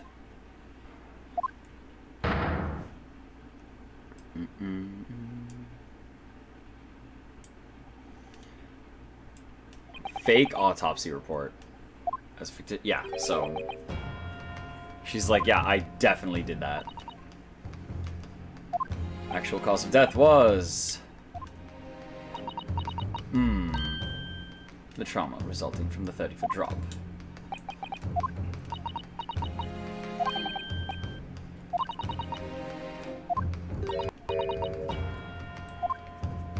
Do. Okay, let's try the other statement. Yeah. And then we can just press see it. what she says for it to be added, right? What you just said to the formal testimony. What part? Okay, so last time we wanted to supplement with the real cause of death. But I think, yeah, what she did to the victim. That part. Fine, if that's what you want. There's really no need to point. Yeah, actually... Instead of no need to shout the last time. Yeah, The prosecution concurs. Yeah, she doesn't like that she has to add this one. You supplement your testimony now, witness. If you wish, my lord. May we switch back? Just so I can up to close to the mic. Okay. I stood over the victim's corpse where it lay in the topped cage and plunged the screwdriver into his chest. Press. Ooh. Yeah, that's what she did. So it was you that stabbed Mr. Osman with this? Yes, far easier than dissection, I assure you. No precision required. What a welcome change. The victim died instantly from a snapped neck. Oh, all I did was carry out the instructions I'd been given. As unflinchingly as ever, no doubt. I imagine you didn't bat an eyelid when you drove the weapon into his body. There was no need to bat my eyelids. And what else did you do to twist the facts? Remind the court, why don't you? If you wish. Okay, so, let's look at that. Plunge the screwdriver into his chest.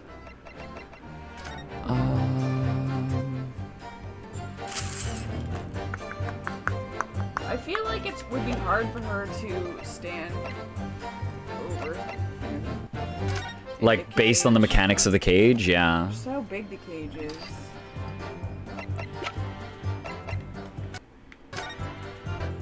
Yeah, like, that's cumbersome. Like, you gotta open that up and to... You have to open that. She wouldn't be able to reach. I mean, unless you went around this side, right? And then Like, you if got your arm in. in there and plunge, but just the way she described it, I stood over him. Stood over him, two hands. Yeah, that sounds like a lot.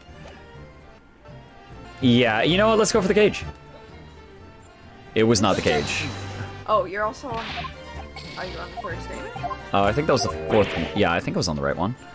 Yeah, stood over the victim's corpse from the couple cage, placed screwdriver. Okay, so it's not the fact that the cage is, like, cumbersome to get around or anything. Because that seems like a hard to do dealy there. I don't know what this one wants us to find. It's extended.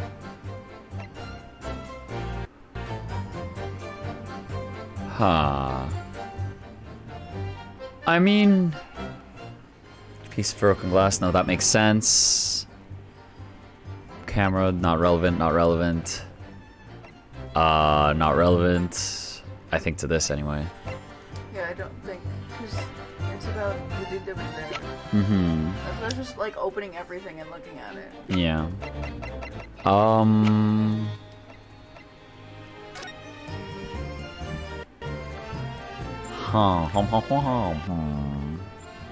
Yo, the game is auto-saving right now, and I don't know why. It's like, yo, you're looking at that picture? Alright. I also think it's weird that in their autopsy picture, because that was from the autopsy report, right? That the screwdriver's not in it anymore. Oh, but then they were trying to say that it didn't teleport. It didn't teleport with him, yeah. There was... But I mean, maybe that's pertinent right now? She doesn't say that she pulled it back out. Yeah. I mean, we've got 4 life. Objection. Hey, Maybe, yeah, there you go. You forgot the part where you pulled it out and put it back on the stage upstairs. Wait, no, because order of events. Well, wait, no, the when did we see the murder photo after? Okay, no, yeah. No, there would have been time. Because we saw the screwdriver when the thing first happened. So, unless she got the screwdriver later? Well, okay, let's see this. I've got a nasty feeling. This inconsistency points to an extremely uncomfortable truth. What on earth is the matter, Counsel? Have you lost your tongue? I apologize, my lord. Dr. Scythe, in that last statement of yours, there's just one point that seems to defy explanation. Out with it, my learned friend. There's an obvious inconsistency between your description and this photograph, which shows the victim in the birdcage following the events that led to his death. Where is it? The court has already examined that photograph in depth. There's nothing new we can learn from it. Objection! Yes, we've already considered it. That's true. But we considered it with the fake autopsy report. But we now know the facts to be different. What do you mean? Is my game just like constantly saving? Like, what is the... Okay, wait, let me manually do a save, because like, I don't want the like game to be freaking out here. Or maybe the GIF is just there. So let's just, maybe that'll get rid of it. It's too important. I can't lose any progress. I guess we're just saving the entire time now. I believe we should let the defense explain. We're in this photograph where we see the alleged inconsistency with the witness's statement. I mean, I can only think the stab wound, because that's why we presented the photo. You think the glass? Because the photo, I mean, all of this can be explained by the fact that the photo was taken after, and then they moved the body and then took the photo. Yeah. Right? That's what was like the only thing I can think of is that her statement didn't say that she pulled the stuff back out. Mm-hmm. And you said we found the screwdriver before? Yeah. I mean, I'm just gonna go for this. Closely at the bloodstain on the victim's chest. It clearly extends into towards the man's feet. Oh, it's the fact. Oh, okay. So she said the cage was he was down, but he was up. So he would have been up. And then she stabbed him. Huh. I don't even know what's gonna happen. Yeah, I got nothing. But you know what? Naruhodo's pointing out, hey man, this shit don't make sense. And it's true, it doesn't. Well, I was worried about, did the stab wound finish him? Yeah. The fall. Because, like I said, that's a fair amount of blood for he's already dead. Yeah. And why is that significant, Counsel? If the victim was stabbed moments before the kinesis machine was set in motion, that's entirely expected. But he wasn't. He was stabbed at the... Of course, no. That's not what happened. Exactly, my lord. Dr. Scythe made it very clear in her testimony just now that the point at which he stole Professor Harebrain's screwdriver and stabbed the victim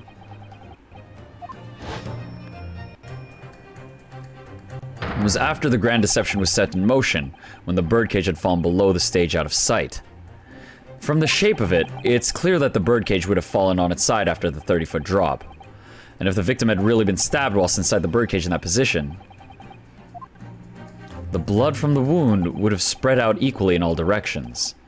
For it to have formed the longitudinal appearances we see in the picture is inconceivable.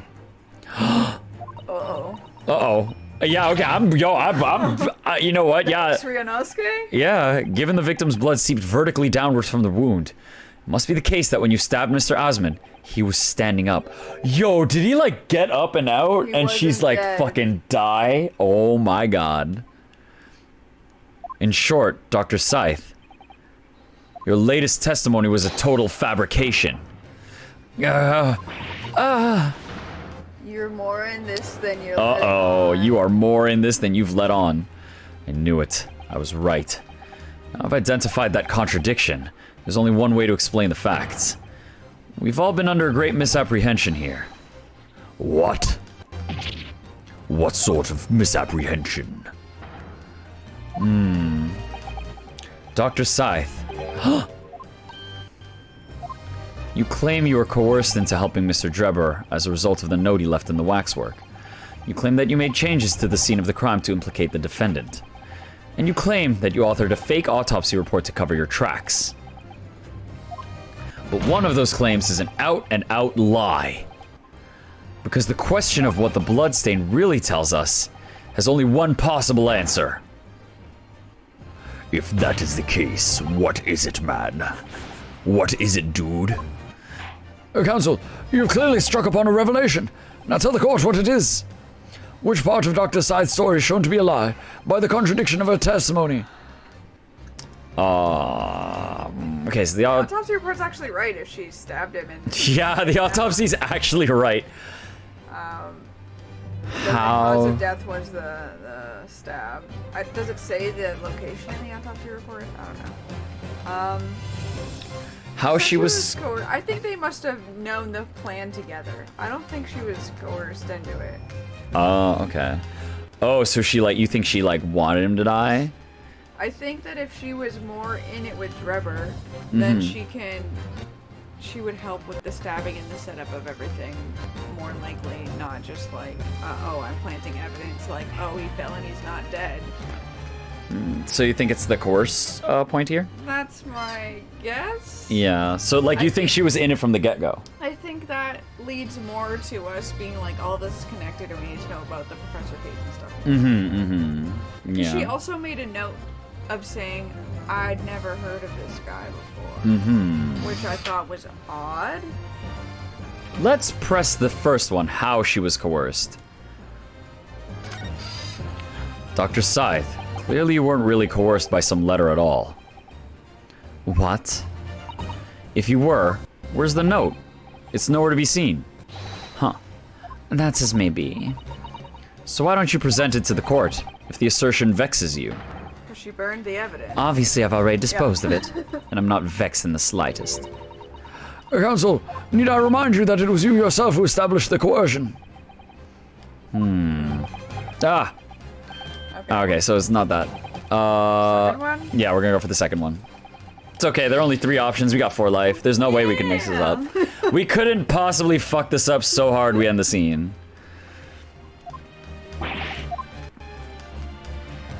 Question, the coroner's testimony was built on a tremendous lie.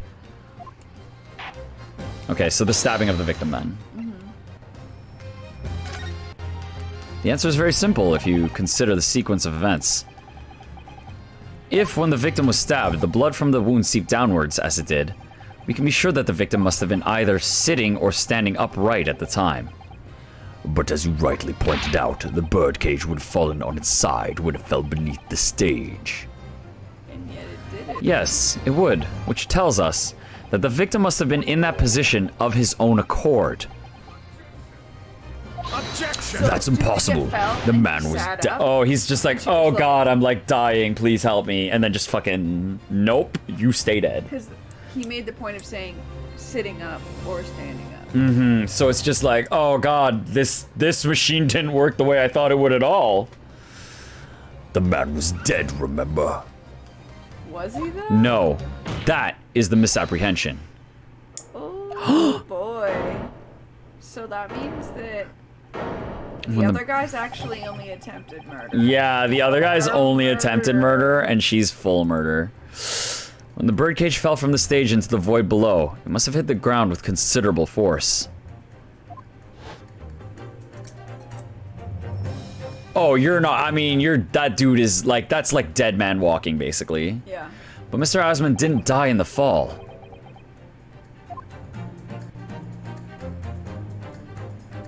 He probably lost consciousness for a while, but when he came round, he got to his feet to climb out of the cage. Okay, so this is something where if you were unconscious for a while after fall damage, nah, man, unless that thing's got wicked cushioning or something, nah, you're for sure dead. Yeah. Just as Dr. Scythe appeared. But him getting up going, oh god, I feel like I'm in tremendous pain. If the victim was in fact alive at that point in time, it changes everything. Oh fuck. Man, this is the second time that Scythe has had to deal with someone who died and then didn't die and then died again. What a strange craziness that happened twice. Wait, why does that bother Debtor? Mr. Odie Osmond's killer wasn't the defendant, Professor Albert Herbrain. Nor was it the mastermind behind the stage trickery, Mr. Enoch Debtor. It was you, Dr. Courtney Scythe.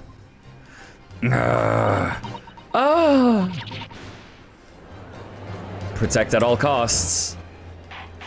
Order! Order! Can this possibly be true?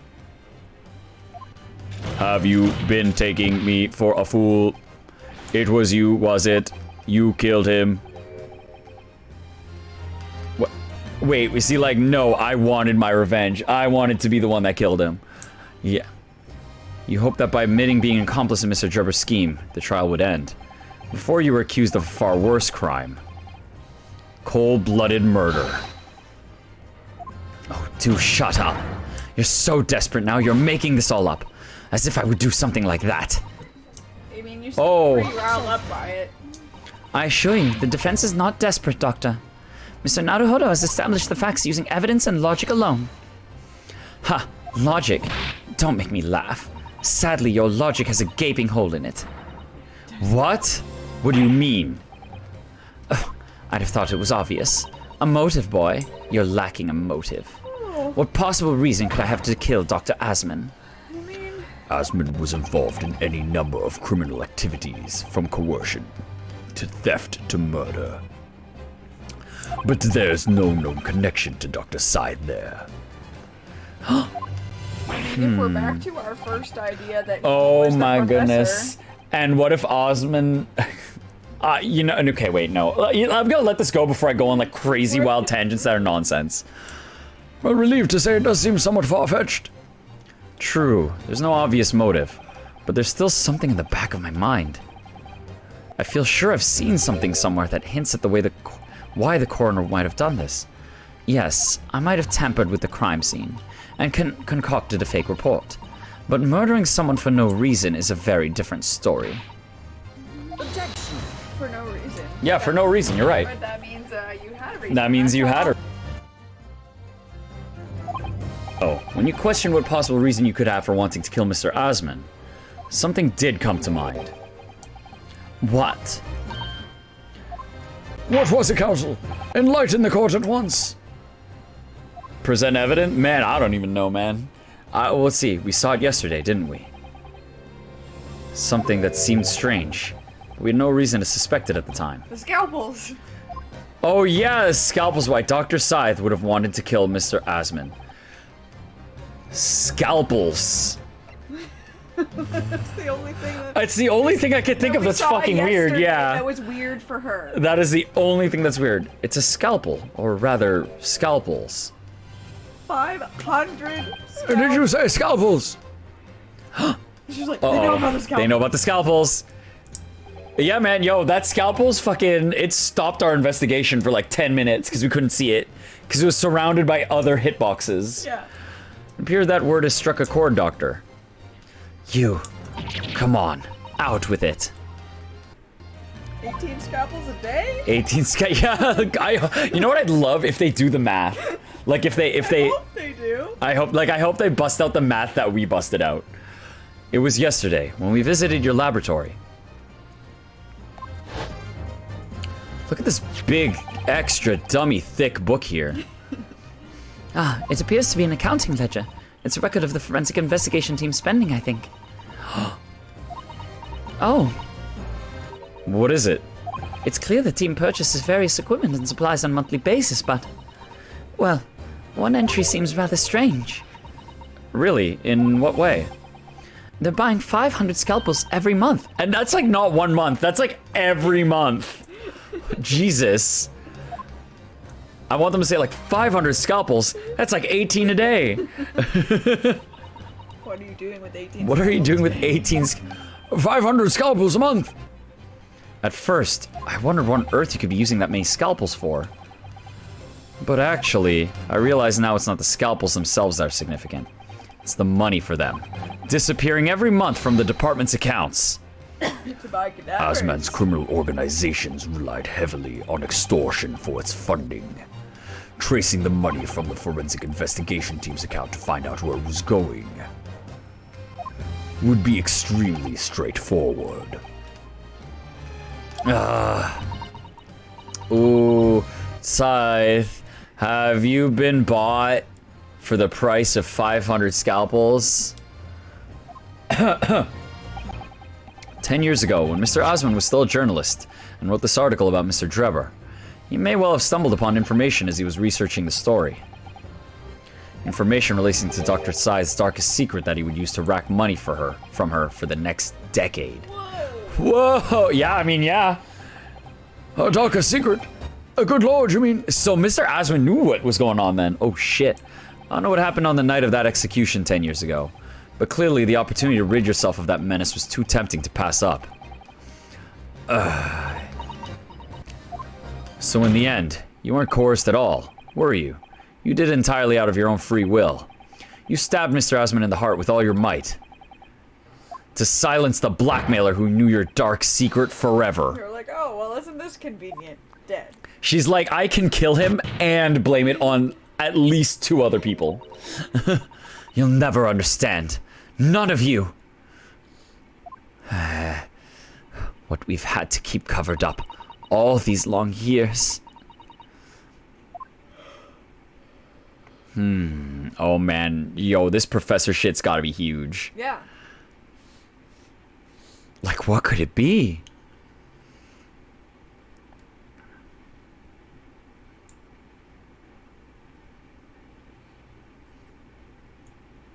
Hey man. As very little of the machine remains after it was ripped apart by the bomb, the truth of this case can never be properly established unless you speak out. And if you decide not to, it's very possible that Courtney Scythe will escape punishment for her crimes. Please, sir, own up to what you've done and tell the court the truth of what happened. Then you won't get killed. Yeah, I mean, you're not a murderer. Then you've only done attempted murder. Yeah, and grave robbing, which is fine, which is like fine. 10 years ago, you told the truth and were robbed of a bright and successful future as a result. I could certainly understand your bitterness and your consternation now. However, this is surely the chance you've been waiting for to sever the hold that fate's had over you all these years. Because it's literally like, it's only because the professor is such a big secret and only because of all this that, like, you know, the consequences of this are so grave. Yeah.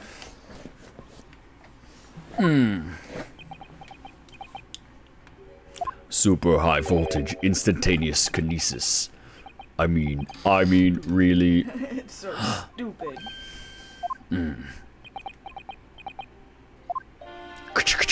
It's the addle-brained mock scientists that are the worst, you know. They don't recognize the fact that they don't have talent. They can't even get that right. Oh shit, man. Hairbrain. Poor guy. Yeah. And so they end up chasing impossible dreams, having unbridled faith in their abilities. They go on and on about their wonderful hypotheses, their stupid eyes shining like a little child's. They make me sick. I can't abide their foolishness. Careful, Mr. Debtor. I was particularly pleased with the kinesis machine. It made for quite a show, didn't it? So you admit it. You admit that it was nothing more than a sham made for the purpose of killing the victim? Yes, I admit it. I did it all in the name of revenge. Revenge for the future that Mr. Osmond's article had deprived you of 10 years earlier. The revenge you sought didn't stop at Osmond, did it? Which is where that very particular waxwork comes in. Yes, I see. The condemned convict that you saw rising from the grave in Lowgate Cemetery 10 years ago. If your account of those events was all true. Then obviously Scotland Yard couldn't afford to acknowledge what had happened. even if it meant discrediting a bright young man and crushing any future career he might have had. So your plan required that you abduct that particular waxwork model in order to exact your revenge on Scotland Yard as well. Or on Dr. Scythe, to be precise.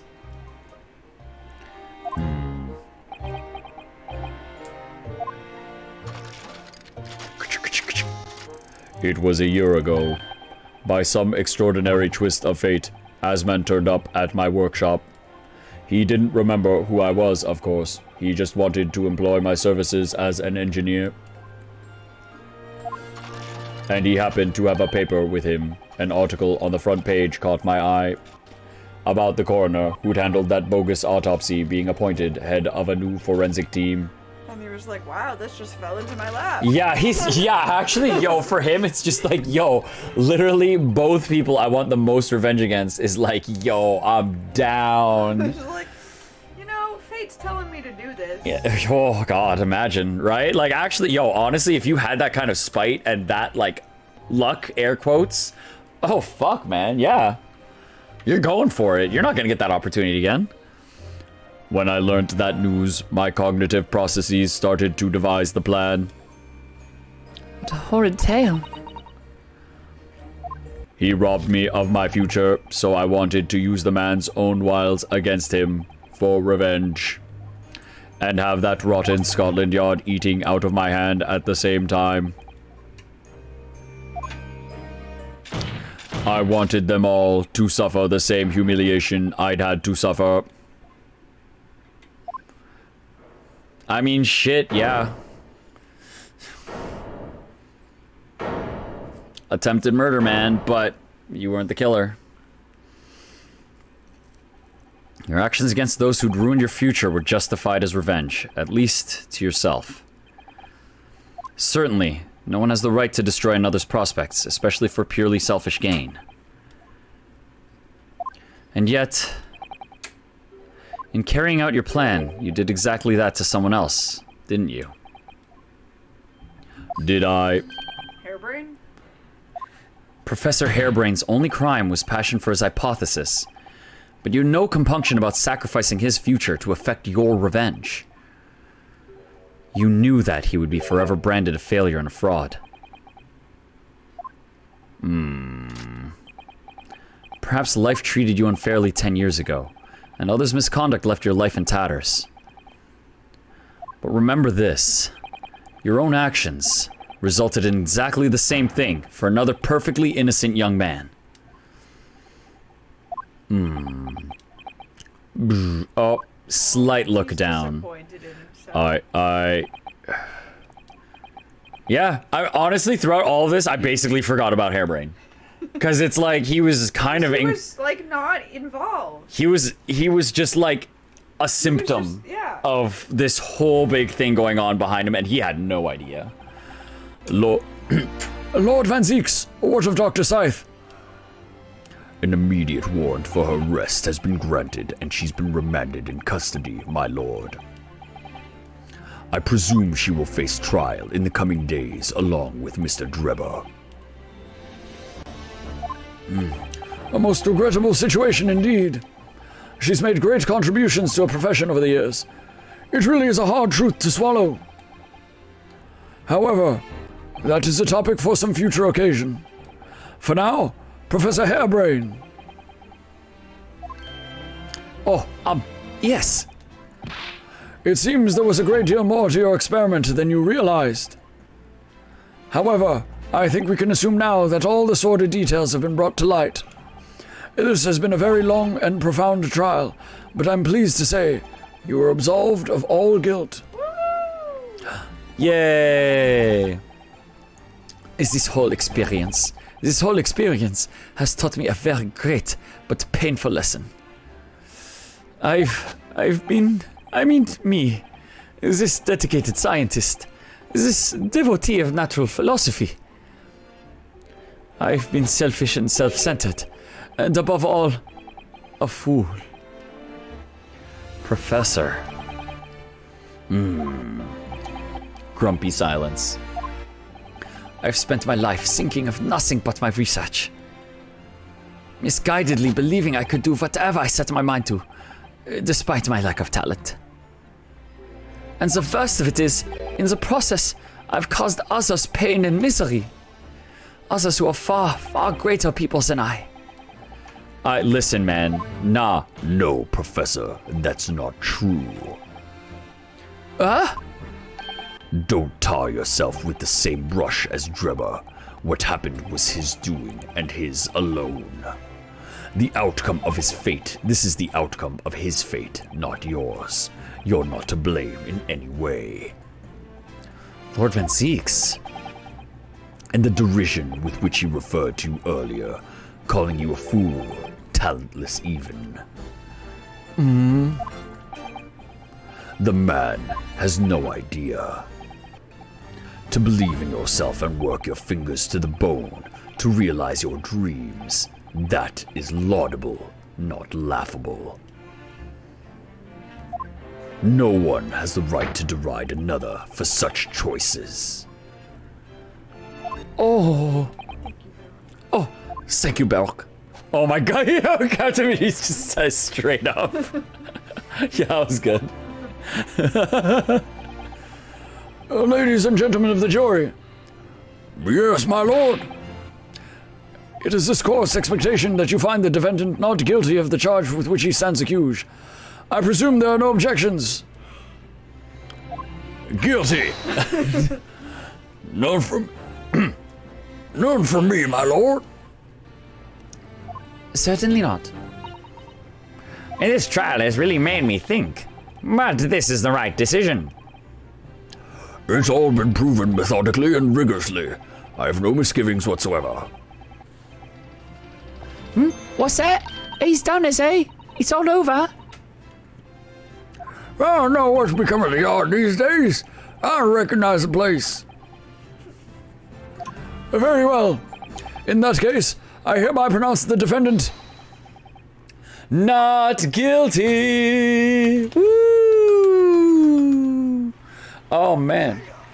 Yo, that one actually took a lot longer than I thought it was gonna be. I was worried. A lot of twists and turns in that. That one took much more of a turn than I thought. No clones. No clones. No body doubles. No body doubles. I regret to say it, but this case has absolutely nothing to do with the Prestige. I'm sorry. Completely unrelated. I'm sorry for bringing it up all those times. You know, it just wasn't the same at all. So, you know, we move on. Those were my assumptions. You know, I came in bright-eyed, hoping that it was, but you know, is what it is. It was just a man falling and getting fucking stabbed. I was gonna say that's not even all that happened to him. He got stabbed. Yeah, like he just got fucking stabbed, and like that didn't even feel like this focal point of the case at this point. It feels like it's just like I want to know what the professor scandal and all that business is. Like, holy fuck. The court is adjourned. Yeah, that's... Oh, man. That... Wow. It's like, I have the evidence to prove this. And at that point, we're just like, do we? I guess so. Okay. We're just gonna point Say at... so. We're just gonna point at the thing we think it is, and then the game will hopefully fill in the gaps. It's over. That was some trial. Oh, you're telling me that was trial 3. In the last game, that was the Magnus case, which felt like comparatively, the Magnus case was like 2 sessions. This was like 3. 3 long sessions too. I'm curious what the last 2 are going to be at this point. That's wild. 24th October, 4:33 p.m. The Old Bailey Defendant's Antechamber. Professor, what a splendid outcome, isn't it? Chomps is gonna come interrupt him. Oh, we will. Oh, it is. Congratulations, Professor Hairbrain. Mr. Naruhodo, Mr. Sato, I am truly beside myself with gratitude. How can I ever thank you enough? I'm just glad it's all been cleared up. That you realize you were caught up in a bad situation. Right now, you know, if I had that research grant money, I'd give the whole lot to you. Every penny. Oh, well, that's very kind, but I'm just a student, so... We don't need any financial reward. Your acquittal is more than enough. Oh, dear. Oh, what can I do? Aha! How about this? As a memento. The paper for my hypothesis is inside. Well, just as a memento then. Thank you. I've been wondering, Professor. What are you going to do now? Oh my. Yes. What am I going to do? My hypothesis and my great machine lie in ruins. But still, it's been too long since I was last in London, so perhaps I'll enjoy some sightseeing. I must explore the great exhibition while I'm here too, and see if new inspiration hits me. Oh yes, that's a wonderful idea. I can't allow that. Oh, I can't allow that. Uh-oh. Lord Van Z, I didn't expect him to, okay. What are you doing here? He's coming to see his friend. This is the fun. Belk! I'm sorry you had to go through that, Albert.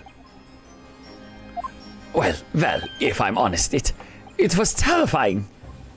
You were like a great demon behind your bench there, snarling down on your prey. He's like hyped by it though. He's like, oh, So strong. that was hot. So strong, Belk. You're one of the few true friends I have. I couldn't leave it to anybody else to handle the prosecution or the defense. Oh. Sorry? Or the defense? Did I just hear that right? To give it to us? I always knew you had my best interests at heart. Don't worry. How about you show me around while I'm here in town? It's been a long time since we left university. We have a lot to catch up on. Listen, Albert.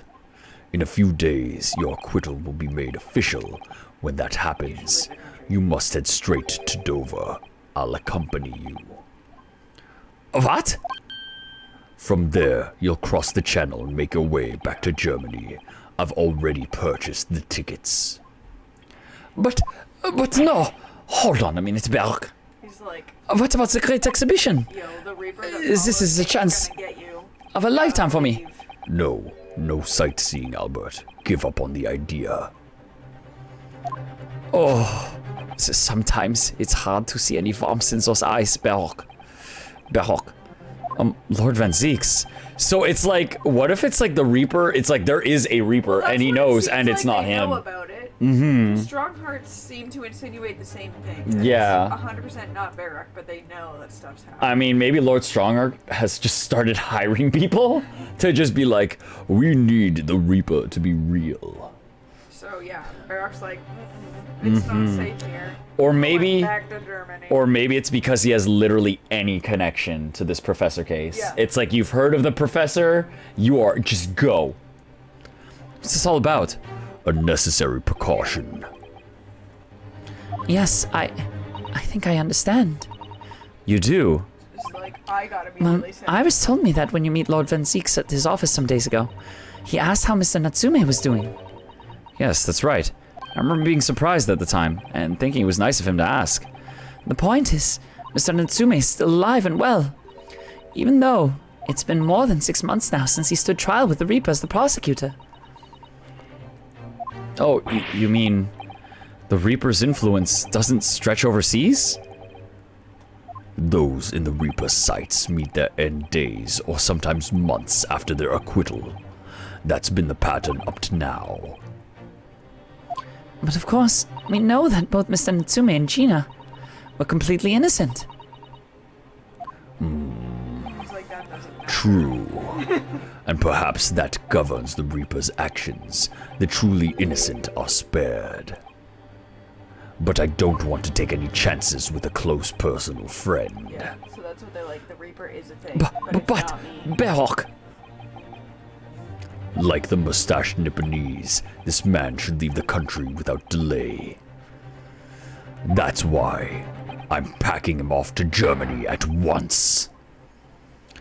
right. And that's why we got Does- Gina does- to join Scotland Yard, and her and Gregson are going to France. Yeah, oh, that's why, oh. Yeah, so Gina and Greg's are going to France because they're get out of the country. Like I said, this circle knows that the Reaper is a real thing, and it's not them. And because Greg, it was like, why is Greg going? It's weird. Is your friendship package getting saying it? Goodness, was this your intention all along then, Lord Van Zeeks? In court, where people think of him as the Reaper, this man seems absolutely merciless. And yet, sometimes I feel as though I don't understand him at all. My motives are complex. It's time to go, Albert. Back to prison for the time being. Safe there, bro. Listen, it's safe. You'll be watched. Ah, yes. All right. Well then, Mr. Naruto. Thank you so much for everything. Not at all, Professor. It was a pleasure getting to know you. Best wishes, Professor Hairbrain. Well, once the dust is settled... Sorry, gassy. Once the dust is settled, you must come and visit me in Germany. Anyway, goodbye for now. Damn. All right. Now, my Nipponese friend. Oh, yes? I thought you'd gone too. We have matters to discuss. Can you spare me some time? You want to talk with me? Is it about? I'll be waiting in the courtroom in 10 minutes. What? Is it about the professor case? Is it about That our was bro? strange. Is that about our About everything? For some reason, I didn't get that sense of impending doom as he walked away this time. Do we get to see our bro? Do we get to... Are we in your confidences now? The Enigma. Trust us? Baruch Van Zeeks. What does he want to discuss, I wonder? The answer awaits in the courtroom, I suppose. Here goes, then. Better not be on fire. We go inside and Zeeks is just in flames. 24th October, 4:58 p.m.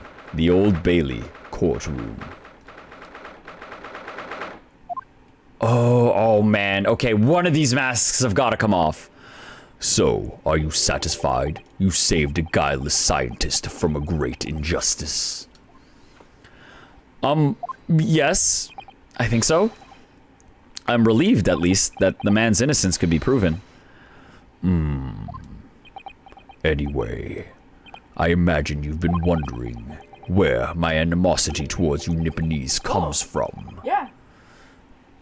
Yeah, I'm down. We're down for a heart-to-heart. Yeah, sure. I'd like to know why you're racist. At first, I thought you just didn't like me. I imagine you saw me as a pretentious child from an unimportant land who had no business being here. But now I think differently. After we saw that you treated Soseki the same way. Yeah, we realized that you were just maybe racist. It's not just us. You clearly know our ways, so I would guess that some specific incident led you to the dislike of my race. Will you tell me what happened, please? Yo, we get to know why he's racist? Damn, okay. The professor. Oh, I thought I'd never hear that name in this courtroom again, to be honest. Yo, was the professor Japanese? Holy shit. He took your brother's life. Clint, my brother, was Clint Van Zeeks. 16 years ago, when I was still just in my teens, he was already the director of prosecutions and a key member of the judiciary. At 16? Jesus. I thought Van Zeeks was 16, but his brother was... Wait, did I read that wrong? Oh, okay, when I was... Okay, so he's an older brother. Okay, wait. I mixed up the ages there. I looked up to him. He was everything I aspired to be. He was involved in the establishment of justice systems in foreign countries as well. There were exchange programs between Britain and other nations then too, to share knowledge and ideas. As part of one of those programs, 3 judicial students came to Britain from your homeland, the Empire of Japan. Oh. If it was 16 years ago, then one of them could have been my father. Of course, I remember Dr. Mikotoba well. I had no idea. I was a minor at the time, training at the prosecutor's office. One day, Clint introduced me to the 3 visiting Nipponese. So, you've actually met my father? So the father, the judge, and who was the 3rd? He and his colleagues were polite and amicable. They were adept at their work and exacting in their standards. It was my first encounter with the Nipponese spirit, and it made a very great impression on me. But 6 years later, that's when it happened. The investigation was going nowhere. There were no suspects even, just an ever-growing list of victims. And in the end, my brother became one of them. The last, in fact, before the case was finally resolved. I'm so sorry, Lord Van Zieks. Truly. Clint was always ready to put his life on the line for justice anyway. So he wouldn't have wanted it any other way. Yeah, He lost his life to it, the but killer. it got, Yeah. the killer caught. But it was his victory in the end. For me personally, though, it was a great loss. I found myself in a very dark place indeed. Oh. When I finally found out the killer's identity, the reason why no one had been able to catch the man sooner ceased to be such a mystery. Oh, it's gonna be one of the guys on the team. He'd been hiding in plain sight all the time. In plain sight. Are you aware of the political events 10 years ago? It was a period of extreme sensitive diplomacy between the British and Japanese And that empires. seems to be now, too. Yeah. Everybody's telling us that stuff. Yeah, a new treaty was being forged, I think. Correct. The Anglo-Japanese Treaty of Friendship and Navigation was being concluded. The leaders of both countries were deep in extensive political discussions. Which is why this particular killer's appearance in court was conducted as a closed trial. Oh, because he was Just like he was the Japanese. Jazai, Brett, Just when like the we were Jazai. trying the English person when we're trying to work together with English. It's like, we really don't want to put her in jail because this is going to put a big strain on what we got going on right This now. was like, just keep it hush hush. But, like, this guy probably got away with a lot more than, like, Jazai. And Well, he killed 5 people. Jazai Brett killed 1. and And also, it was another Englishman. and I suspect also that this person was like, it's like he was one of the visitors. If the British public had known the identity of the killer, not only would the treaty have been in jeopardy, our 2 nations could very well have ended up at war. What? A war between Britain and Japan? But that would mean... Oh my, you mean to say the professor was... Yeah. The 3rd student. Whoa. Oh. When the trial reached its conclusion earlier, I thought to Oh my myself, god, yo, yes, and voice acted, holy shit. His voice is a lot higher than, like, I imagined it. time for you to come face to face with this hideous, monster. I'm still going to do the voice I do. I borrowed the key for the mask from the proprietress of the Waxwork Museum. So see for yourselves now. Confirm it with your own eyes. The truth that's been hidden this past decade. Oh, do we not get to see? Come on. Oh.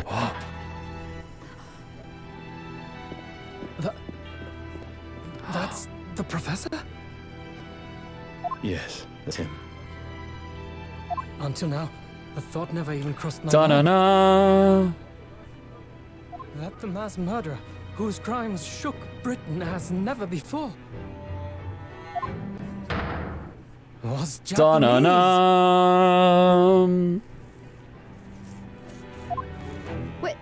Wait a minute.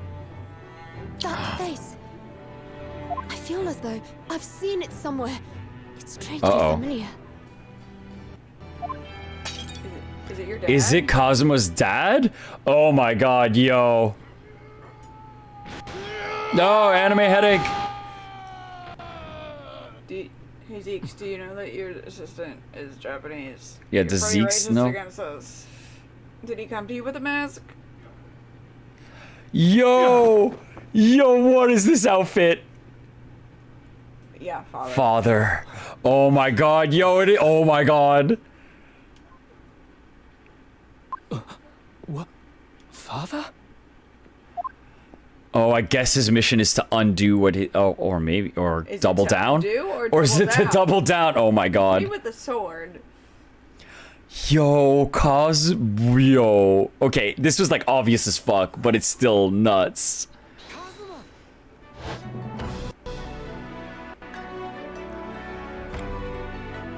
My best friend. Oh shit. After a whole year, finally his memories returned. Oh my god, look at his fucking outfit. Holy shit. Look how jacked. Look how jacked he is. Yo, what the fuck? Damn, he's hot. This white outfit shows it off more. Man, see, I now see why he's on the character polls. This shot alone explains everything I needed to know. I mean, when you saw him in the first case, we were just like constantly sparkling over him. Oh yeah, we were both. Wait, can you give me the sparkles too? Yes. How sparkle We forgot had for him for one case. And you're like, he's been gone, and why is he popular? But as soon as we see him, the sparkles are back. Yeah, no, I mean, look at it. Holy fuck. Damn. And instead of the red headband, He's just got the red cravat. Yeah. But also his dad was a murderer. Shit. Oh, don't give me those eyes. Oh shit. Oh. Hello again. Oh. Hello again. Can we have a hug? Can we hug? My friend. Susato Holy. have a hug. She needs one. Susato needs the hug. She's gonna, like, her heart's gonna break. Crush the mask in your hands. Come on. It's been a very long road. Thank you. Damn. Thank you for guiding my friend here when I It's just like his spirit just wins. Why is he so cool? hey, bro. And also, why is he so jacked? Like, what is this, like, skin-tight suit he's wearing? Oh my god. He's got that, like, Captain Falcon, like thing going. For taking good care of that in my absence. Your soul, you mean? Do you want? Yeah, you want it back? Swords? We can have your English sword, and you can have your Japanese sword back. Karuma, a great blade of the Asogi clan, passed down No, through the that man is generations. dead. It's your sword now. This is my new identity. When we left Japan, this. Yo, what if this was the sword that was used to kill the people? That'd be a lot more morbid. Well, I was gonna say, well, The we Japanese gotta man's find katana why he is was his killing soul. them. Yeah. Was Parted he from it. killing them because the system was unjust and he's trying to do something about it, or But was then, he killing them because he when didn't the like them incident because he was a happened, murderer? Yeah, if it was like justice murders, then it's like, listen, we know what you want to do, but like, shit, This is the man. wrong way to do This is the it. wrong way to do it.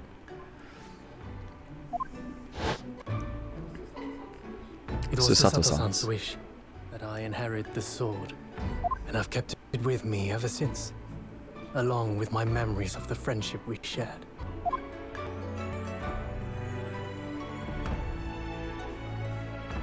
With this by my side, I always felt that you were watching over me somehow.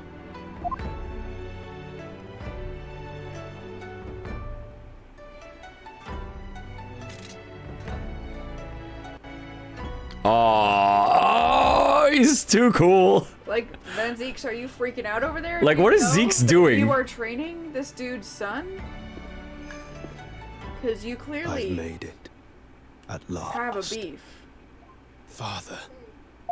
Are you saying... Surely not. You mean... You knew all this time? I'm looking at it. But... I still can't believe it. This... I mean, what if it wasn't him? His cousin was... Yeah, like framed type of deal. I mean, there are a billion possibilities at this point. But also, some people can hate their dad. Yeah. Like, he might be Oh. like, what did you do to our plan?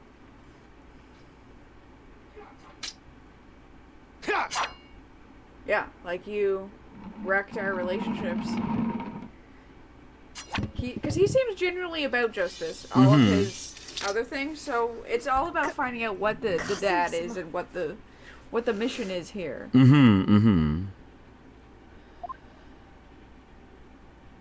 Devils. Yo, is you dual wielding? Yo, what the hell? He's gonna bond the nations back together. We have much to talk about, but now is not the time.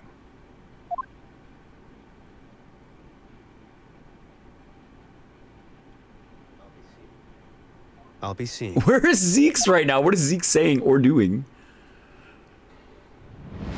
What? What was that? Oh, you just okay. That was just him leaving. That's all Kazuma said.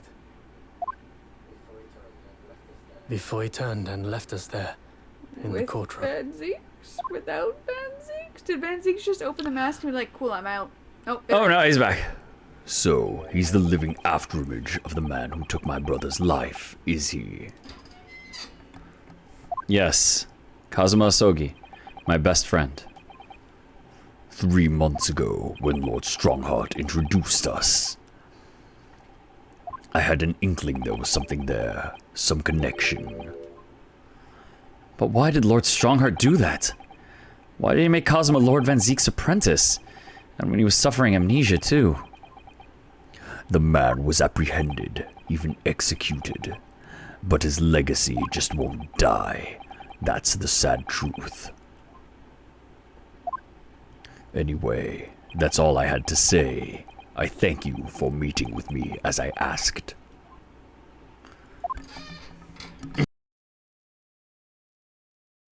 Phases out of existence? What the hell? It's just like after that cutscene, you're just gonna do that to us?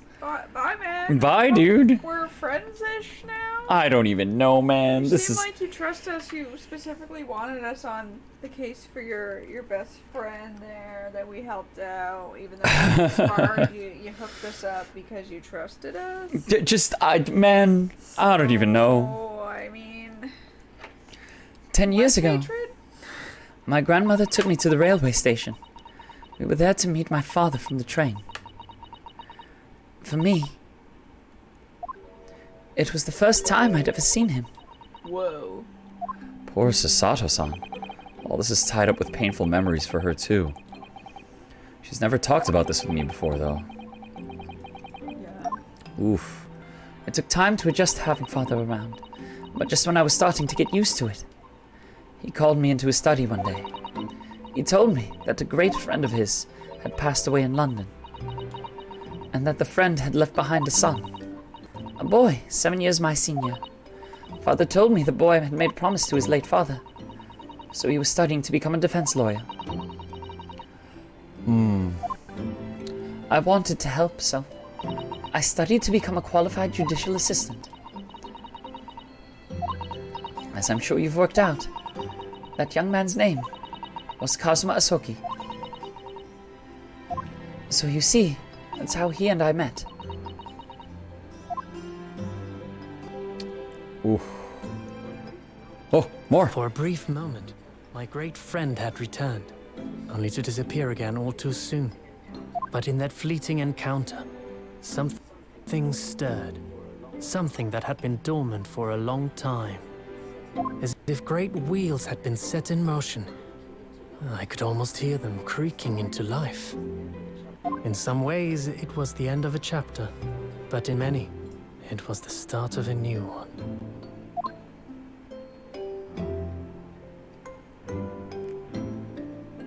The end. Oh my goodness, yo.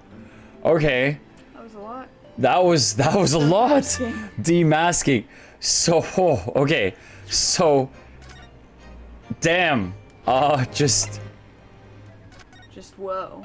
yeah, just whoa. Like that court trial was on its own already super nuts. Twisted Karuma and his last bow. Oh my god. Oh my god, what are these? These seem so much more intense now that we know things are possible. Okay, so, okay. Return to title screen. Let's do that. So first off, the case itself.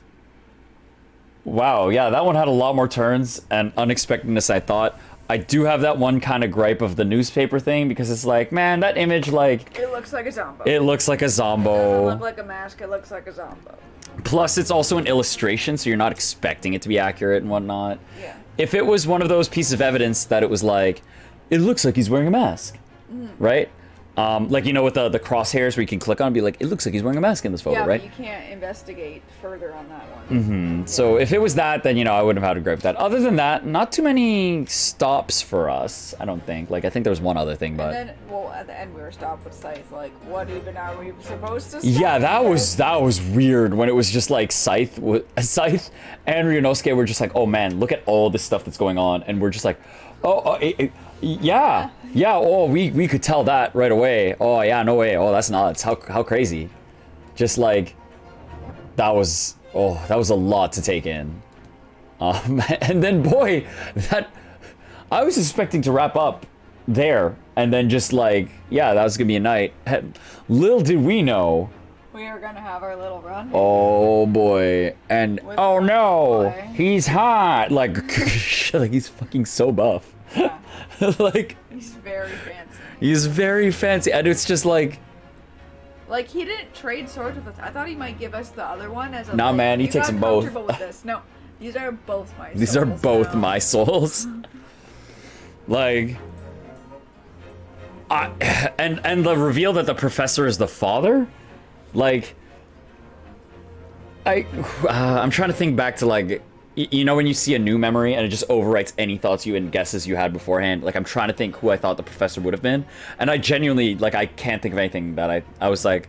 Well, we only had that he might be Asmund, but it clearly wasn't. Yeah, we only thought that, and then they're just like, no, it's not that at all. But yeah, the fact that it's Kazuma's dad, it starts to make other things make sense. Like he's like, he has a very specific thing to do in London, and it's like, well, if it involves his father, then yeah, okay. Yeah. But he cut him down. He cut him down. So that tells me that it was. Because I was like, okay, specific thing. Are you gonna like bring up the case again? That stuff was presented wrong. No, you cut him down. So clearly you didn't agree with what he did. But so then, what is your big thing? Is it that you wanna actually merge a bond between the countries when you know your dad pretty ruined much it, like destroyed effed it? that up Yeah. the last time? But he really wanted to bring his sword specifically he fought for, and I'm like, is that actually because you're just like, man, this is my soul, or like, you Yeah. need the sword for a reason? What if there's evidence in that sword somewhere? What if the headband on it is something? What if that headband was white before? There's just questions. Oh wait, no, the headband was the headband wasn't on the sword before. Yeah, that was added. I don't know. Maybe that sword was a murder weapon or something. I don't know. It's intense. It's a lot, but it makes me excited for next time. Also, like, Strongheart, who invited him, knows. Oh, about knows it. everything. Yeah. Yeah.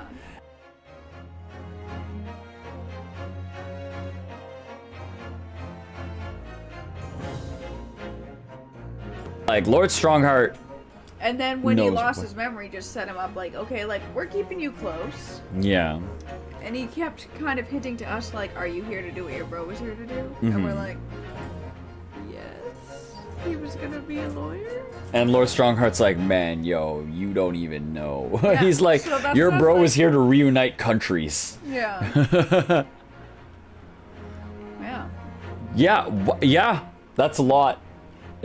There's not much to say. It's just a lot to take in. Yeah. That's kind of how I'm feeling about it. It's like I'm kind of just. Ooh, I think I'm just gonna let that one sit for a little. Yeah. Yeah. And then with that, I think we're just gonna call it there. So we're gonna say, thanks for watching, y'all.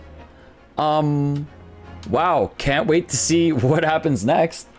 Yeah. Tomorrow, likely gonna be playing some Tales of Arise during the day. It might bleed into the night. We'll see. I mean, I'm curious about what happens in the next case. We'll see if we're hyped for it. Are you working tomorrow? I work in the day. Working daytime? Okay. So maybe I'll do what I did last week of the daytime Tales of Arise, nighttime Ace Attorney. But we'll see. We'll see how I'm feeling tomorrow after some sleep and after thinking on it. So yeah, have a good night, yo. All of you take it easy, and we hope to catch you next time. Peace out, y'all.